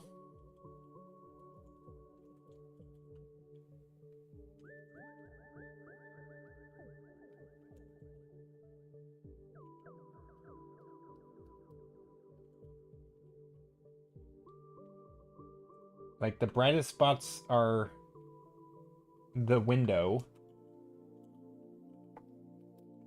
And yet the window isn't the part. So, like, I feel like I should almost reverse it, but then the image is going to be weird, right? Like, in some ways I should have done the brightest spot behind them like this. Or maybe I should have flipped it and done like this as the warm version or the cool version. And then this is as the warm version. Right? So that like the scene is still lit with blue, but this is the brightest part. You know what I mean? Because right now, it's weird that the warm part, I don't want to be overpowering, but it's also right behind the focal point. Isn't that weird? Like, that's backwards, right? Can someone tell me I'm right? Or do you guys get what I'm saying? Like, the scene is lit with a blue light, but the blue light isn't anywhere near the main character when it could be backlit and have this, like, strong silhouette. And I don't want a super warm light here because it can't be strong enough to light the scene. I mean, I guess I could have some warm light like this. Is that too much?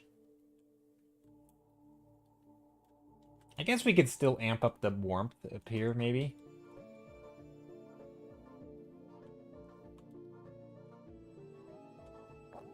I think a better way would be to have the character either here in front of the light or reverse these and do this as the blue light. I think that would be better. Because this is just not strong enough. Gosh, do I want to change it right now and try? Okay, I want to try it. I gotta. I can't say this and then not do it. I know we're ending stream here kind of soon, but I want to do a quick paint over. Because my hunch, my art directing of my own painting is telling me this should be the higher contrast. And the only way for me to get that with the lighting and still have this room feel as warm as it is, or as cool as it is, I think is to put the bright light behind the character. Sarah says, not necessarily backwards. Our eyes will go to the point of highest contrast. So right now it's the window, not the character. So you could make the blue window dimmer and make the very bright spotlight behind the character warm. Yeah, but then the blue can still fill can be the fill light and the orange can be backlight. You don't think so? You don't. Maybe you're right. I mean, you probably are right that I don't have to put the. You're probably right that I don't have to put the fill light as the light coming in. I don't know. Maybe I'm just weird. I feel like they should be the same.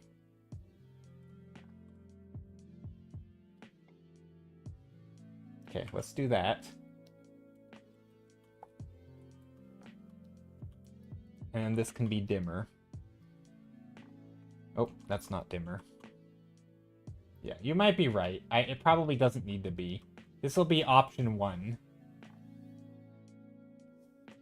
Also, how do I dim the light? I don't even know how to do that.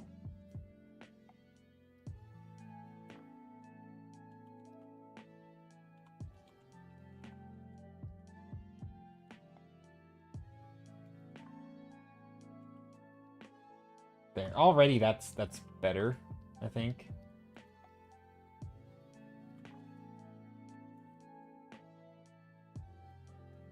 And then this one, I'm going to try to reverse it. So this one, I'm going to go bright blue back here.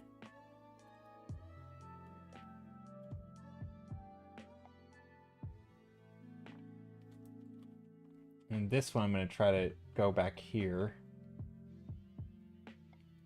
And then see what happens if I reverse the warmth over here. Oh, that's like a weird color. Okay, different color, but that's okay.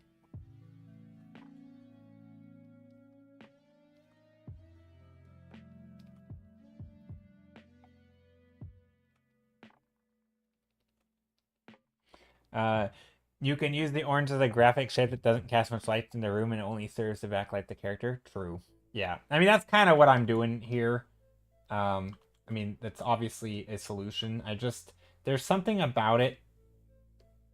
I mean, this isn't bad. It could be like from the other room. You know, it's purely in the other room. This is still the strong. I mean, I guess this kind of makes sense from a realistic point of view. Like, the natural light from the outdoors might be more intense. Like, if you had the sun shining through, not that this is the sun, it's clearly not. But if you did have a sun shining through, that would light the room more than literally any other indoor light. So, like, indoor light is typically would be weaker than outdoor light. If you're, I mean, maybe not always, but, like, there is a logical sense to it. This, though, I feel like if you want it to feel blue, get rid of the orange highlight. Just me trying stuff. I mean, okay, that's just a bad execution though. Hold on.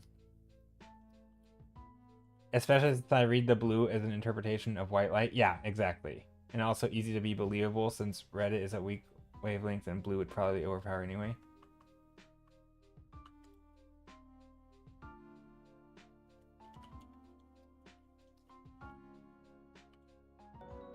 Okay, so we're reversing it, and I don't know if this is better. I just feel like this is gonna make it feel more dramatic because the strong light is behind.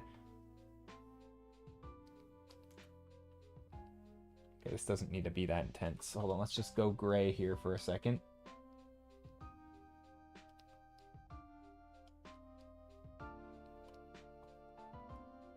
Thank you for the follow.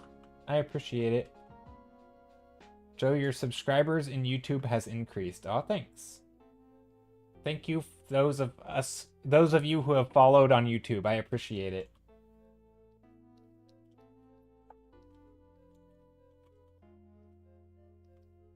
And thanks for the heads up, Omi. And yeah, if anyone's lurking on YouTube, thanks for the lurk. I appreciate it. Okay, so I don't actually like. I mean, I think I did this poorly.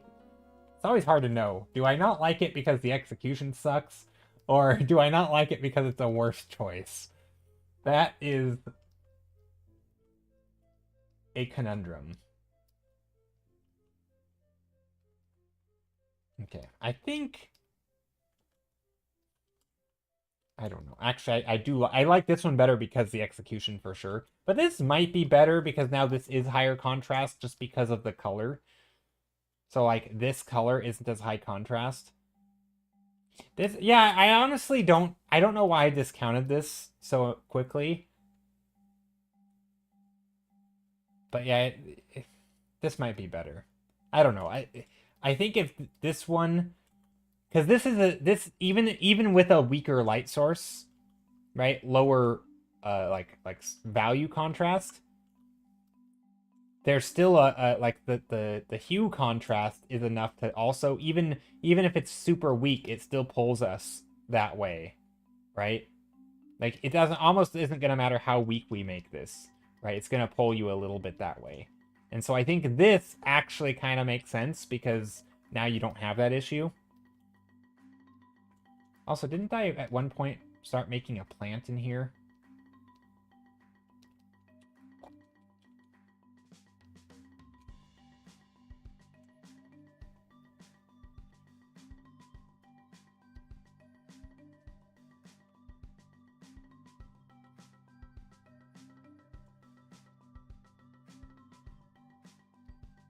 Yeah, something like that can work. And of course, I want some of these edges to be a little bit soft. Yeah, I did. I think I added this chair here. And I painted over it. I mean, I definitely painted over it. If it's not there, I painted over it. But I think that's okay. We could have put a plant on the table, too. That might have been better. Maybe this could be a plant. No. No plant. It'll just be like this. And this can be a book. So we'll add some of these shapy shadows. Something like that.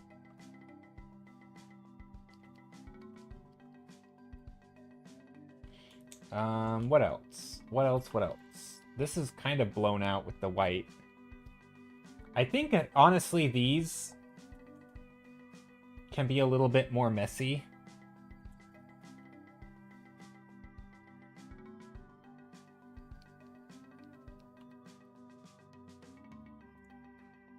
Just stuff laying all around. Some of the shadows can be merged.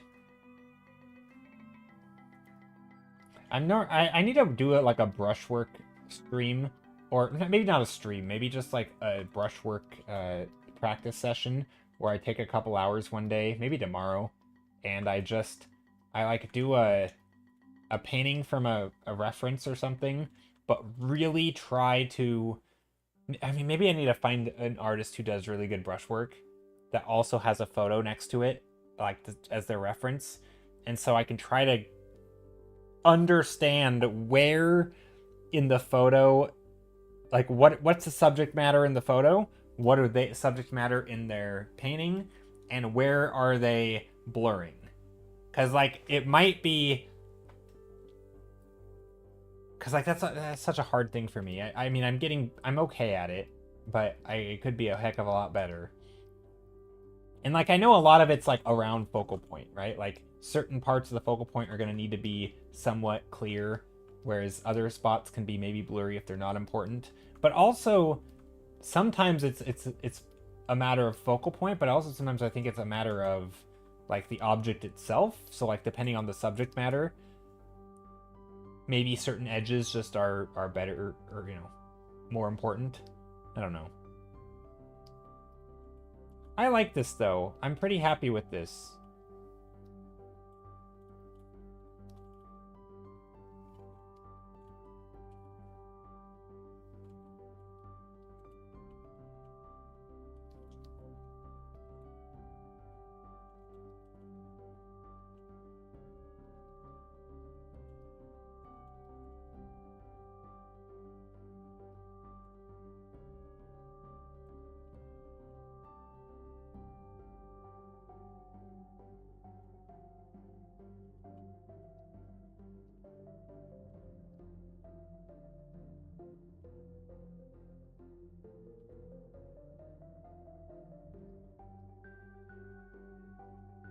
Although I'm not sure about this thing here.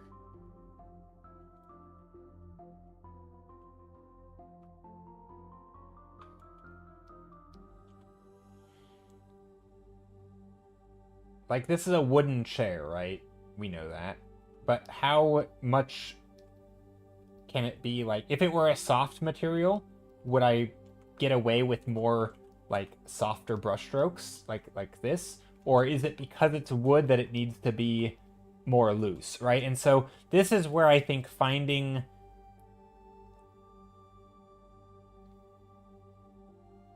I mean, I guess I could look at someone's art without that, who has like hard edges and soft edges, but I think without knowing what the like it's hard to know if they're doing it because it's a compositional thing or if they're doing it because it's a material thing. Like I don't have a good framework for like when do I soften edges and when do I not soften edges. And it's just I know a lot of it's just playing around and seeing what works.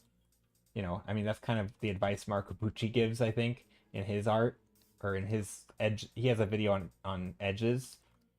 And I think there is a lot of that, which like is just playing around. But like I also feel like you can get away with soft edges easier when you already have contrast of value. So like if this is already a value contrast, I can blend this more and it's okay.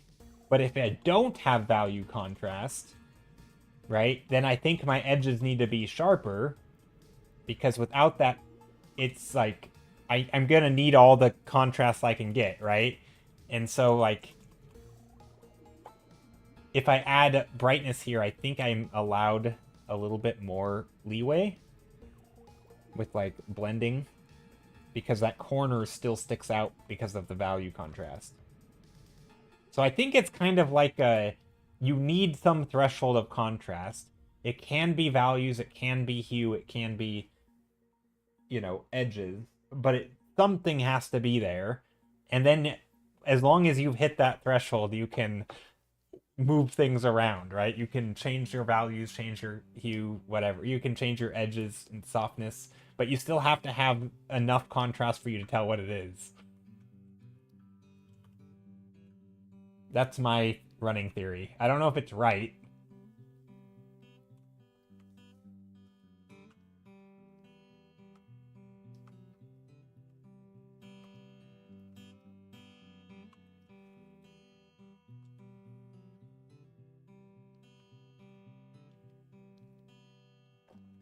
Do we put another plate here?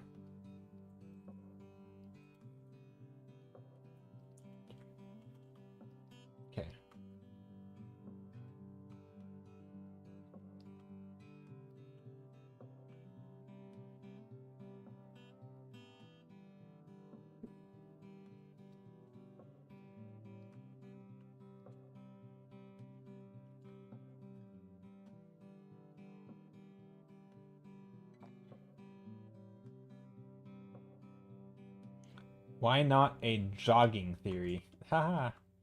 A running theory and a jogging theory? Maybe it's both. A double whammy theory. 2 for 1. There's my plate. Now, this plate's not very shiny. Plate should be shiny.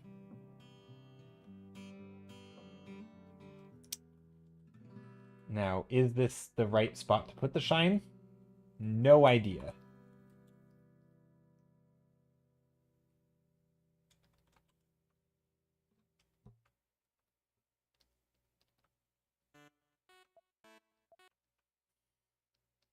Now, there should be stuff left on the plate, right? Like, something? I don't know. Maybe like old food. And maybe a fork or a spoon. No, who eats a spoon with a plate? Hold on. There's a fork.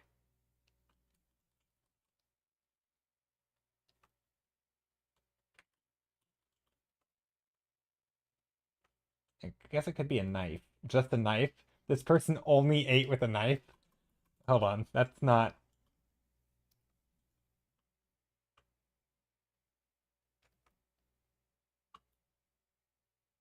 Who eats a spoon with a plate? True. Yeah, you don't eat spoons. Don't eat your spoons, folks. That's... We've learned that on art streams. Don't eat a spoon. There. It's a fork. A fork and a plate. Yeah, notice people don't use spoons and maybe there's also a knife here.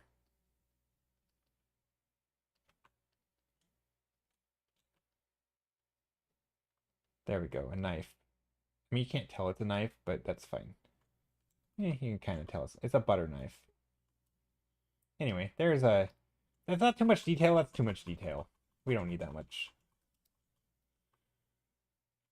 We can just have something crossing over here. Like that.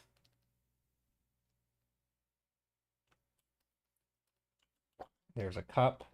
Maybe the cup is half full. Or is it half empty?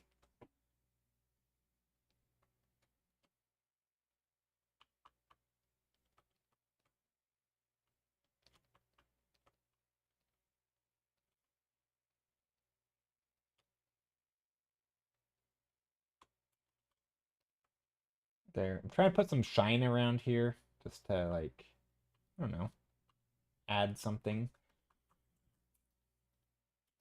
Maybe this one has a little bit of redness in it, so it's kind of poking through. That red is making a shadow on the table, which is kind of fun. I also like this blue. This really, really blue. Very blue light. I feel like I can do more of that.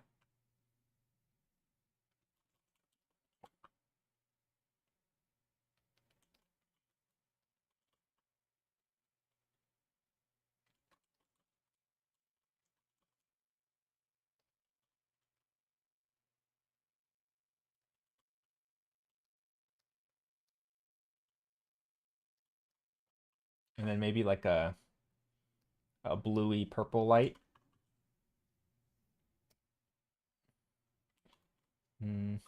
Yeah, something like that maybe. Maybe a little bit lighter.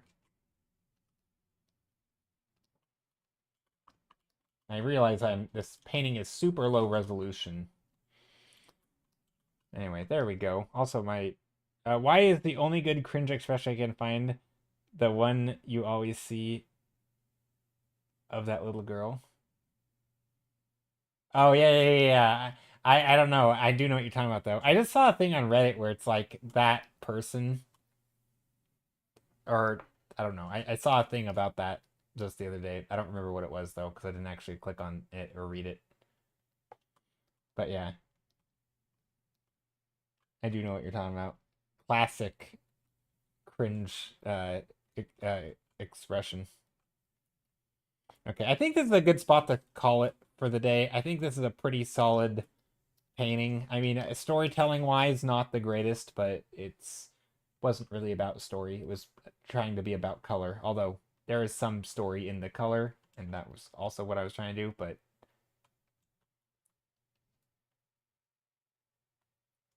You can't seem to find any other good ones. Yeah, it's funny how limited, you know, the selection is sometimes, even for something that you would think you would want that expression a lot, and there should be lots of options. And yet, hard to find them.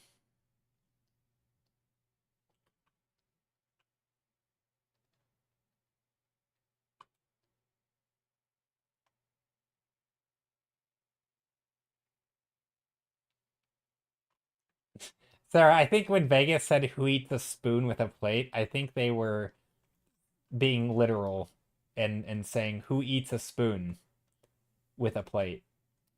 Like, nobody eats a spoon. Like, who eats forks for dessert?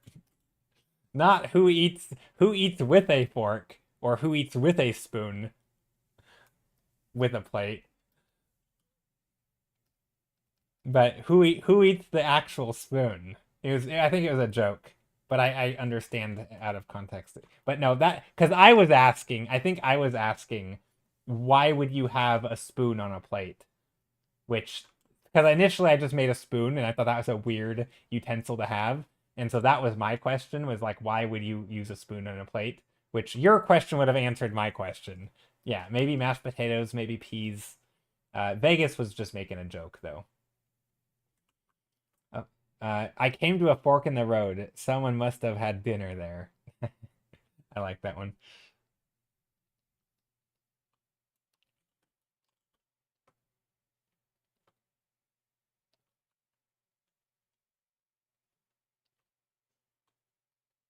This killed me so much more than it probably should have. That was a good one. I like that. I feel like I should have heard that before, but I haven't.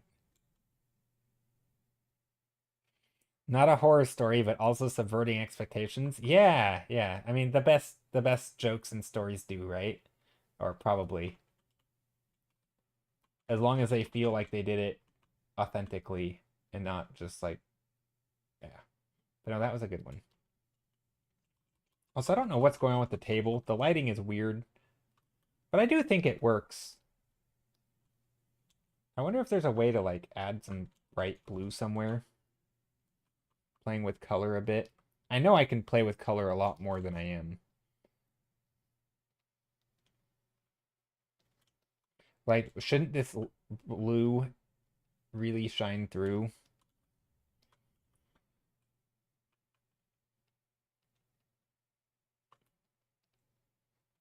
Or like this window. Maybe this could have some.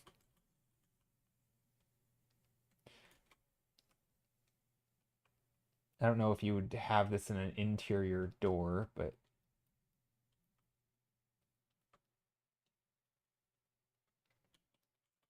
these are really good paint, by the way. Mine or something you're linking? If mine, then thank you. Great colors, thanks. Yeah, that's what I was hoping to do today. No, yours? Okay. Oh, thank you. I appreciate it. Also, my music is gone. So yeah, those of you who are still sticking around though, thanks for hanging out. Hope you're doing well. Hope the day is good, and hope the arting is arting. Hope the arting is arting. I do think I should have had some wallpaper in here. I like wallpaper. It's a neat vibe for paintings. Like some little circles or something around here.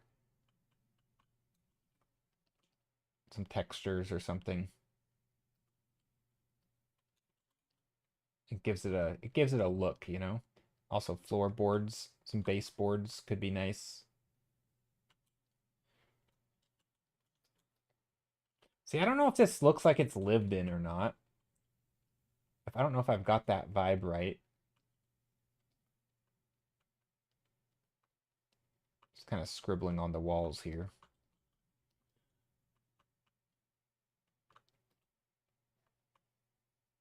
This kind of makes it look like it's more run down.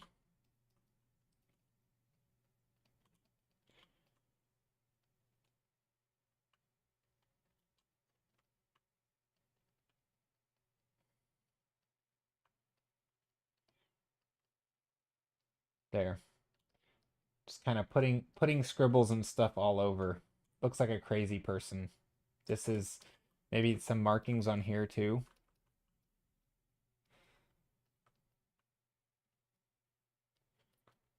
Just like maybe old cup rings from like not using coasters.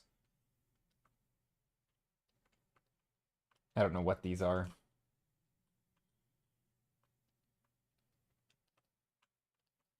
Just shapes and markings. It's obviously scratched up table, nicks and dings, an old table. It's not very perfect.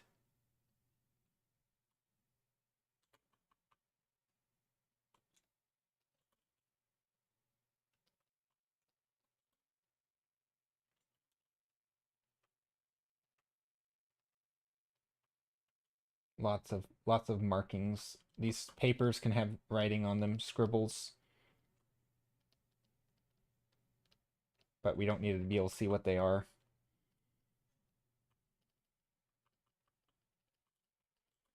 Maybe that's too much, actually. What else can we do? This box can have things that say, like, I don't know, mom. Like, or like a I don't know, like a belonging of someone's belongings. Like, I don't know, kitchen, or what would it say if you were packing? This might be like dining room. That's too many letters though. Um, I don't know.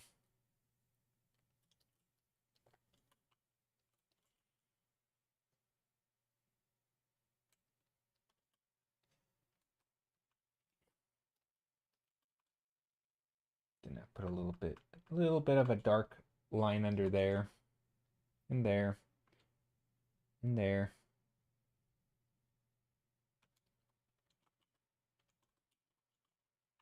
And there.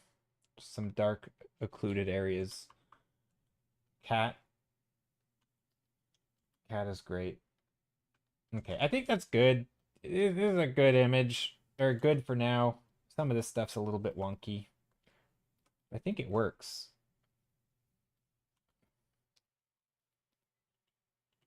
Okay. Anyway, thanks for being here, everybody. I appreciate it. If you're on YouTube, thanks for being here. Thanks for the follows and the hanging outs and the lurking. And yeah, I'll see you Monday. More painting. I actually might. I don't think I'm gonna work on this painting again because I don't know what I would possibly do to it for another couple hours. But I do like it. It would be fun to do like another version of something like this. Maybe a little bit, maybe a more ambitious design or something where there's like more design going on. But I do like the lighting, and I think this kind of lighting is fun to play with, and I'd like to do more practice with it. So yeah. Thanks for being here, everybody. I appreciate it. And toodles.